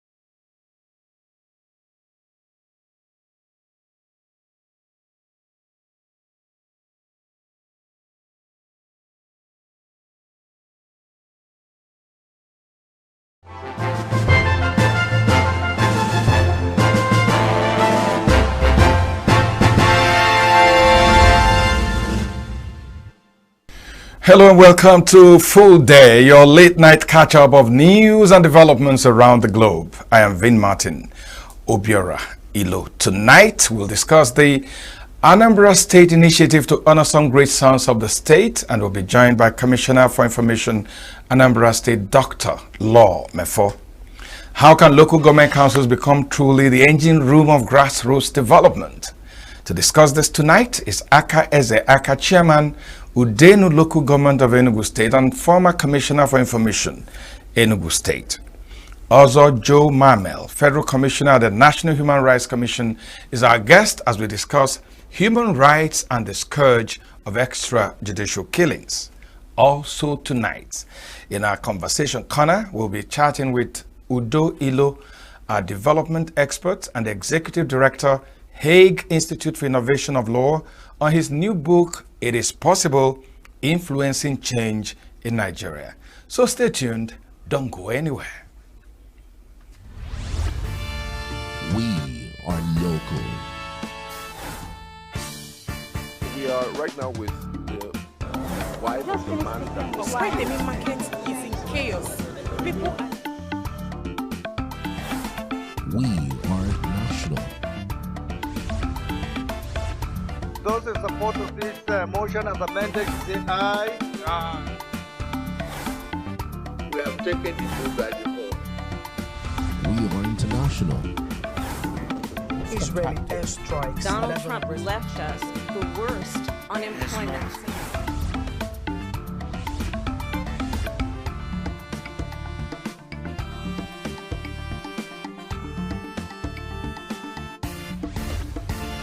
Signature TV, news in your pocket. Welcome back. The Anambra State Governor Chukwuma Soludo has named part of the road leading to the Chinua Achebe International Airport to Umueri after his predecessor, William Obiano. Commissioning the project, Soludo said the gesture is a way of acknowledging and celebrating the contributions of Obiano to the development of the state during his 8 years in office. Soludo said over time his government would systematically ensure that his predecessors who served the state creditably are immortalized. And joining me to talk about this development is the Anambra State Commissioner for Information, Dr. Law Mefo. Dr. Mefo, you're welcome to Full Day on Signature TV. Yeah, thank you. Thank you for hosting me. So, thank you for hosting me. Dr. Mefo, what informed the governor's or the government's decision, to name this project after his predecessor? Yeah, I think essentially is to appreciate the fact that the immediate past governor of Anambra State contributed immensely to the development of the state. You know that government and governance is a continuum. And you hand over a baton, it's like a relay race. You terminate your own portion of the race and hand over to the next. And that was precisely what happened between Obiano and Soludo. And it was quite necessary that he acknowledged that.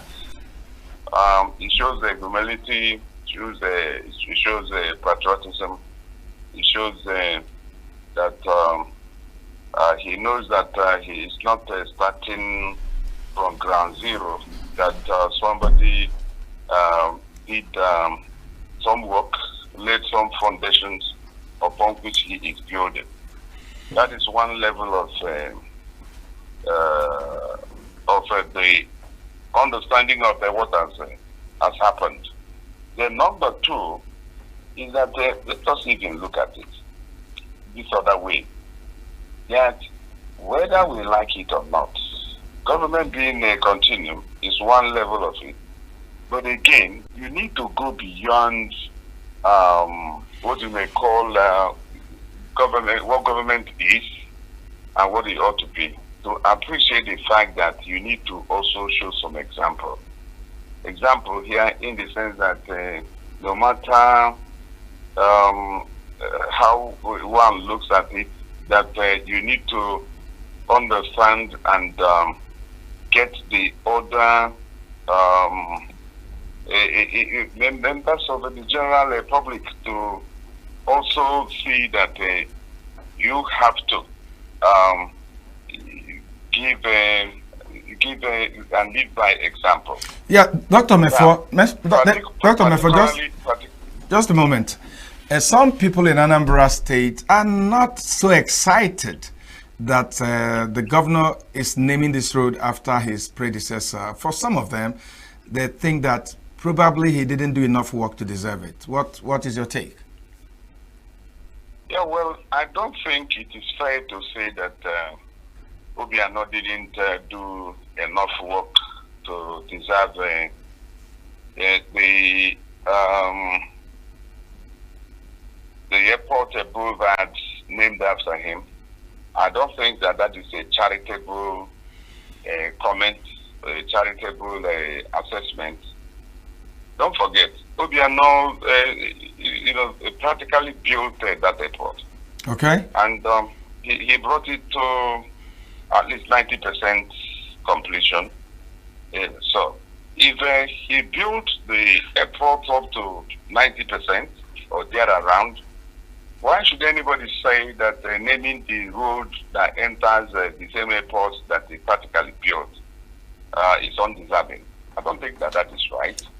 Okay. And again, he was the governor of the state for 8 years. Is this a one?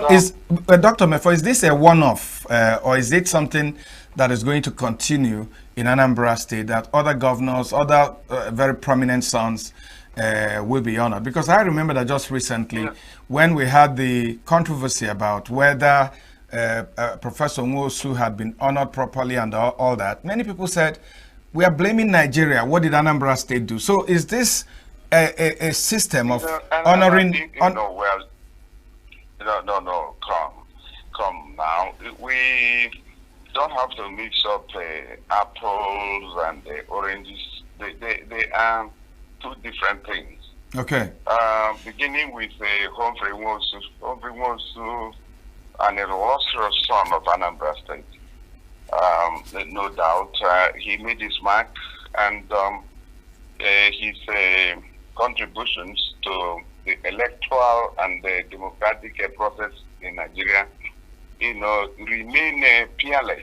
So are we going to see this honor extended to other governors and prominent sons of Anambra State? Just one moment. Okay. I want this point really made. Okay. That the Humphrey Nwosu is deserving of even national awards, and certainly Anambra will look in his direction. But don't forget, Nwosu is not the only Anambra illustrious son that has made his mark nationally and internationally. You have men like Meka Anyoku, Chubo Kadibu. You have so many. Anambra has a very rich and long list of catalog of tests. So will their turn come? Will their turn come soon? He will get his time if and when it comes. Okay. And what the governor said yesterday, I was there. He was particular about recognizing his predecessors, beginning with Willie Obiano, back to when Anambra State was created in 1991. Dr. Mefo, so Dr. Mefo, he is going beyond the current democratic dispensation. Thank you. He is going down in time to the beginning of Anambra State. Thank you so much. Thank you so much, Dr. Law Mefo. I wish we had more time, and you promised me you'll be in ENUGU soon to come to the studio so we can spend time talking about Anambra State. I will, I certainly will. So thank you for coming. For the sake of coming to you, I will come. Thank you for your insight studio, into so that this. people can see me. Yes, thank you so much. Thank you so much. The pleasure is mine as always. Yes, thank you. Thank you. You're still watching Full Day, your late night show. And joining me now is Ozo Joe Mamelo. Ozo Joe Mamelo is the Federal Commissioner at the National Human Rights Commission. Joe Mamelo, you're welcome. Thanks for having me. Well, Joe and I will be talking about human rights and the scourge of extrajudicial killings. But Joe, let's take a little while and welcome the chairman of Udenu local government area, former commissioner for information of Enugu State, Aka Ezaka, who has already joined us by Zoom. Aka, you're welcome to Full Day. Thank you very much, and I'm glad you welcomed me. I also salute those in the studio. Yes, Aka, we are looking at how the local governments can actually truly be the engine room of grassroots development in Nigeria.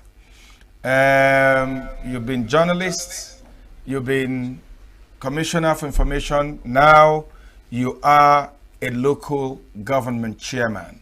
So tell me, how do you think we can make local governments relevant in the development of the country? Thank you very much indeed. I'm grateful that you are part of the program today. Well, all you have said about me is correct. I've been commissioner. I've also been a broadcaster. I am a broadcaster. From broadcasting, I went over to commissioner in Enugu State, and now local government chairman.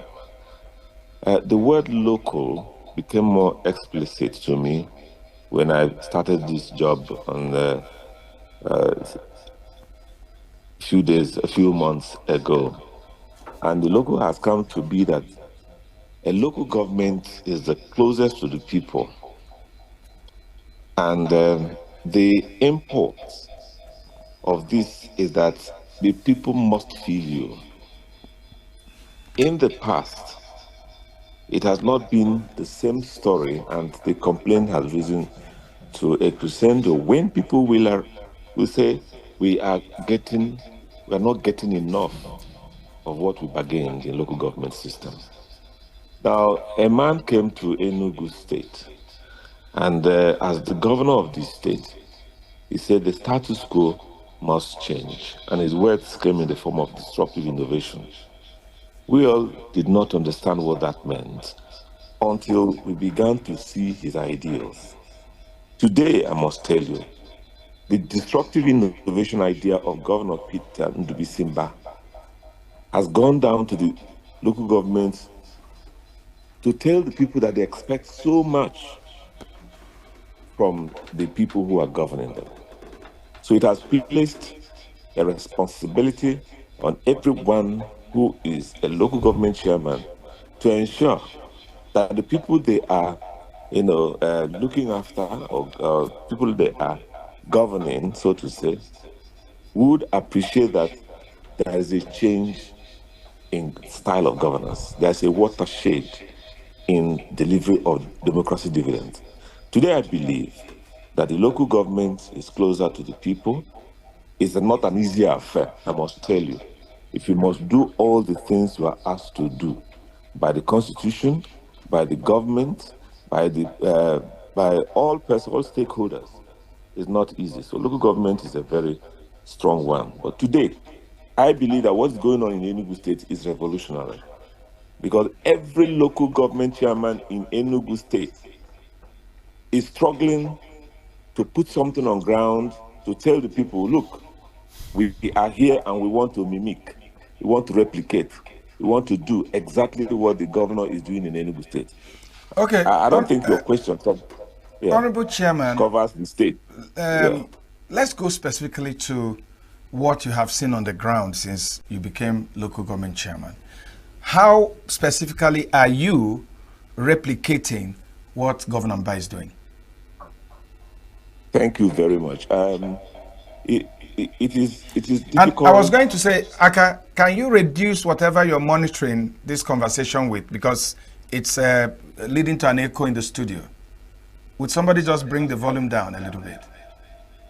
Me? No, I don't think there's anything coming from me. Let's just do the needful, please. Because I'm alone, unless you are hearing the barking of a dog far away from my house. Just go on. Okay. What was their question? It said, what have I done specifically? Yes. What did you see and what are you doing specifically to change things in your local government? All right. It has become a convention in Nigeria that when you leave office, the other person who was there before you will be castigated and so on and so forth. But let me come. I want to borrow from His Excellency Dr. Peter Ndubisimba, who said that there's a change in governance. There is a watershed. I like to use that word. There's a disruptive change in governance. So it is not a case of comparing this government and the other government. But I met on ground a situation where the infrastructural demand of the people has not been met. Roads were not built. Water is not there. Health is not even procured. I'm using a spectrum of local government areas to talk to you about it. And the people keep on, so many things have gone wrong, not only from the past administration, but it has become a status quo which needs to be changed. Otherwise, I don't believe local government will perform the duties it perform. If you ask me what I've met on ground, I will tell you that I didn't like it myself, so I had to make a change. For instance, roads. I have to start a 600-meter road. Small as it is, it meant a lot for the people. Immediately I started it, and they said, wow, this is a new government indeed. Government that built, so local government area that built roads. So when the praises were coming, I didn't want it, I didn't like it, because I see as from what I'm getting, it is something we can do. So we started it. I want to tell you that in the next, before the month runs out, that place would have been, let me use the ordinary language we use in the street, corrotated and probably fired. You understand what I mean? So we need to tar the roads to tell people we can do something. And I also started another road, which is 19.8 kilometer roads. 19.8 kilometer roads, which span from Oboleke, my particular hometown, and is moving towards through about, let me say about 30 communities, 30 communities. It transcends through Oboleke, Obolete, Obolafo, Ogu, and getting to Ihaku and so on. That's what I'm saying there. And our people are very encouraging. The health matter in our area, apart from the 260 smart schools that governor has built and 260 PHC, that's the private public health healthcare centers. Apart from that, we needed to beef up our health institutions. We have plowed into the health institution, and we also, there's a place that had been, we didn't want to start off building a hospital entirely. But there are hospitals, clinics that are not performing at all, health facilities that are not performing at all. We faced it and we did something. Now, I don't, if you want me, I can be reeling out what we have done, what we are going to do, and what we should do. But That's quite impressive. That's quite encouraging. But we don't have too much time. So let me ask you my last question. How are you galvanizing the people at the grassroots to see that government and governance is their own, that they have a sense of belonging, and that they have a duty for this government to be able to work well? How are you doing that, and how are your colleagues across the state doing that? I don't think I got your question. Somebody called me while you were talking. I'm sorry. There was an interjection. Would you mind hear me? taking this thing? I can hear you. Please take the question again. So I said, how are you galvanizing the people at the grassroots to understand that they have that this government belongs to them and that it is their duty to make sure it works? How are you convincing them to buy into your vision and for them to see development actually taking place at the grassroots?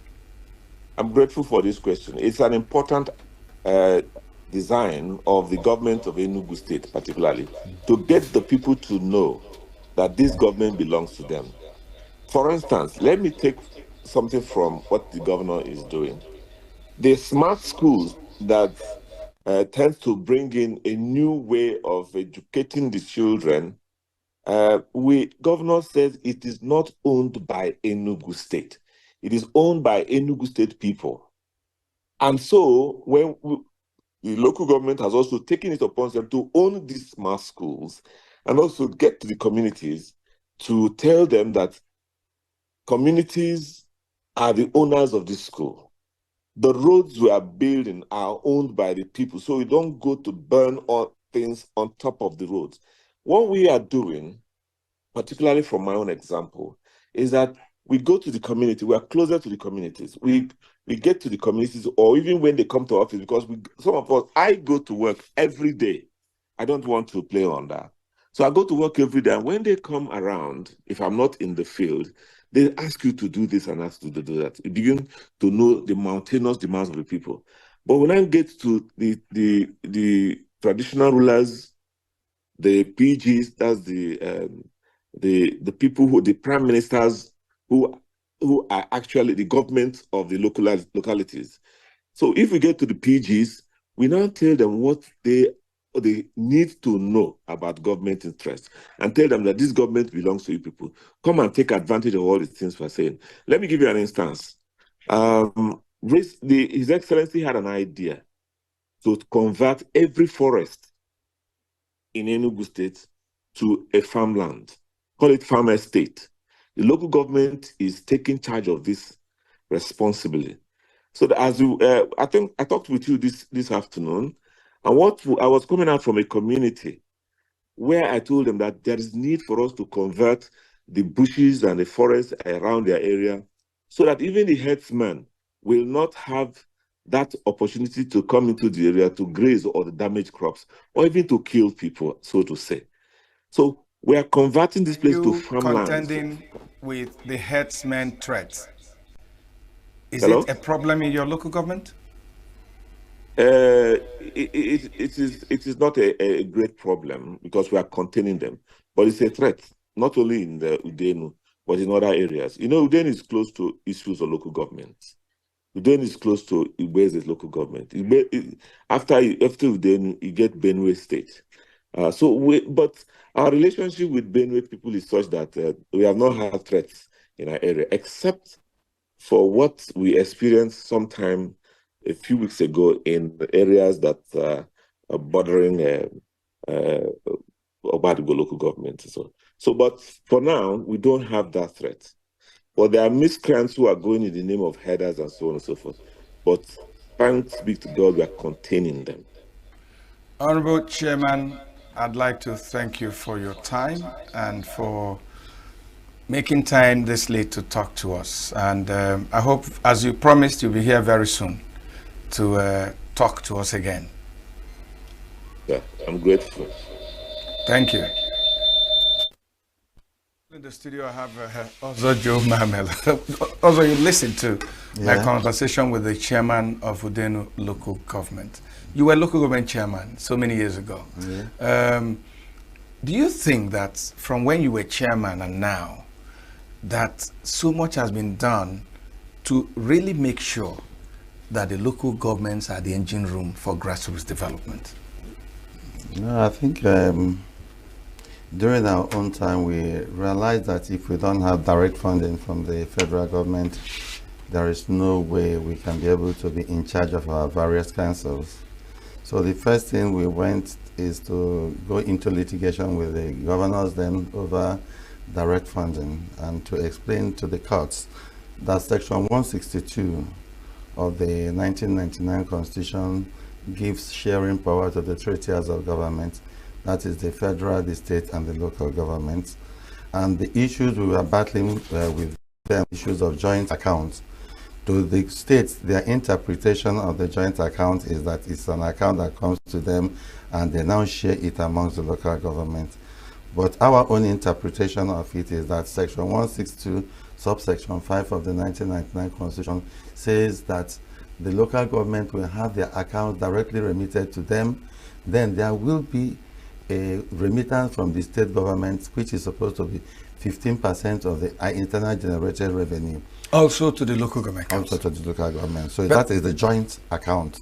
The account accruing to the benefit of local government from the state, and the direct remittance to the local governments by the federal government in accordance with sharing formula of Section 160. But the challenge is that even the one that is supposed to go directly, a lot of times didn't get to the local government. That is, and nobody is talking of adding the IGR percentage of it. Yes, we held on to that until we left. We were pioneer chairman of the 1999 Constitution. Okay. So after we left, they reverted back to the joint account, and started misusing the accounts of the local government. But we have a Supreme Court judgment that says... That is what has returned it now. But are they doing it even now? Now it's an internal arrangement between the councils and the states. So we cannot say, because it depends that what the arrangement, I will not say was or is, because the local government there did not, in as much as they say they went through an election, but we know that they were appointed into those posts. And so there's a tendency they may not do what your group of chairmen did. Yes, we were in charge. They are not in charge, because during our own time, we were subject to the councils. So the only person that could remove us is through the impeachment of our councillors. So everything we were doing was locally based in terms of its structure. But now you can see that councils virtually don't exist. Okay, Yes. Joe, that's Yes. not the thrust of our conversation tonight. Tonight we're looking at human rights and the scourge of extrajudicial killings. You saw what happened in Uromi. Yeah. And sometimes I say Nigeria is a lucky country, because that singular incident could have snowballed in something bigger in the country. But I think we can give kudos to the governor in Kano, the governor in Edo, and even the federal government and everybody, the way it has been handled. But this is increasingly becoming an embarrassing situation in our country. A lot of people take laws into their hands, including the ordinary people, like we saw in Uromi. How can this be stopped? And I know that some of these things come to your commission all the time. How can it be? How can it be tackled? It's a violation. This is complete violation, like what happened in the Uromi matter. The National Human Rights Commission is bothered about protecting the Chapter 4 of the 1999 Constitution, which discusses, most importantly, the right to life, dignity to human persons, and fair hearing. And if you watch what really happened, we frown very much, about the Uromi incident, because it's a public extrajudicial killing. Yes. It's a mob action.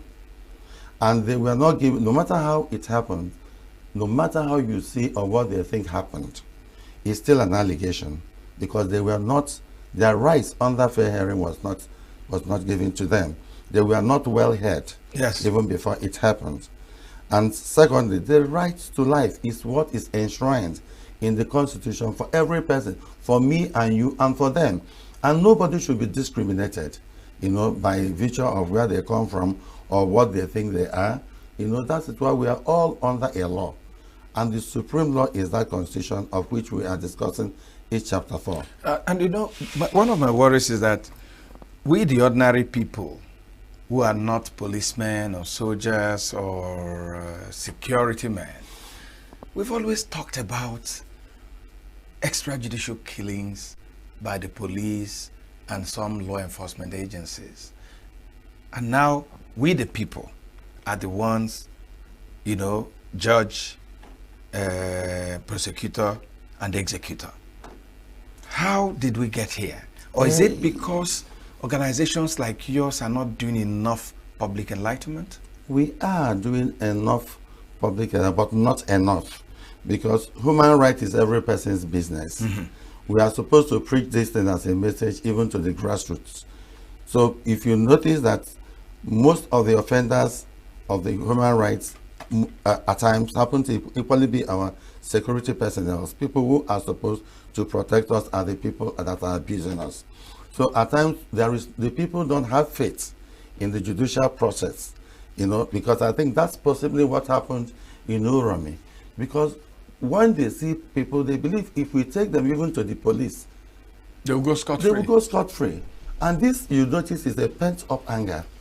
Things have been happening there. Their women have been raped. Their men have been kidnapped.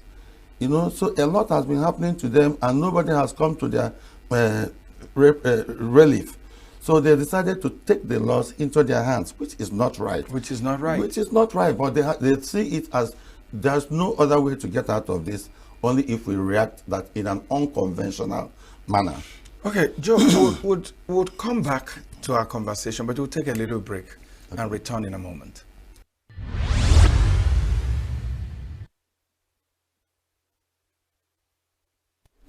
So people have lost, confidence sometimes in the security apparatus. Yeah. They've lost confidence in the judicial system. Yes. And they take laws into their hands. Yeah. So what can we do?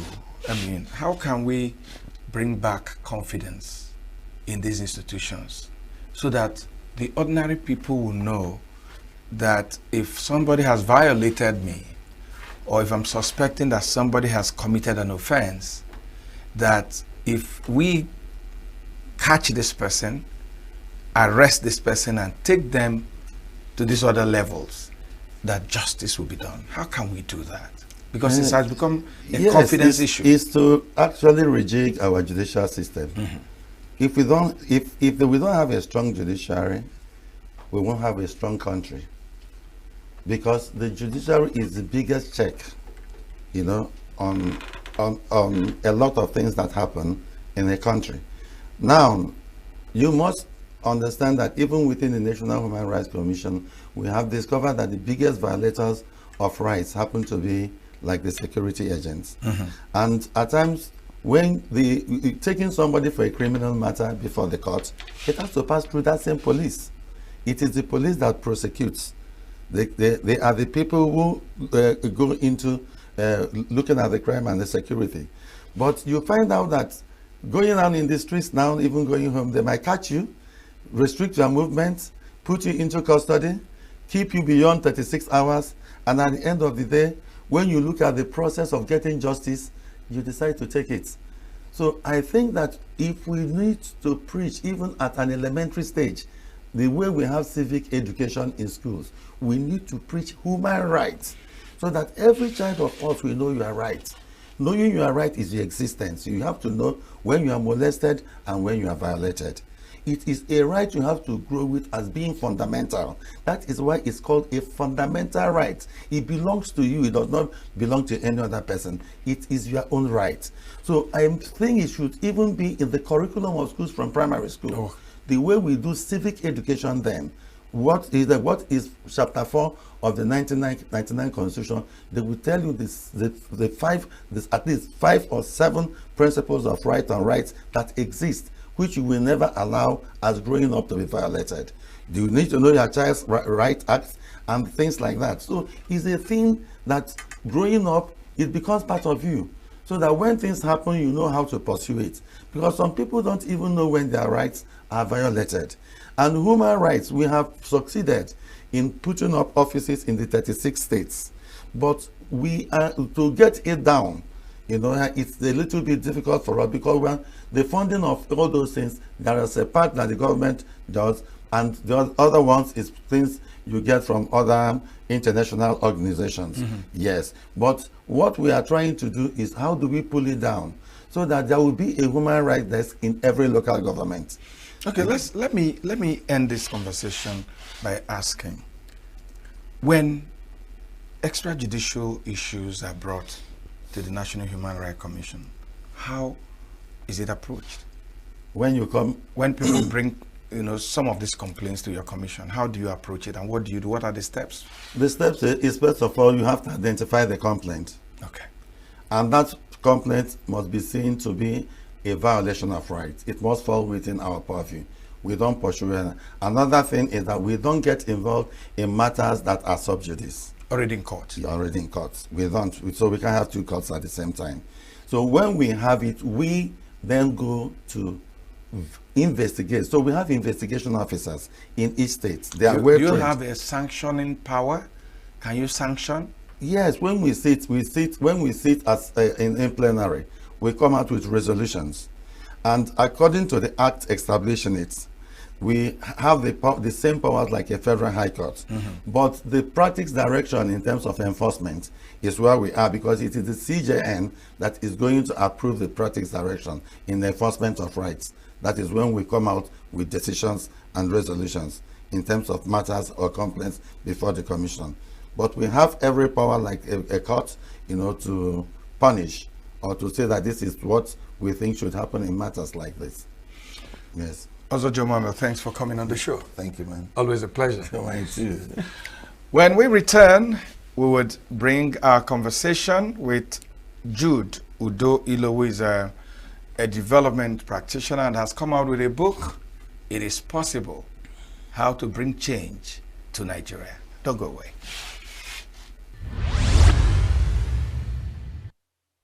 Let's localize our conversation with Nigeria. Another book I read said that transformational leaders have to understand how to provide for their populations. And it goes further to say they must be honest, they must be confident, they must be disciplined, and finally they must lead by example. If this makes sense to you, do you think any of this has taken place in Nigeria? That's number one. Number two is that in your book, you have hinged a good percentage of the success of change on leadership. Yes. So yeah. So leadership is not about position. So leadership can be provided by people who are not in positions of authority, but they have the charisma or the ability to rally people together. So just to say that I think leadership is important, and it's not just based on on your position of authority or power. It's about your capability to inspire people and get them to move from one point to another.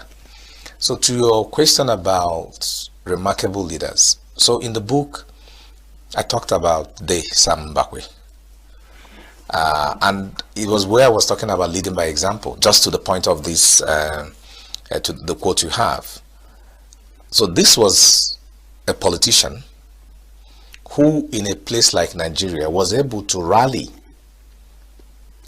his states to donate their own money towards starting off the construction of an airport.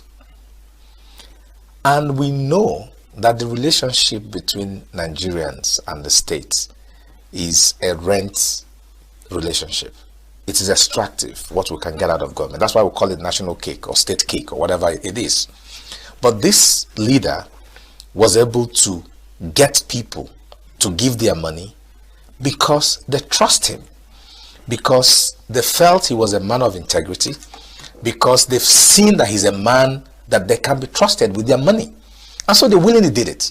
And Sam wasn't different from other politicians in terms of he didn't have two heads. But he was a different breed who everybody was convinced put the interests of the people ahead of himself.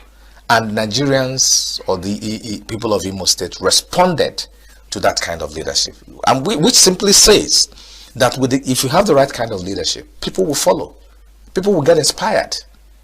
But sadly, If there has been one unfortunate character of the Nigerian state over the years, is the lack and the absence of inspirational leaders. We've been visited with a breed of mediocre leaders, people who find it difficult to be bold, visionary, and to submit themselves to the welfare of the Nigerian people. And because we don't have that kind of exceptional leadership, it has not allowed us to unlock who we are. And people will say, oh no, the followers also have a responsibility. Yes, I do agree. But that's a reason why there has to be a leader. It means he leads or she leads and people follow. And when you have a bad one, before you stop navigating the wrong road the person has taken you down to, you've lost a lot of time.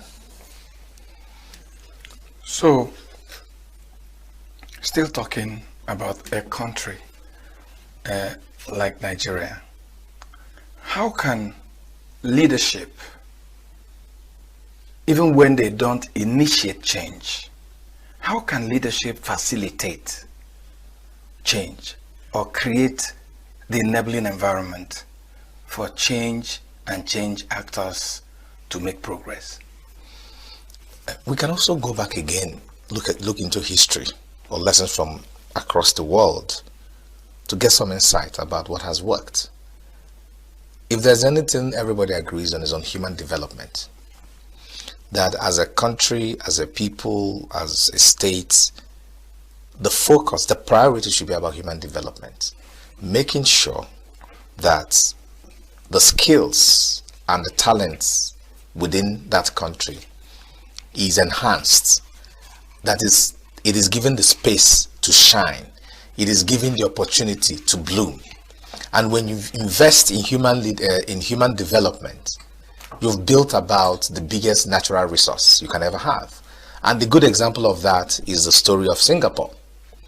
In 2007, I was fortunate to be in the same room with Lim Kuan Yew, and he was asked the question, what are the things that made Singapore successful? What's the trick? And his first answer was human development. They invested money, time, energy in young people, making sure they had the best kind of education, making sure they have the best kind of orientation. And he said to us that I sent a lot of them to the Ivy League colleges, and I know some of them will not come back. But I believe that even if just one person came back, the person will make a difference. And it paid off, because the bureaucracy, the Singapore bureaucracy, is one of the most sophisticated in terms of effectiveness across the world. And it's simply because he made that investment. So to your question, I would say human development, human development, human development. Natural resources without human development is a total waste, frankly. So, can change happen with collaboration between the people and the government? It can't happen without. That's the only way it can happen. Because let's not forget, government controls the levers of power. Government controls almost everything. So if you have an unwilling government, that makes it impossible for change to happen? Not impossible, but difficult. Because even an unwilling government can also be defeated by the will of the people. So how do change advocates, how do they manage this very important relationship between them and the leaders? So there are people who work in the space who are not interested in working with government. They focus their work in mobilizing communities, and the communities then make their demands, because the communities they're a voting bloc. They can exercise social pressure and political pressure, and so for some people, just work with the communities and let the communities make their demands. But I do think, there's no government that knows it all. So we also have to acknowledge that sometimes the failings of government might not necessarily be out of bad will. It could also be out of lack of expertise. Secondly, it could also be out of bad will. But in all of this, you cannot afford to not engage. Right? Now, how do you work with an unwilling government? You have to create disincentives and incentives. Disincentives could mean having those communities understand that the government is not working in their benefit, and then making that political demand or creating political sanctions for that kind of bad behavior. Incentive could be about making the government understand the potentials that are existing for which they can benefit as a government if they tap into it. There are no easy answers. It's infuriatingly difficult to move things forward, especially in a bureaucracy like Nigeria, where the technical government is not as efficient as desirable, and the political government is often corrupt, undermining whatever is left of the technical government. So it's a bit of a bad So mix. could this be the point you were trying to make in chapter 18, where you talked about capacity to talk to the enemy, in quotes? Yes. So I do not think, again, it is possible to move things forward by saying I'm not going to talk to these people. So why did you describe them as enemies? That's why I put it in quotes. Yeah, because a lot of people see what they call the othering, the other people, the other side. So we create this notion of, I can't work with this person is really, really bad, and oh, my integrity, I can't be seen with this person. But unfortunately, it's not about what you like, it's about what is practical. So say you have a minister who is incredibly bad, but he holds the pen. He's the one who can sign or not sign. He's the one who is making policy decisions about something that affects people you care about. You have to engage. Convince him, or at least get him not to do any harm. And the Mandela example, again, is a very clear example. This is a man who's been kept in prison for decades. The son died, couldn't bury the son. The mother died, he couldn't bury his mother. They used his wife to impose serious damages, emotional damages on him, seeing the way the wife was being maltreated, kept in solitary confinement and all of that. They did everything possible to break him. The only thing they did not do was try to kill him. But he said to himself, if I do not talk to these people, South Africa will not be free. I am Vin Martin Obiora Ilo in Enugu, Nigeria. Thanking you for joining us and asking you to be here again tomorrow at 11 West African time.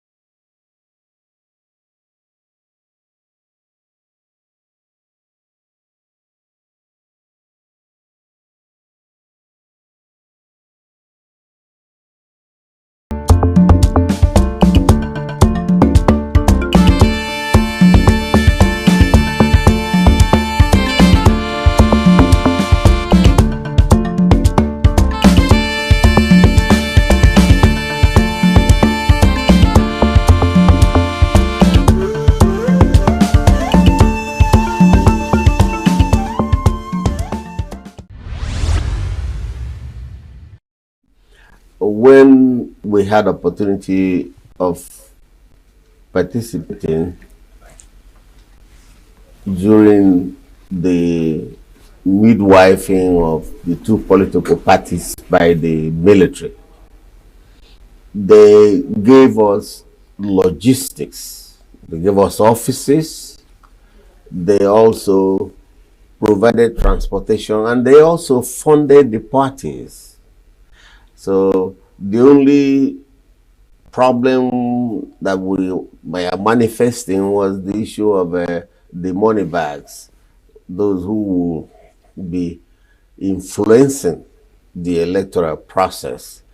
So after that regime, it was an open field for people, because looking at our electoral system, the American presidential system is a very corrupt political regime, because the constituencies are larger and the process of selection of the candidates is also very cumbersome, that the parties were managed by people who have no vision of what democracy is all about. They think it's all issue of money and money and money and deployment of the money to produce better results.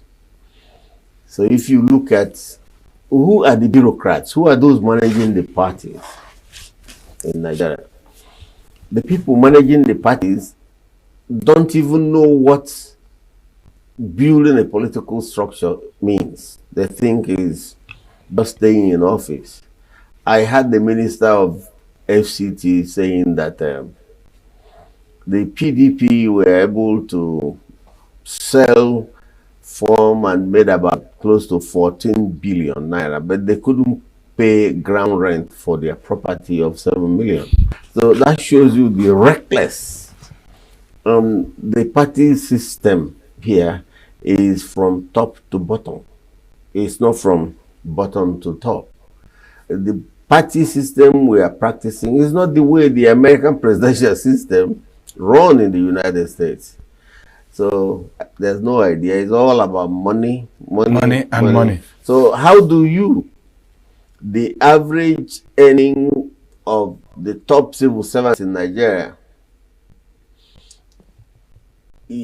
for you to earn 3 or 4 million naira a year, and somebody will pay 50 million to buy for? Politics is based on constituency interest. It's not based purely on the platform you're running. That will also have some tribute to your success. Let us look at the 3 candidates. 1, where do they come from in Anambra State? Soludo comes from Isuofia. He has only 1 ward in his political parish.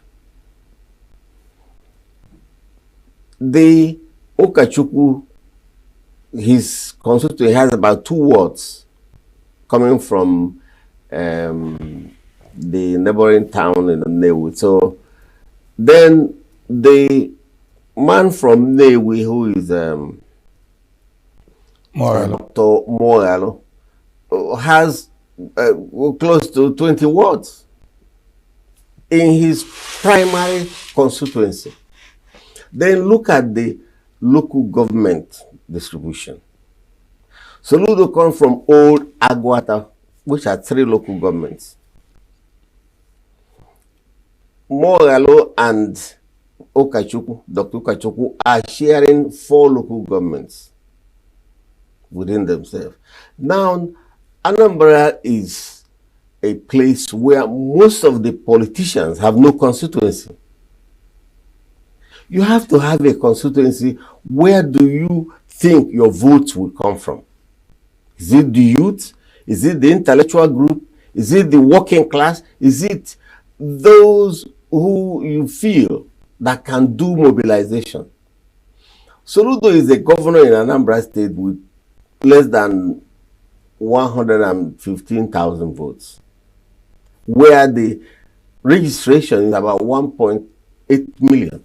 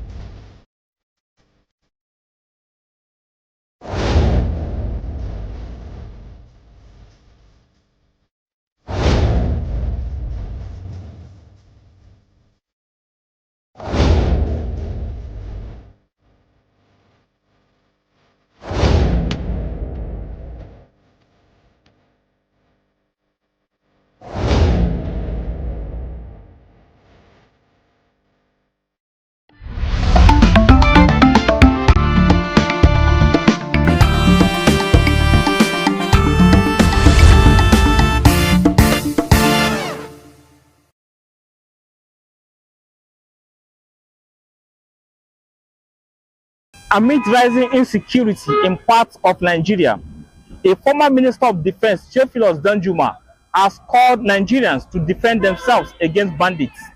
But is arm bearing the best way to save ourselves as Nigerians? Today, we are on the streets of Abuja to get the opinion of Nigerians. Without mincing words, I will say yes, because everybody knows the situation that we are facing in Nigeria regarding insecurity. Truly, to be candid, I am one of the advocates clamoring for state policing, because like we have youth, gallant youth that can really help this country in tackling insecurity. Yes, because in my area, in my clan, or let's say in my district or hamlet, we have places that somebody from Lagos, if he's been posted there, does not know the terrain where.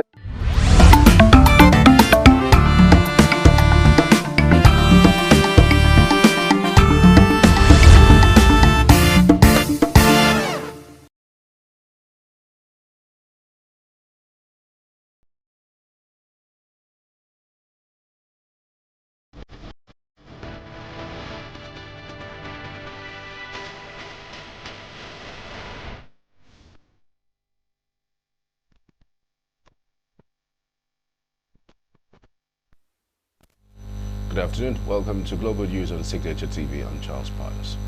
In the headlines, President Tinubu to inaugurate the National Disaster Relief Fund Committee. Nigeria Customs deny release of poisoned rice seized from smugglers in Seme.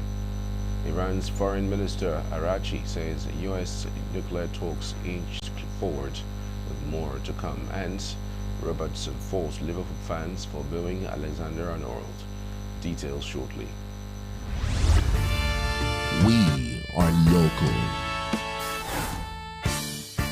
We are right now with the wife of the man that was... Why the main market is in chaos. People We are national. Those in support of this motion as amended, say aye. Aye. We have taken the bill by default. We are international. Israeli airstrikes. Donald Trump left us the worst unemployment.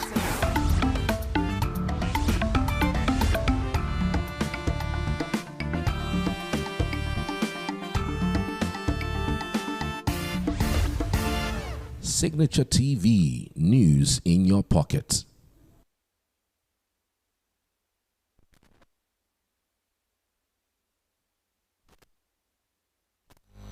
President Bola Tinubu will on Tuesday inaugurate the National Disaster Relief Fund Committee at the council chambers of the State House. The committee, chaired by Heirs Holdings Chairman Tony Olumelu, will officially begin its mandate to establish a nationwide framework for disaster response and climate resilience in Nigeria. The fund, which will involve participation from both public and private sector stakeholders, will serve as a central repository for the federal government's emergency response resources for disaster management, complementing the efforts already being undertaken by Nigeria's existing emergency management agencies. The high-level committee will also include the chairman of the Nigerian Governors Forum, the coordinating Minister of Health and Social Welfare, the Minister of Budget and Economic Planning, the Minister of Aviation, the Minister of Water Resources, the Minister of Environment, and the Director General of the National Emergency Management Agency, NEMA. President Bola Tinubu has bagged the Lifetime African Achievement Award from the Millennium Excellence Foundation based in Ghana. Tinubu, while receiving the awards, commended the patron of the foundation, Otumfuo Osei Tutu II, Asantehene, for the invitation extended to him and the success of the events put together by the foundation. The President, represented by the Minister of State for Foreign Affairs, Ambassador Bianca Odumegu Ojukwu, received the award during the 25th anniversary of the Millennium Excellence Prize in Kumasi, Ghana. He charged the young generation of Africans to rise with courage towards contributing their quota to make the African continent a more united, peaceful, and prosperous one. He emphasized the need for such contributions to be carried out in the area of science, technology, education, governance, entrepreneurship, and arts. He further called on Africans to always work closely together in shaping their shared destiny, while urging the event organizers to continue to inspire excellence, uphold values of leadership with service, and invest in the youth to foster collaboration across borders. The federal government has appointed a 12-member team of senior advocates of Nigeria led by former Attorney General Akin Olujimi to defend the state of emergency declared in Rivers State following a suit by 11 PDP governors. President Bola Tinubu suspended Governor Timileyin Fubara, his deputy, and the State House of Assembly on March 18, 2025, citing security concerns, and appointed a sole administrator. The National Assembly approved the action via voice vote. Challenging the move, governors of the 11 PDP states filed a suit at the Supreme Court, questioning the president's constitutional authority to suspend elected officials under a state of emergency. They are seeking a declaration that such actions violates federalism and the 1999 Constitution and wants the emergency rule nullified. In response, the Attorney General of the Federation, through a preliminary objection, urged the courts to dismiss the case, arguing lacks jurisdiction, presence, and no legal dispute, and is speculative. National Security Advisor Malam Nuhu Ribadu has called for a shift in Nigeria's anti-corruption strategy from reactive enforcement to preventive measures. Speaking at the 9th Oba Sikiru Adetona Professional Lecture in ENUGU State, Ribadu, who was represented by DSS Director General Oluwatosin Ajayi, emphasized that systemic and attitudinal changes are essential to curb corruption. He warned that corruption continues to undermine national development and security, urging a collective societal efforts to tackle it. Ribadu also reported progress in the fight against insurgency, noting that over 160,000 Boko Haram fighters have surrendered, with many reintegrated into society. He praised Oba Sikiru Adetona, in whose honor the event was held, as a courageous advocate for good governance. Afenifere Youth Vanguard for Peace in Nigeria, AYPN, has joined the call for the removal of the Minister of Defense, Mohammed Abubakar, over the worsening insecurity in the country. The call by the Youth Vanguard aligns with an earlier call by a member of the House of Representatives from Plateau State, Yusuf Gagdi, who last week issued a scathing criticism of the Minister of the floor of the House. Gagdi had raised the alarm over recent terrorist attacks, particularly in Borno State, where insurgents have reportedly overrun military bases and carted away 40 tanks and military platforms. The Afenifere Youth Group described these statements by this lawmaker as a clear and courageous vote of no confidence in Badaru for his lack of competence and commitment required to secure the country. The group accused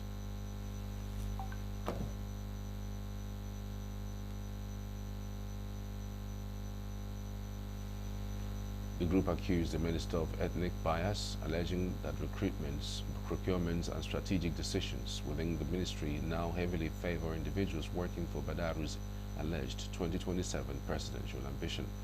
The group called on President Bola Tinubu to urgently restructure the country's defense architecture, beginning with Badaru's removal, to show Nigerians that national interest comes before personal loyalty. Nigerian army troops under Operation Hadinkai neutralized 5 Boko Haram fighters during a declarance operation in the Ladin Butu axis of Sambisa Forest. The operation forms part of the ongoing recalibrated offensive aimed at rooting out terrorist groups from their last strongholds. Ladin Butu, located deep in Sambisa Forest, has long served as a strategic transit and logistic hub for insurgents due to its access to water and concealment advantages.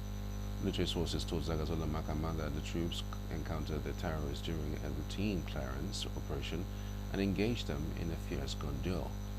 At the end of the firefights, 5 insurgents were confirmed killed, while several others fled the scene with varying degrees of gunshot wounds. He said this latest success reinforces the Nigerian military's renewed momentum and aggressive posture in dismantling terrorist networks operating in the northeast.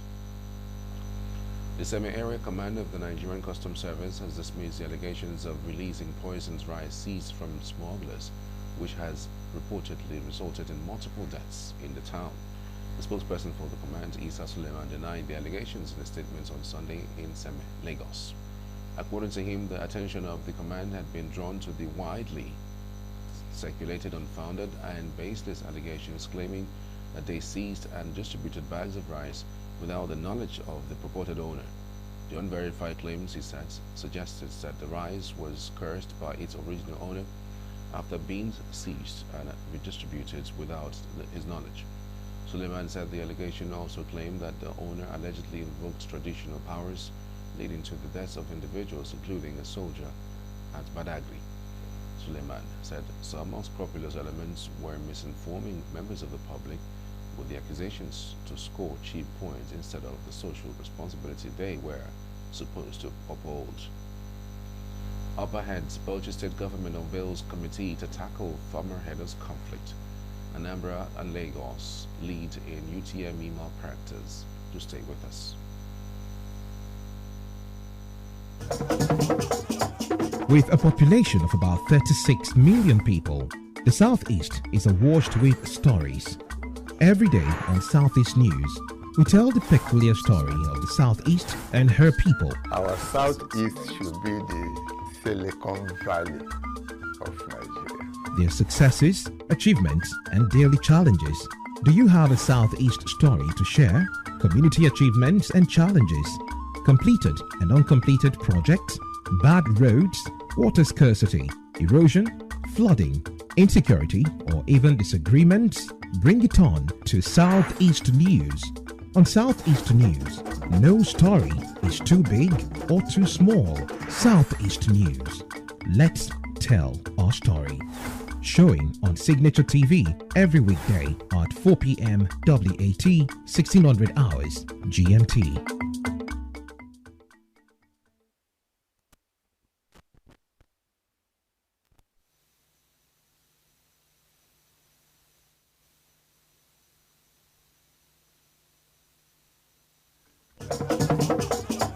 With a population of about 36 million people, the Southeast is awash with stories.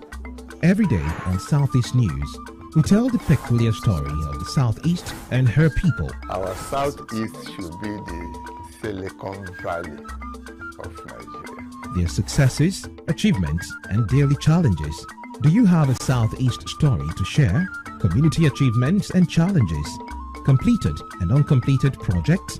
Bad roads, water scarcity, erosion, flooding, insecurity, or even disagreements? Bring it on to Southeast News. On Southeast News, no story is too big or too small. Southeast News. Let's tell our story.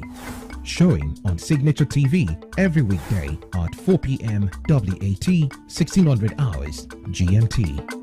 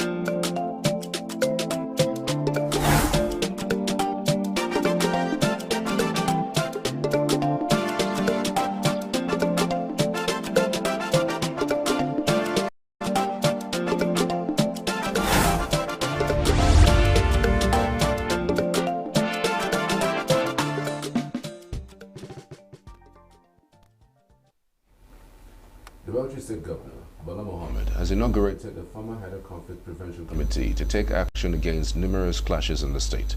Speaking at the inauguration held at the Bauchi State Ministry for Local Government and Chieftaincy Affairs, Bala noted that Bauchi and other parts of the country in Nigeria have been facing the challenges of farmers' headers crisis that claim the lives and property of many innocent lives.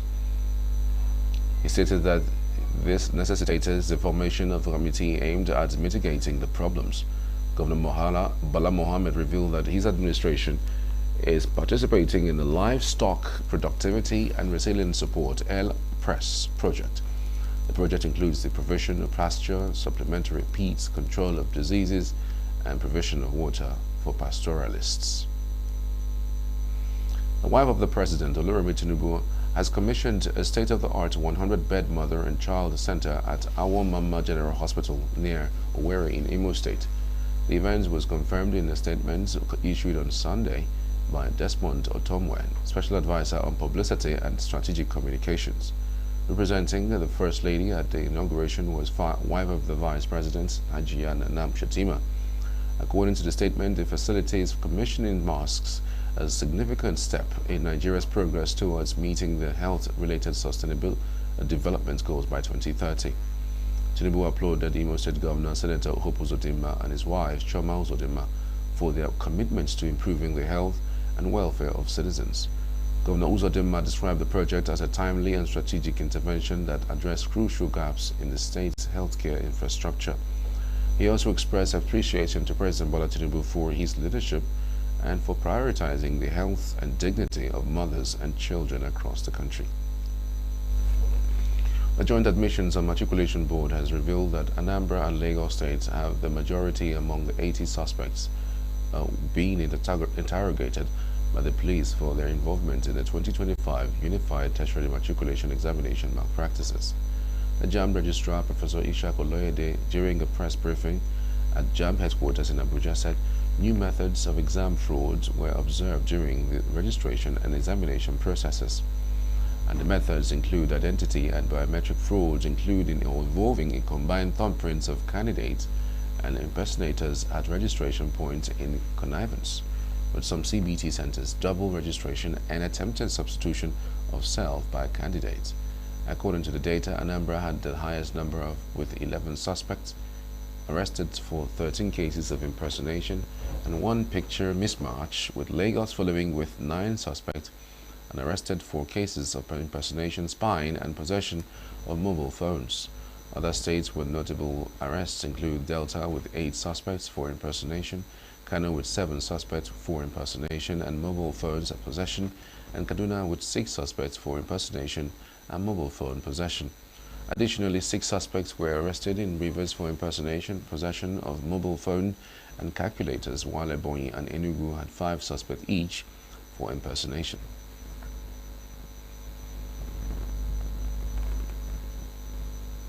Kano State Governor Abba Kabir Yusuf has declared his intention to lead the state's delegation to the 2025 Hajj in Saudi Arabia, assuring a spiritually enriching and well-organized experience for all pilgrims. The announcement was made during a Hajj orientation exercise in Kano, where Governor Yusuf described the pilgrimage as a profound religious obligation that demands dignity, discipline, and devotion far beyond a mere physical journey. The governor revealed a range of support initiatives designed to assist pilgrims from their departure in Nigeria through to their stay in the Holy Land. Governor Yusuf called on pilgrims to uphold discipline and moral conduct, stressing that they are ambassadors of Kano State. The Minister of Aviation and Aerospace Development, Festus Keyamo, says that Nigeria's airports are below international standards, while hinting at the expansion of Old Murtala Mohammed International Airport. Keyamo admitted while quoting a commendation tweet by a Nigerian in diaspora, Dipo Awojide, who hailed the improved passenger experience and recent improvements at the MMIA in Lagos. The UK-based Nigerian tweeted that his recent experience at the airport is the easiest it has been for him in 15 years. While acknowledging the visible improvements, and also said that there are some cultural issues to tackle, but acknowledged the significant improvements by the federal government. Keyamo noted that the situation is being managed, but barely, and revealed that the old MMIA terminal, built in 1977 for 200,000 passengers annually, now handles 3 million passengers at the airport, and activities such as major ports in Lagos and Warri actively received cargoes on Friday. 5 tankers delivered over 194,000 metric tons of petroleum and crude cargo as forex rates exceed 1,640 to the US dollars, and marketers face competitive pricing pressure. Earlier reports alleged disputes between oil marketers and the Dangote refinery over pricing. Following a statement by Dangote and some cabals, who are major marketers and traders, were fighting against the survival of the $20 billion refinery, the executive secretary of the Depot and Petroleum Products Marketers Association of Nigeria, Olufemi Adewale, said marketers only want to keep their businesses running by importing fuel. Adewale dismissed allegations of a cabal in the sector, but admitted the existence of vested interests among private depot owners, who he said have invested billions of naira over the years to keep fuel flowing to Nigerians. He argued that private depot owners continue to bear the bulk of the fuel distribution burden across the country. The development was after the Nigerian National Petroleum Company Limited and Dangote refineries pledged to deepen collaboration aimed at ensuring Nigeria's energy security and advancing shared prosperity for Nigerians. Still to come, U.S. President hails substantial progress in trade talks with China. Pakistani holds rallies to celebrate ceasefire and praise military bravery. These and more after the break. Stay with us. We are local. We are right now with the wife of the man that was... Why the main market is in chaos. People are... We are national. Those in support of this motion as amended, say aye. Aye.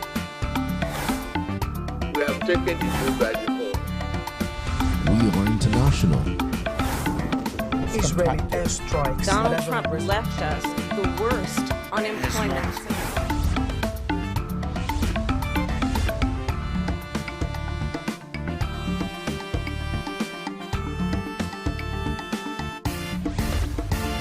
Signature TV, news in your pocket. Welcome back. A group of 49 white South Africans departs from OR Tambo International Airport in Johannesburg, marking the first wave of relocations under the U.S. President Donald Trump's refugee program. South Africa's Transport Department spokesperson said the group will fly into Washington Dulles International Airport in Virginia and then on to Texas. The U.S. State Department, which administers the resettlement of South Africans whom the Trump administration granted refugee status, did not immediately respond to a request for comment. Trump kicked off a wide-ranging immigration crackdown after taking office in January, including an indefinite suspension of refugee resettlement. In a related executive order, the Republican president said the U.S. would only admit refugees who can fully and appropriately assimilate. In interviews with U.S. immigration officers, white South Africans seeking refugee status have highlighted troubles with land disputes, crime, and perceived racism. The South African government has criticized the Trump efforts, saying it fails to recognize the country's history of colonialism and apartheid. The application. The flight is coming from Texas via Dakar and then to OR Tambo. At 8 o'clock they take off Dakar and then they go to Washington Dulles Airport in Washington DC and then to Texas again.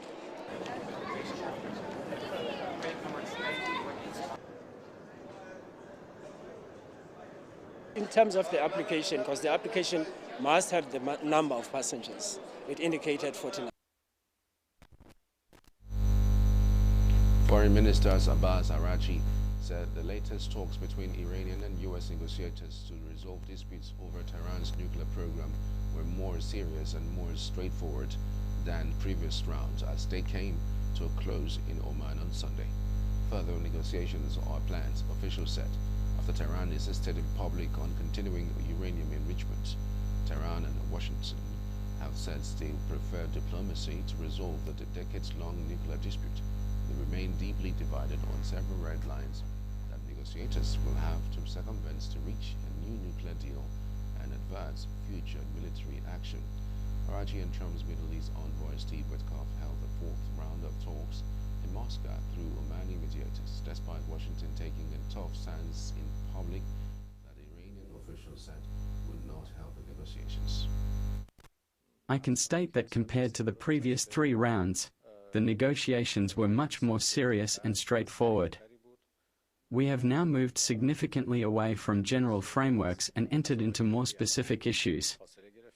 We can now say that both sides have a better understanding of each other's positions.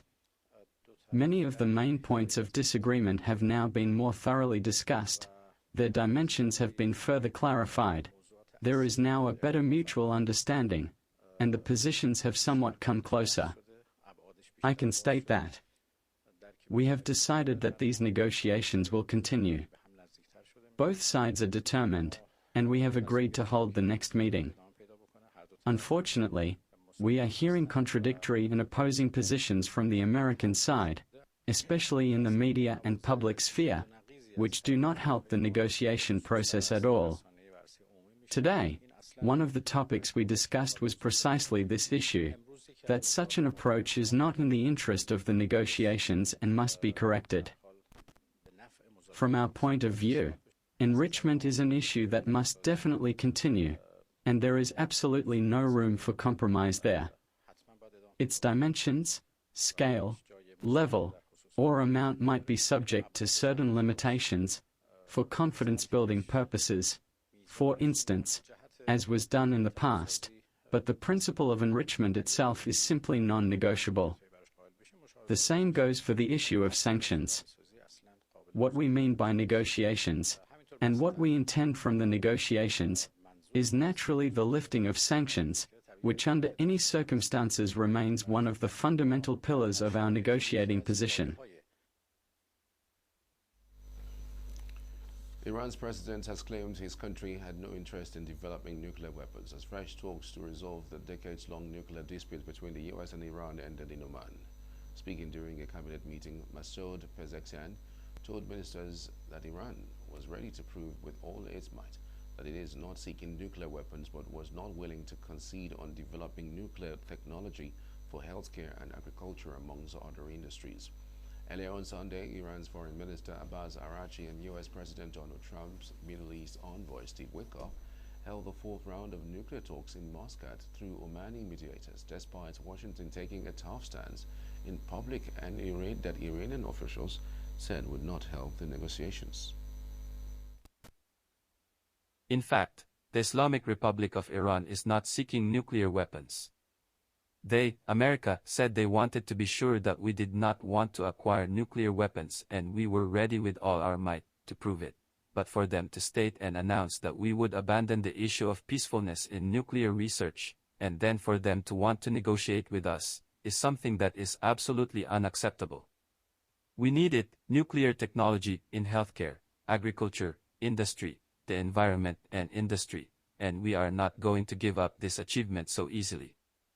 There are some who think that we are in a weak state, they are saying things in the media and so on. In my opinion, we are in complete unity, coherence and strength due to the consensus, empathy and support in the country. Iran will not back down from its rights in the face of pressure. We do not run away from dialogue, but there is no doubt in our belief that we are not seeking nuclear weapons and mass destruction, and this is based on the fatwa of the Supreme Leader. But we will not stop our scientific research and studies, and our efforts in relation to peaceful nuclear work. In no way is the Islamic Republic seeking unrest in the region, it is Israel that is creating unrest in the region. The world should know that we are a country that is seeking peace and security in the region. Israeli Prime Minister Benjamin Netanyahu and German Foreign Minister Johann Wadpol met in Jerusalem on Sunday. The German Foreign Minister had earlier said that the conflict in Gaza cannot be solved by military means, and a political solution must be found to end the war permanently. He said Germany would do whatever it takes to guarantee Israel's security, but this did not mean that his country cannot criticize Israel's actions, although this must not lead to anti-Semitism. During his first trip to the region since taking office last week, Wadpol also met with his counterparts Gideon Sa'ar and Prime Minister of the Palestinian Authority Mohammed Mustafa. Hamas attacks on October 7, 2023 killed 1,200 people and 251 were taken hostage back to Gaza, according to Israel. Israel's campaign has killed more than 52,000 Palestinians, mostly civilians, according to the Hamas-run health authorities. I'm pleased to welcome here the Foreign Minister of Germany. We've had excellent relations and we'll continue them in this conversation. We've already begun. We have a lot of common interests, a lot of common values, and a lot of common challenges. And I'm sure, Mr. Minister, that as we proceed, we'll make our partnership even stronger. So welcome. Thank you so much, Prime Minister, for having me. Thank you. And of course, my delegation. It's a privilege to be here on the 60th anniversary of diplomacy relations between our countries. Great to be here.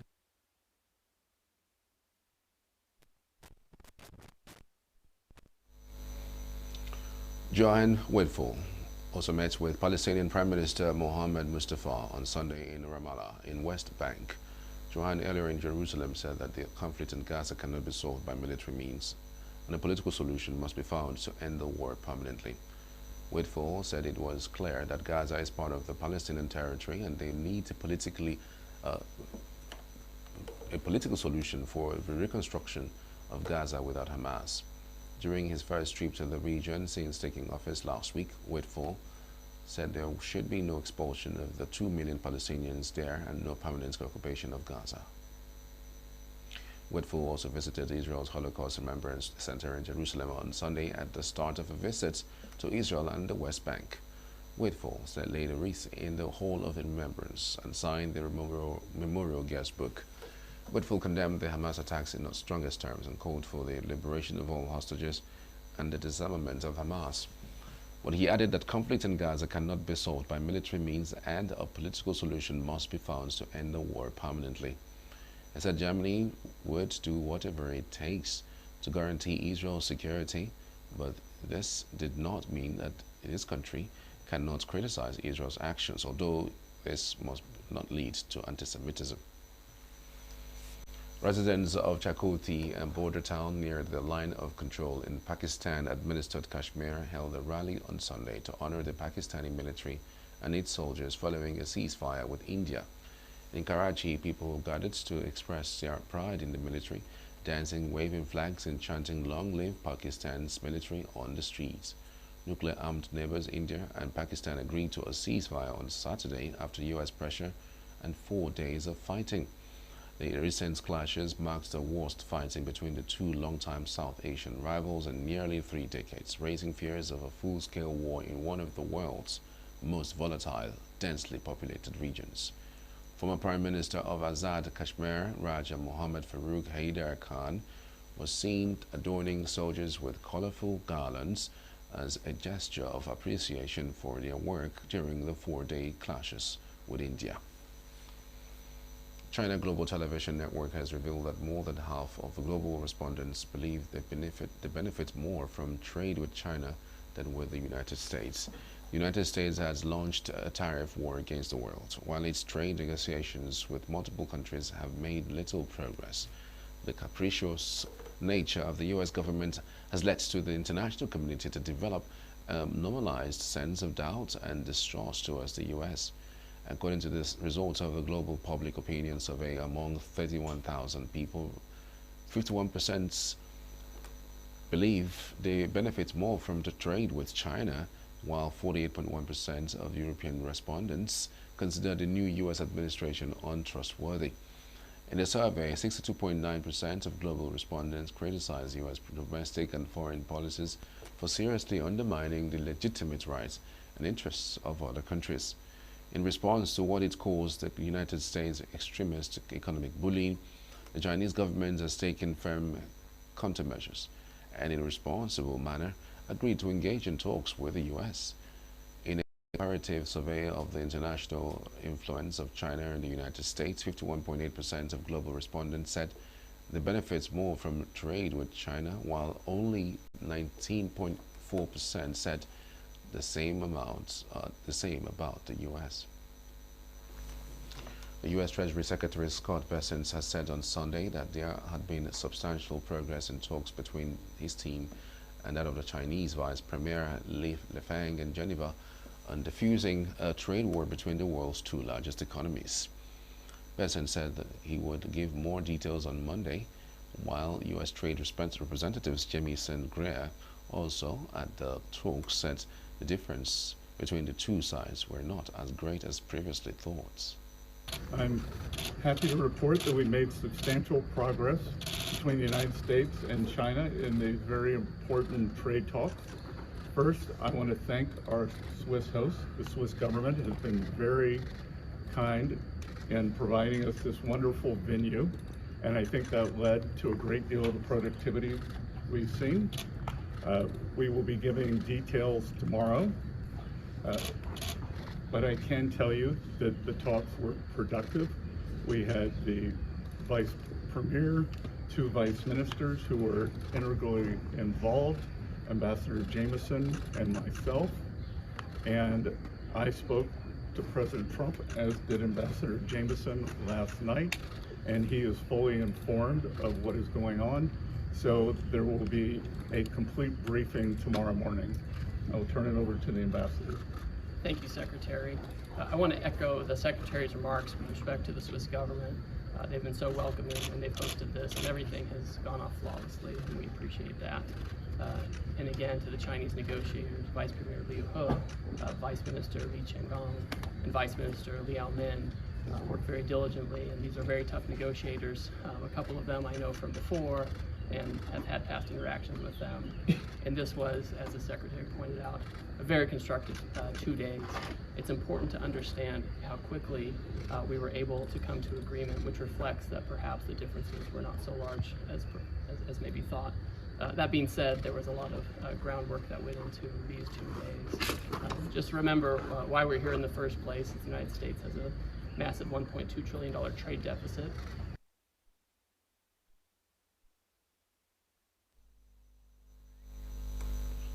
China's Vice Premier He Feng has said on Sunday that trade talks between the United States and Switzerland had been candid, in-depth, and constructive.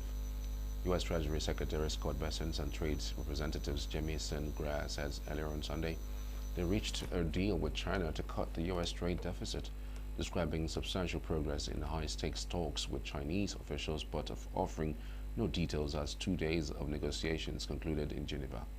Trump followed with a 34% reciprocal duty on Chinese imports in April, and subsequent rounds pushed the rates into triple digits, bringing nearly $600 billion in two-way trade to a standstill.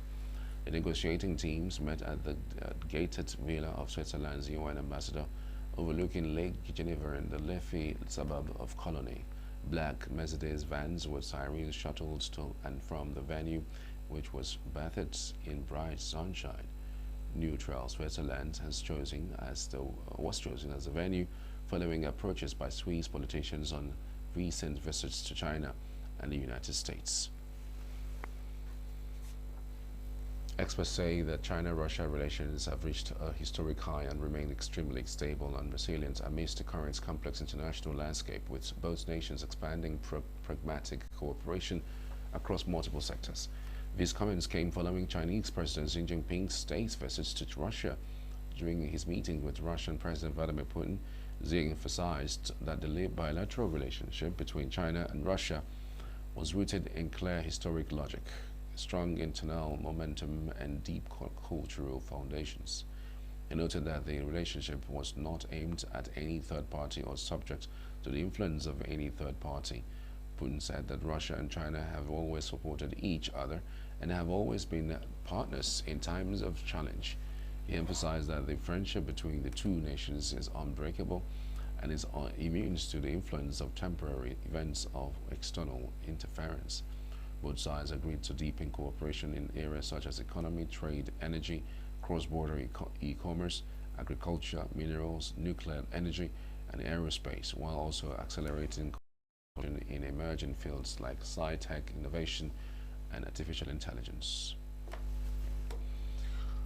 President Volodymyr Zelensky has said that Ukraine's proposal of a ceasefire starting on Monday remained on the table and that Kyiv was still waiting for a response from Russia. Speaking in the evening's address, he said Ukrainian forces would be ready to respond systematically if Russian troops violated the ceasefire. Zelensky also said they will be in Turkey on May 15th for talks proposed by Russian President Vladimir Putin in a nighttime television address. Zelensky's suggestions of a meeting with Putin capped a dramatic 48 hours in which European leaders joined Zelensky in demanding a 30-day ceasefire from Monday, only for Putin to make a counter-proposal to instead hold the first direct Ukraine-Russia talks since the early months of the 2022 invasion. There was a lot of diplomatic work today, both ours with partners and communication between partners in our support. Starting from tomorrow, we expect a ceasefire. The proposal for this is on the table.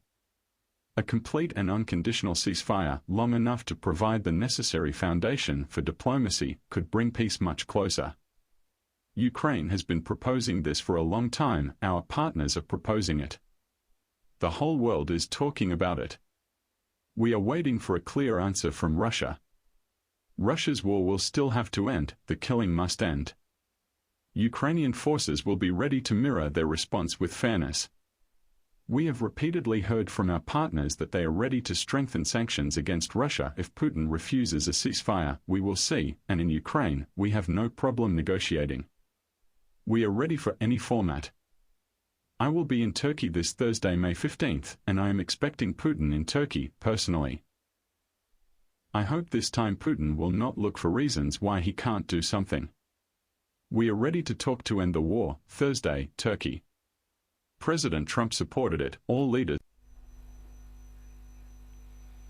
After fending off attacks during a 3-day weekend ceasefire declared by Russia, some Ukrainian soldiers fighting near the front line on Sunday had advised for their president, Volodymyr Zelensky, don't talk to Moscow until Russian troops withdraw. Russian President Vladimir Putin proposed direct talks with Russia in a televised statement from the Kremlin just over an hour after his ceasefire ended. Ukrainian President Volodymyr Zelensky responded guardedly, saying Kyiv was willing to talk, but only after Moscow agreed to an unconditional 30-day ceasefire from Monday. Preparing drones to observe Russian troops' movements as the ceasefire was ending, the commander of the drone unit in Ukraine's National Guard, using the call sign Chepa, said talks could only start with a full Russian withdrawal to Ukraine's borders when the country won independence in 1991. Karim Benzema bagged a brace on Sunday as Saudi Pro League leaders Al Ittihad moved closer to a second title in 3 years with a 3-0 win at home to Al Fayha in Jeddah. The former Ballon d'Or winner opened the scoring in the 24th minute, beating Al Fayha's Panamanan goalkeeper Orlando Mosquera as his near post. Benzema put the finished touch on a quick 1-2 with Saudi winger Abdurrahman Al-Boud 10 minutes later.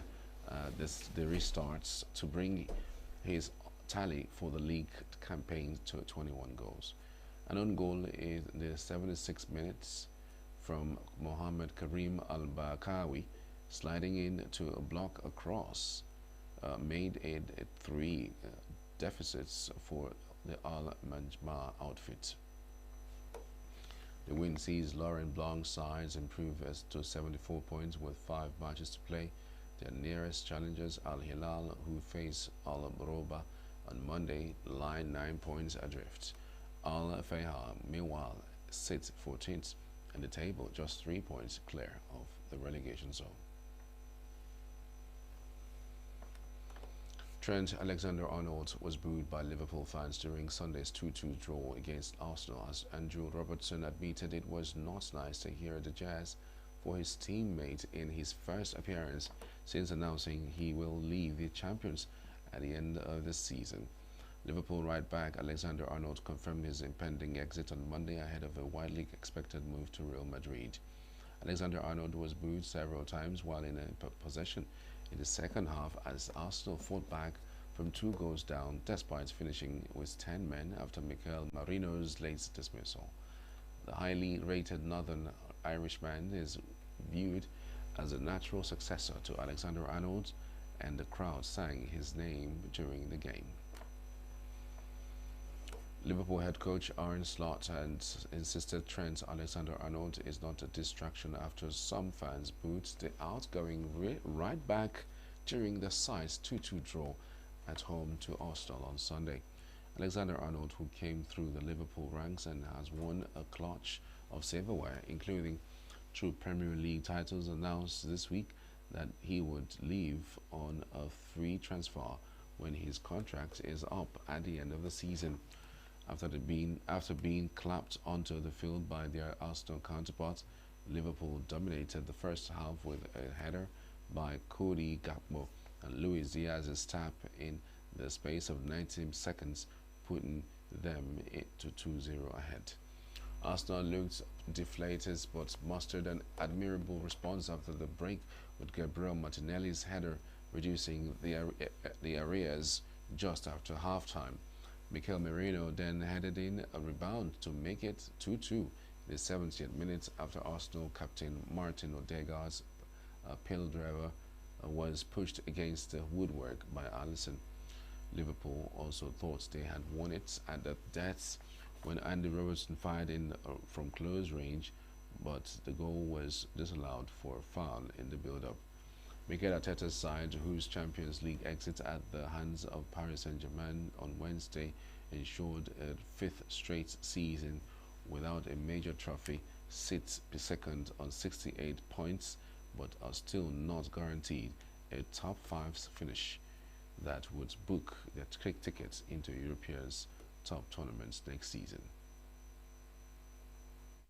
And a few of them clapped, and the only thing I can say about it is that I owe it to the players and to the club and to the staff, for everyone that works so hard for us to win a game of football, to try to do that. And if we are after 70 minutes 2-2, Connor can't continue, and I have a world-class fullback on the bench, I bring him in, and I think it's a big compliment for him, because you can understand how mixed the emotions were in his head probably as well. That you bring in a performance like that tells you why everybody thinks he's a world-class fullback, because with him we were quite close to winning this game. I didn't feel any distraction. That was something I have to give him credit for, but also the team. I think in the last 15 to 20 minutes were the best 15 to 20 minutes of the second half, but that wasn't that difficult after the first 20. I don't think there's any possibility, whatever can happen, that can take the edge of us winning this league, the 20th league title. I was here 2 weeks ago, and there's nothing. Yeah, maybe there can happen a few things, but those things will be much worse than what we are talking about. That can take the edge of us winning the league title. But then we have to think of things that I don't want to think about. Shai Gilgeous-Alexander scored 25 points to lead the Oklahoma City Thunder past the Denver Nuggets 92-87 in Game 4 on Sunday, tying the Western Conference semifinals at 2-2. The Thunder erased an 8-point deficit in the fourth quarter with a 14-3 run, regaining control and home court advantage ahead of Game 5 on Tuesday in Oklahoma City. Despite Nikola Jokic's 27 points and 13 rebounds, Denver couldn't capitalize late. Jamal Murray and Christian Branch each added 17 points, while Aaron Gordon had 15 points and 16 boards. Oklahoma City got key contributions from role players, including 11 points each from Aaron Wingers and Carson Wallace, and strong rebounding from Isaiah Hartenstein and Chet Holmgren. Both teams struggled offensively early, combining for just 25 first quarter points, the lowest in the playoff opening frame since 2022. Denver surged in the third, and OKC's defense tightened in the fourth to seal the win? Yeah, great first quarter defense. Both teams, I mean, obviously the shooting was cold for both teams, but I thought we were really on it. It kind of lost our way defensively, especially in the third, but did a great job of course correcting to start the fourth. You know, that group to start the fourth was huge to give us a lead, and then the defense down the stretch was really, really good. They shot half their points were free throws in the first half, so the field goal defense was really, really good. And like I said, we lost our way a little bit in the third quarter, and then we got it back. You know, we really, really stacked stops, made them earn everything, especially down the stretch. You know, really, really good job on that end. The series has thrown so many random things at us, things that like are unexpected, are like out of the norm, and I think we've done a really good job of just like accepting where we are and not fraying from who we are and who we've been all season, and I think that's why we got a W tonight and are able to even the series. We've done a really good job of just like not wavering from our identity. I mean, it's a little bit of everything, you know. They're playing really good defense on me. They're really into my body, handsy, physical. And I think I missed like 2-3 open looks tonight. So it's a little bit of everything, you know. They're shrinking the ball. They're shrinking the floor for me. They're having guy behind the defender. So it's a little bit of everything, you know. So it's I need to do a better job, of course, but it's part of the game.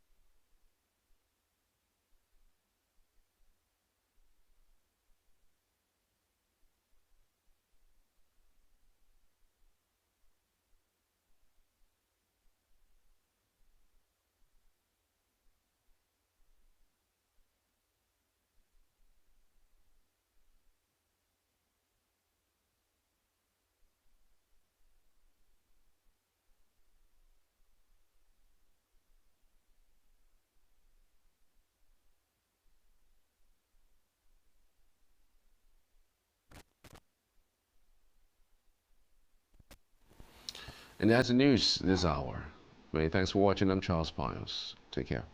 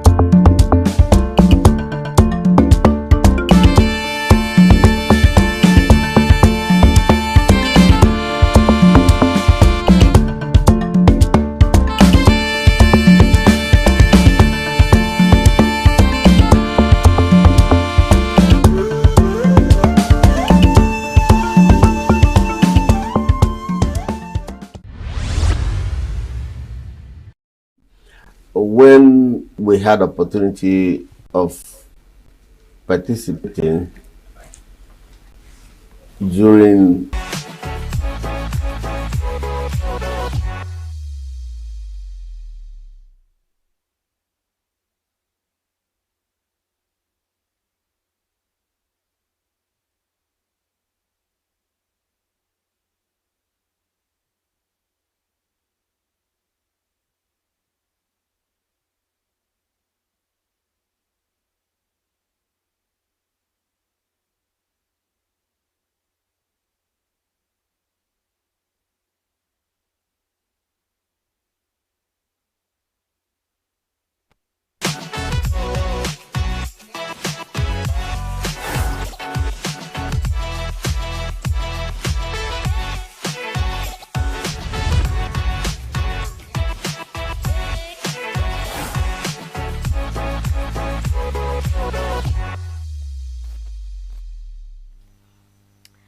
Welcome to the 12th of May 2025. It's a new week and, of course, another Monday.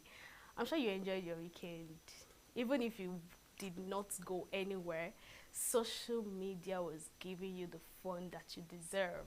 You know, you were in the spirit with some of the things that happened during the weekend.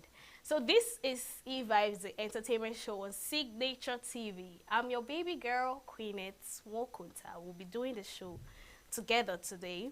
I have two very, very interesting guests that I'll be having a conversation with. One person will be having a conversation with him prior to the highlights of what happened during the AMVCA. And the second guest is a scriptwriter. We'll be having a conversation with him concerning script writing, behind the scene and behind the script. But before that, we'll do a run through of some stories that trended during the weekend, or even this morning. So let's delve into those stories. Veteran Nigerian music producer and executive Olumide Ogunede, popularly known as ID Kabasa, has publicly challenged claims made by Senegalese American Henry. In a recent interview with American talk show host Sherry Shepherd, Akon positioned himself as a major influence in the global emergence of Afrobeats, Empire Meets Entertainment, EME, which later entered into a partnership with Akon's Convict Music.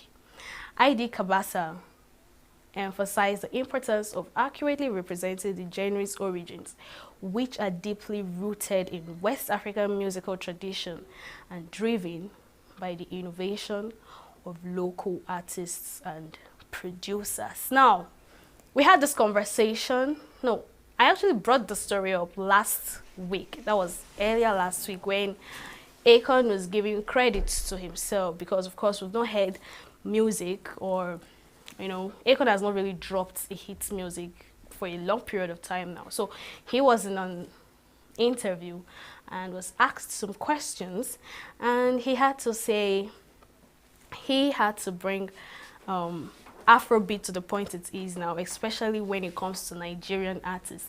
And he made mention of Banky W, Wizkid, and the likes. So ID came out to clarify the fact that you can't say that it was because of you that Afrobeat got to the level it is. Because even before you started collaborating with some of these artists like P-Square and the likes, Nigerian music was already going global because we had the likes of Two-Face, Timaya, Banky W, Nice, name them, so many, numerous to mention. So I think his problem is you taking the glory. He had to pinpoint the fact that you just collaborated with them.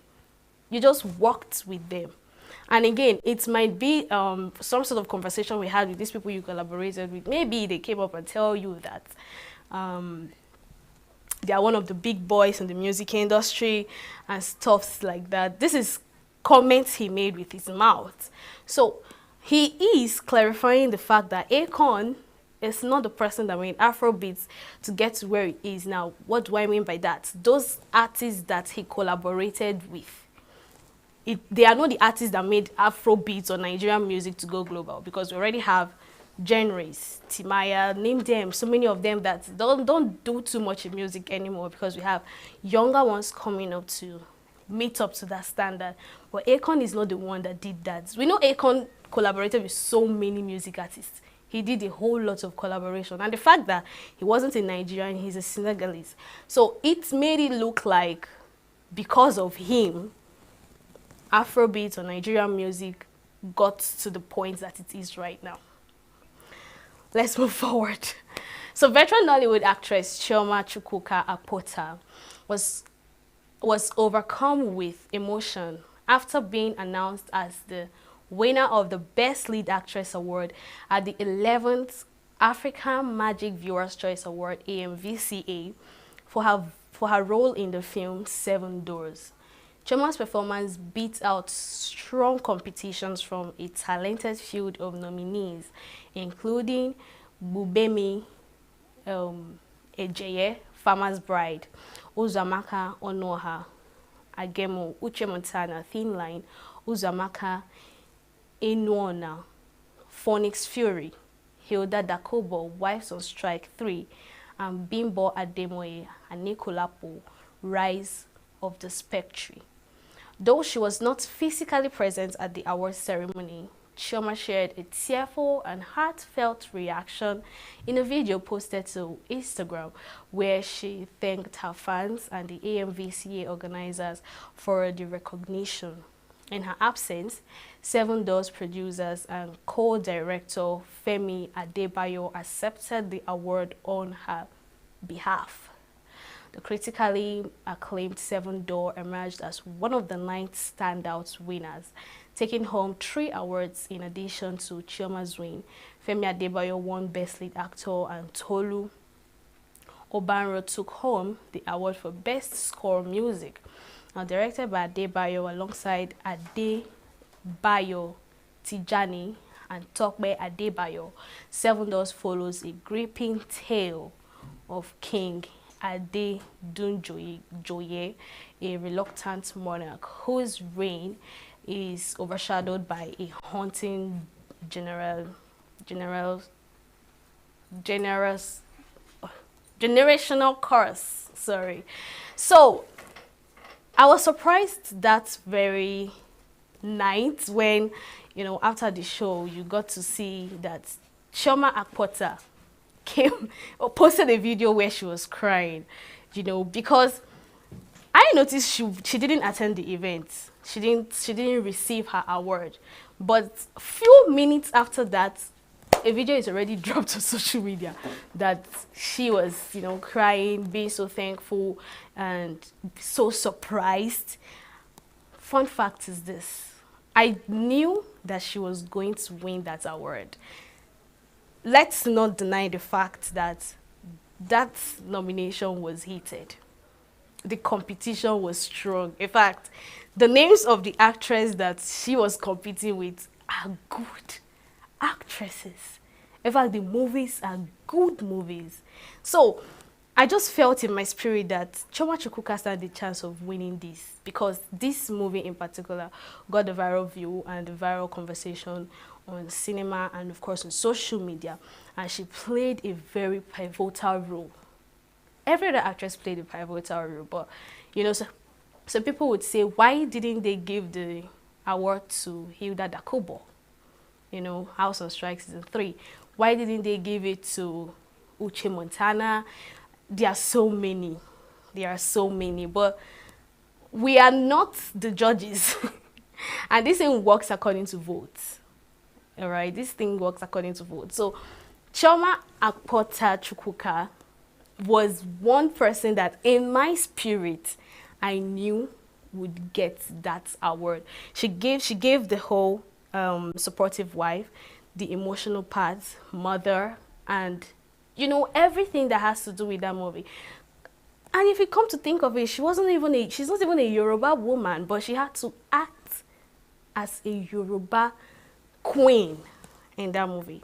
I don't want to start going into details about that particular movie because I'm sure most of us have seen it. But I'm giving this analysis because most people would say the award would have been given to somebody else and not her. But let's give flowers to who flowers is due.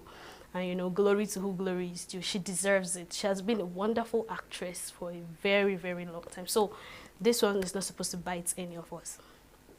Let's move over to the foreign scene. Now, documenting the war in Gaza, photos taken by Palestine photojournalists were displayed in an exhibition in the Cairo as part of Cairo Photo Week.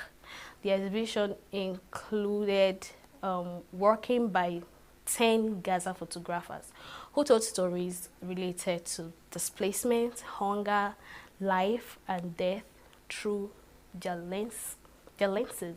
The participating photographers are all recipients of the 2024 round of the Photo Humanity Grant, and their work will be included in a photo book and displayed in exhibitions around the world. The Photo Humanity Grant aims to support photographers to use their profession to highlight different aspects of human life and foster empathy, understanding, and awareness among people, according to its website. This exhibition is part of the 4th edition of Cairo Photo Week, which runs in downtown Cairo from May 8th to May 18th. The Israel-Hamas war began on October 7, 2023, when Hamas killed 1,200 people and took 251 hostage, according to Israeli tallies. Israel's campaign has killed more than 52,000 Palestinians, mostly civilians, according to Hamas-run health authorities, and reduced much of Gaza to ruins. Let's take a look at that.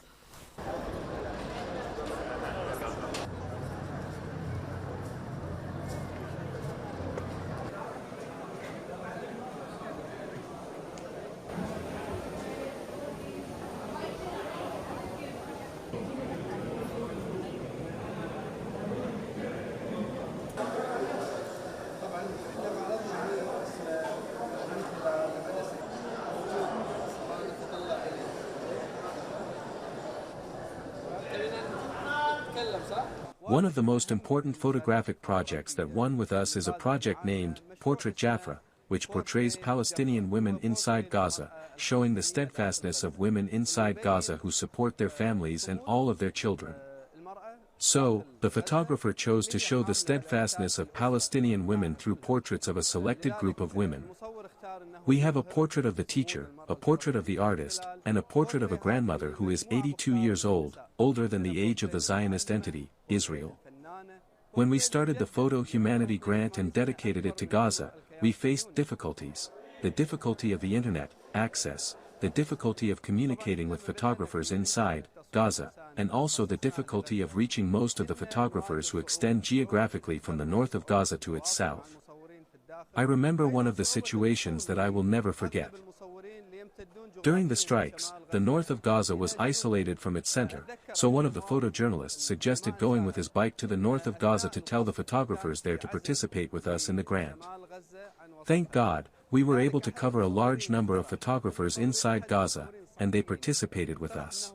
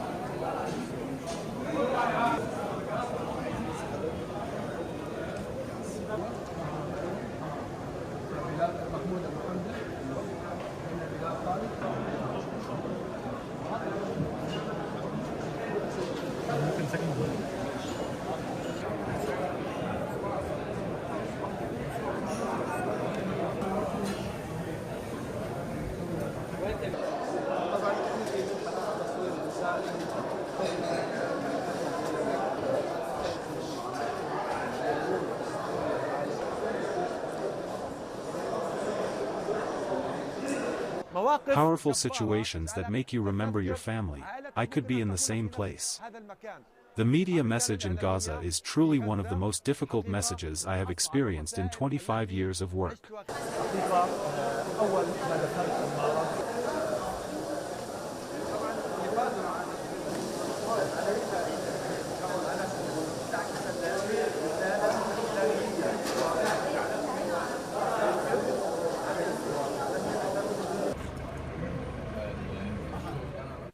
All right, that's all I have for you in the news segment this hour. We're going to a very, very short break, and I will reveal my first guest to you.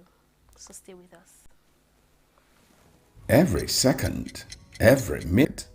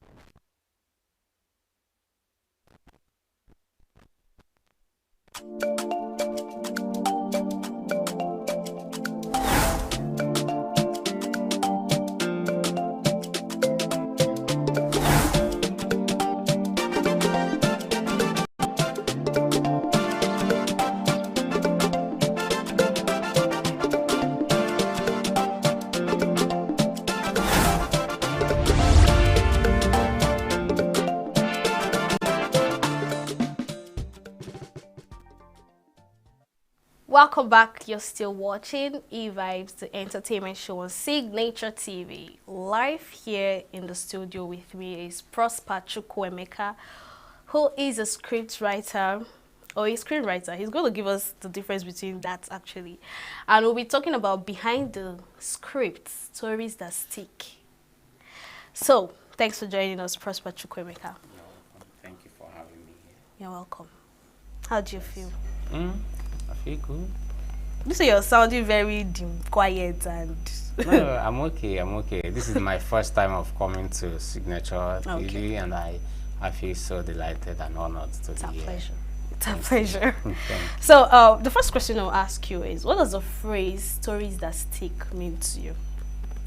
All right. When you talk about a story that sticks, you know, if you are conversant with home movies, there are films you will watch.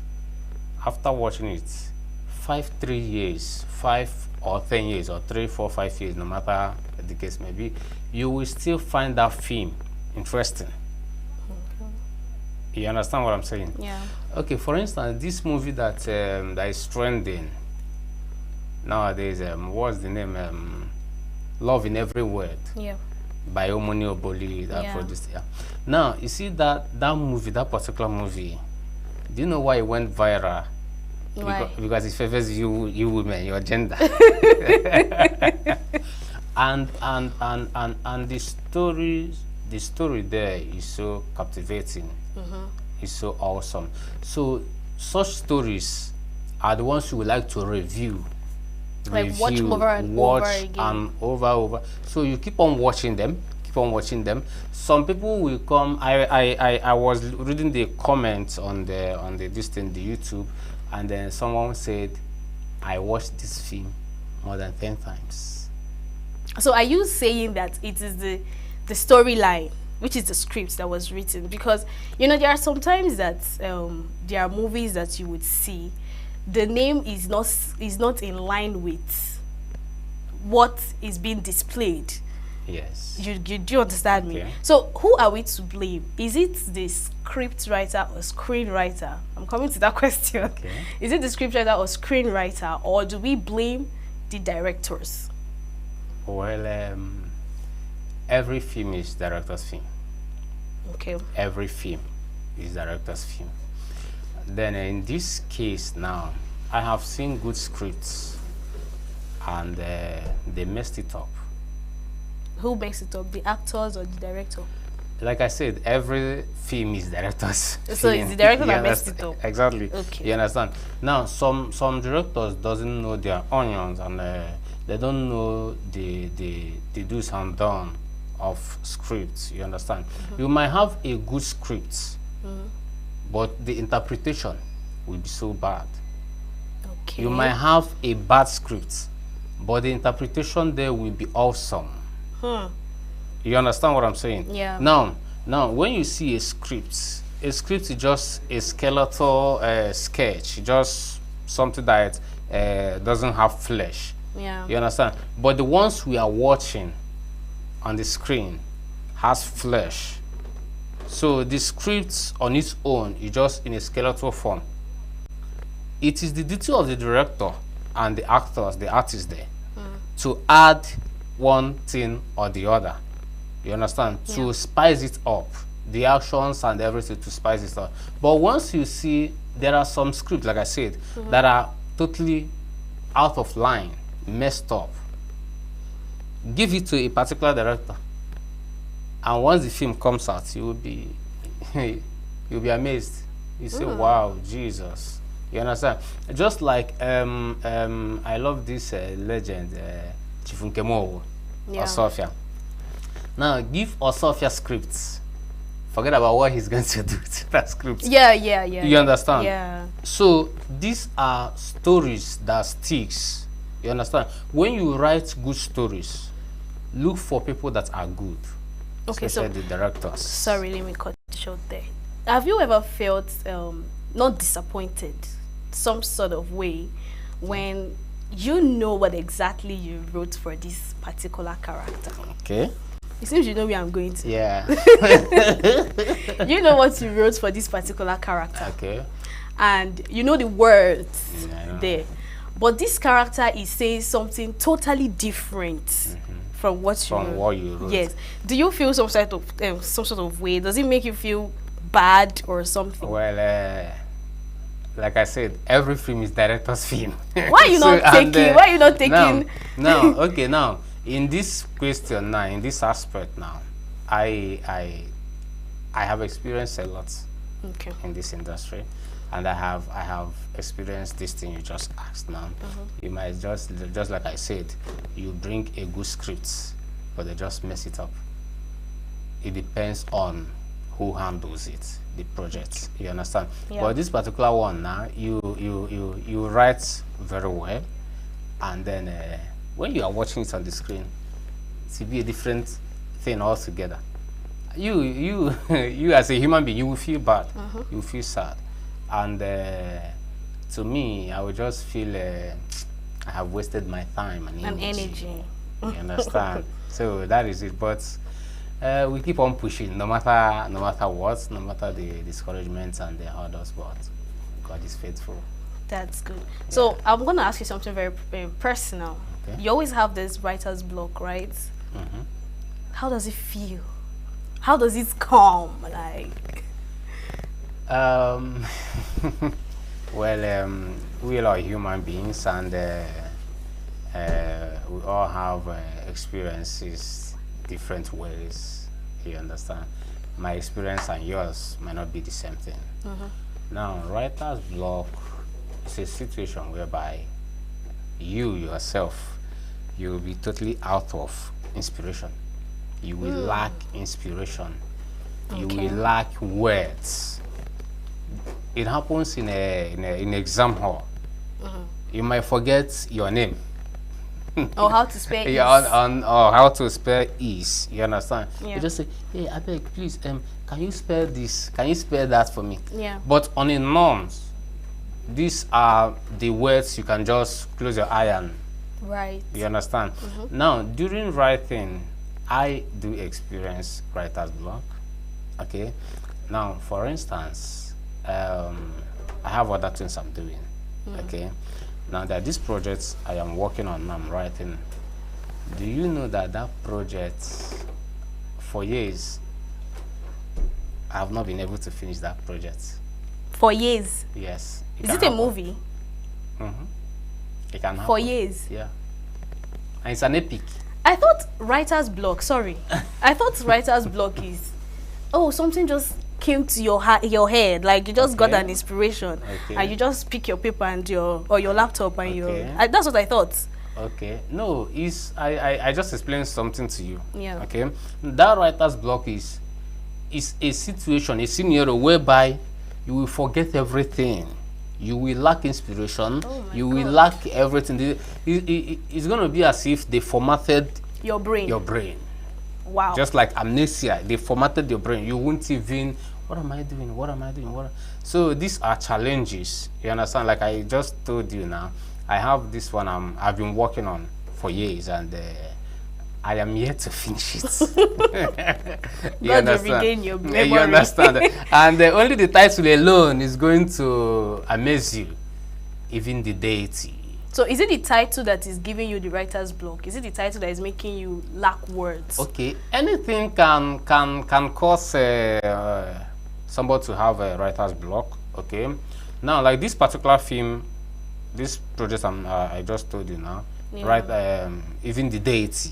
Now that even the deity, see, most films that sticks, go and check behind the scene what the writers passed through. Yeah. You understand what I'm saying? Now, that my project that I'm still working on, even the date, only the name alone, will tell you that this is not an ordinary. It happens to me, especially when I want to expose some things. Okay. You understand? Spiritually, it happens. Okay. My laptop spoiled for years till now. I've not been able to repair that laptop. So that means it's your laptop that is stopping it. You understand? Yeah. No, it's not my laptop. Okay. It's the writer's block. Whenever I want to, I'll just forget everything. Before you know it, okay, hey, I remember something. Before you know it, one thing or the other will happen. You understand? So writer's block can occur for moments, just a couple of minutes, or even years. Okay. It will take you years, moments, months, minutes. So it depends. But it depends on the project you're working on. Who's your biggest inspiration? In the world of writing or filmmaking? Both. Both. Because you're into screenwriting, right? Yeah, okay. My inspiration, well, How come you're thinking about your inspiration? I don't want to mention names here, but please do. I love people that write very, very well. You know, I love filmmakers. There are filmmakers I love their stories and their storylines, everything. Now, like me, I'm venturing into filmmaking and everything. I love Uche Mbunabo. Are you serious? Why are you mentioning the name like you're scared? I love Uche Mbunabo. No, I'm not scared of anything. I love Uche Mbunabo. Okay. Now, I love his writers. Okay, his writers? Yes. Because he's not the one that writes, though. Yes. But at times, he'll just bring up stories, the synopsis, and then, so he's my inspiration.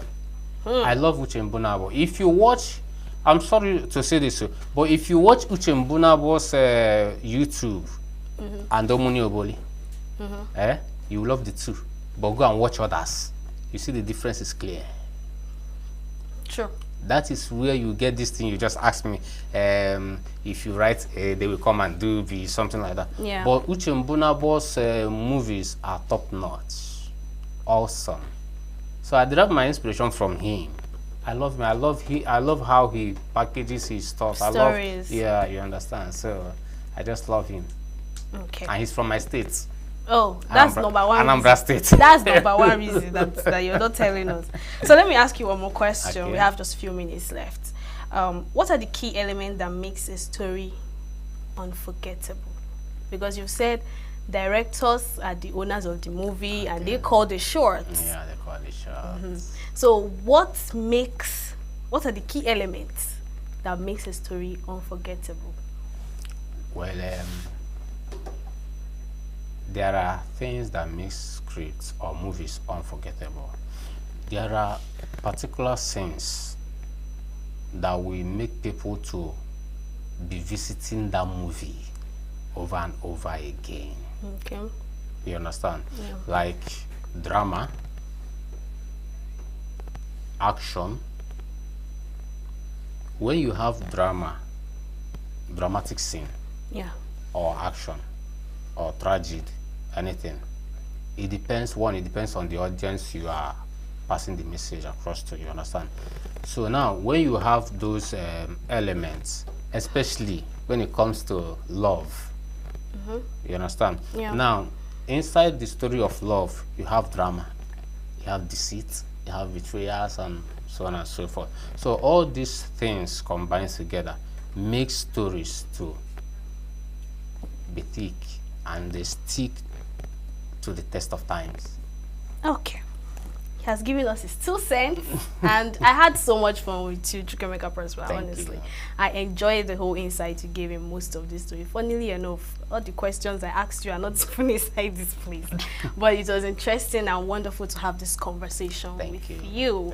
So enjoy the rest of your day. Thank you. Thank you. God bless you. Amen. We'll go on a very, very short break, and I'll review my next guest to you after that. So stay with us.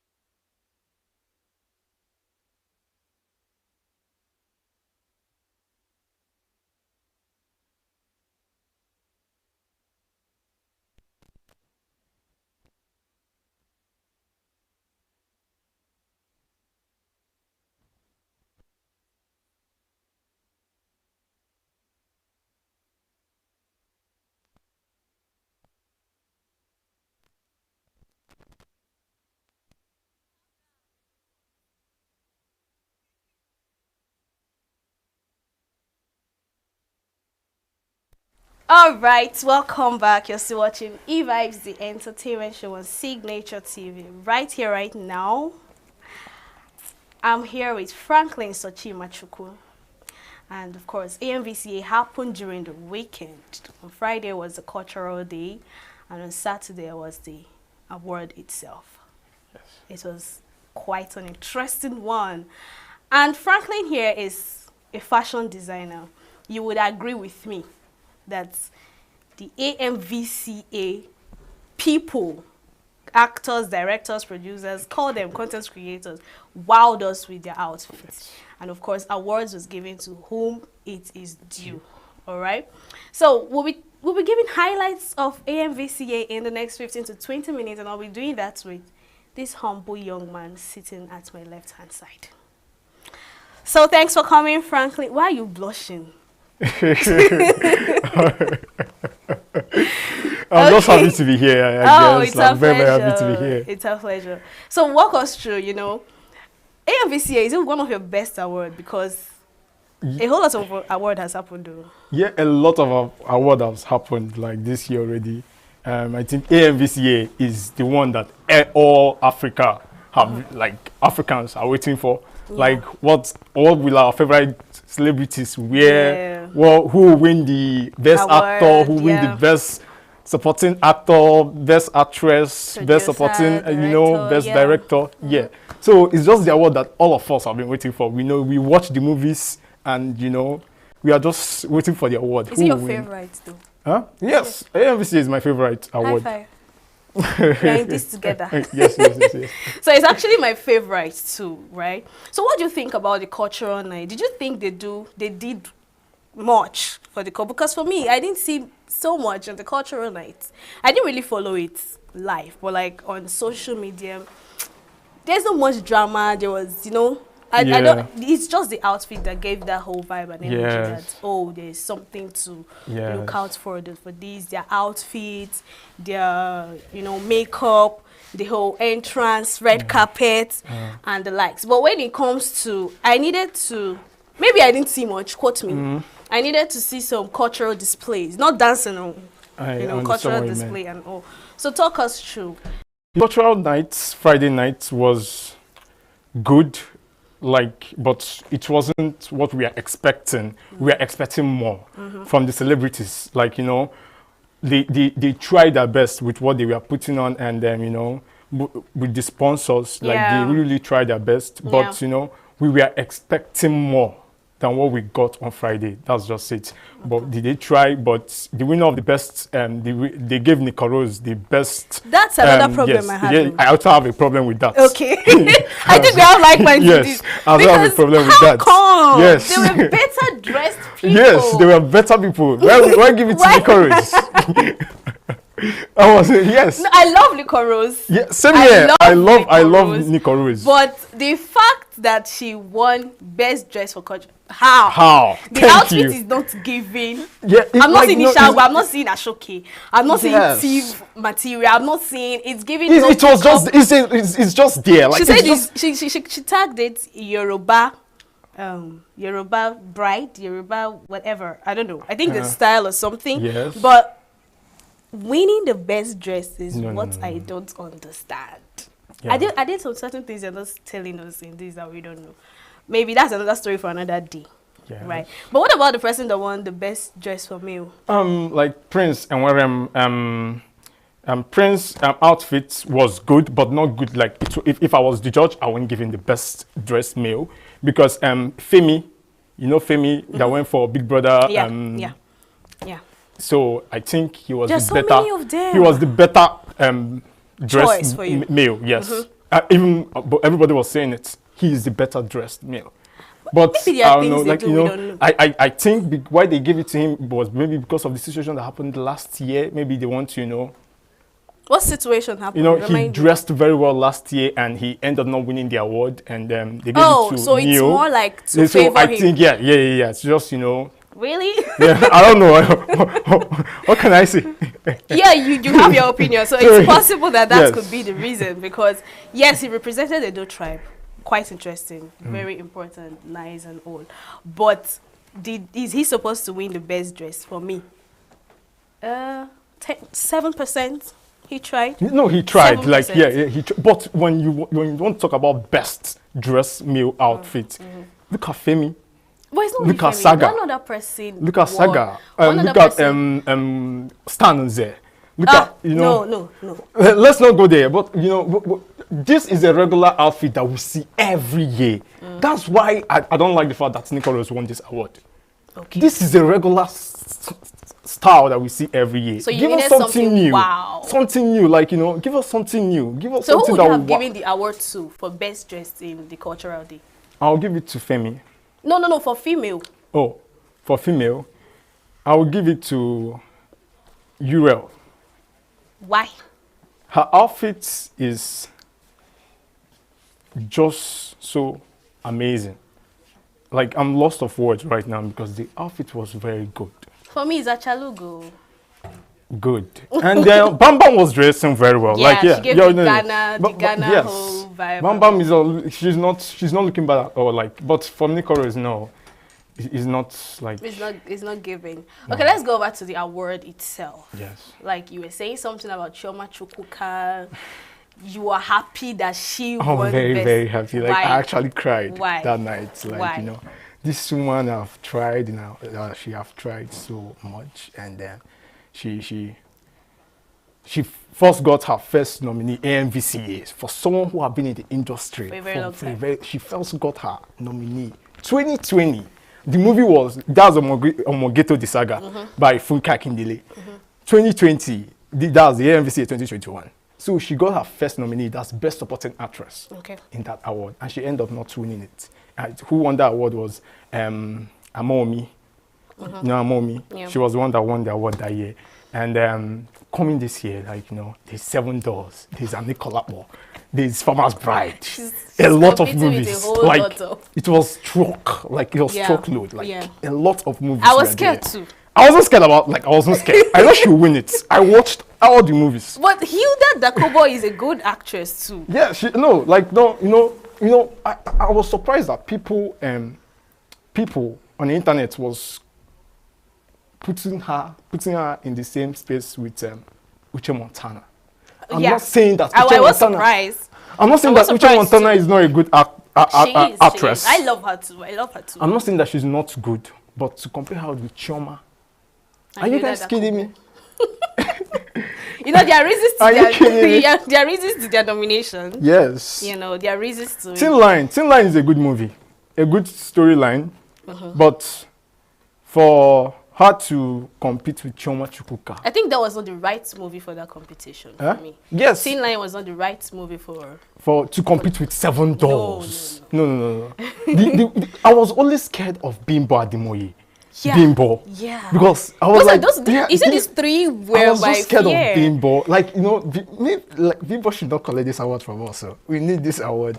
I was so scared of Bimbo, but I was so happy that Chioma Chukwuka won the award. It was that award inspired me, taught me a lot that night. What about the best actor? Best actor. I was expecting Stan. Stan is he doesn't have a match. Wait, not Stan. House of Ga. Okay. House of Ga. This man. Femi. Femi, yes. Femi acted. If you see what that man acted in House of Ga. I saw it. That man, I was like, when I wanted Femi Adebayo to win. That's 7 Doors. I was scared because I was like, Femi might win this award with that House of Ga, because that House of Ga was another gig, yeah. It was, to be sincere, Femi is a better, when you come to the acting, he was the right choice of that award. What about Zarukwe? I don't think when this award stuff, when they bring out their nominees, we have watched the movie. We have no storyline. It's not all about what you did.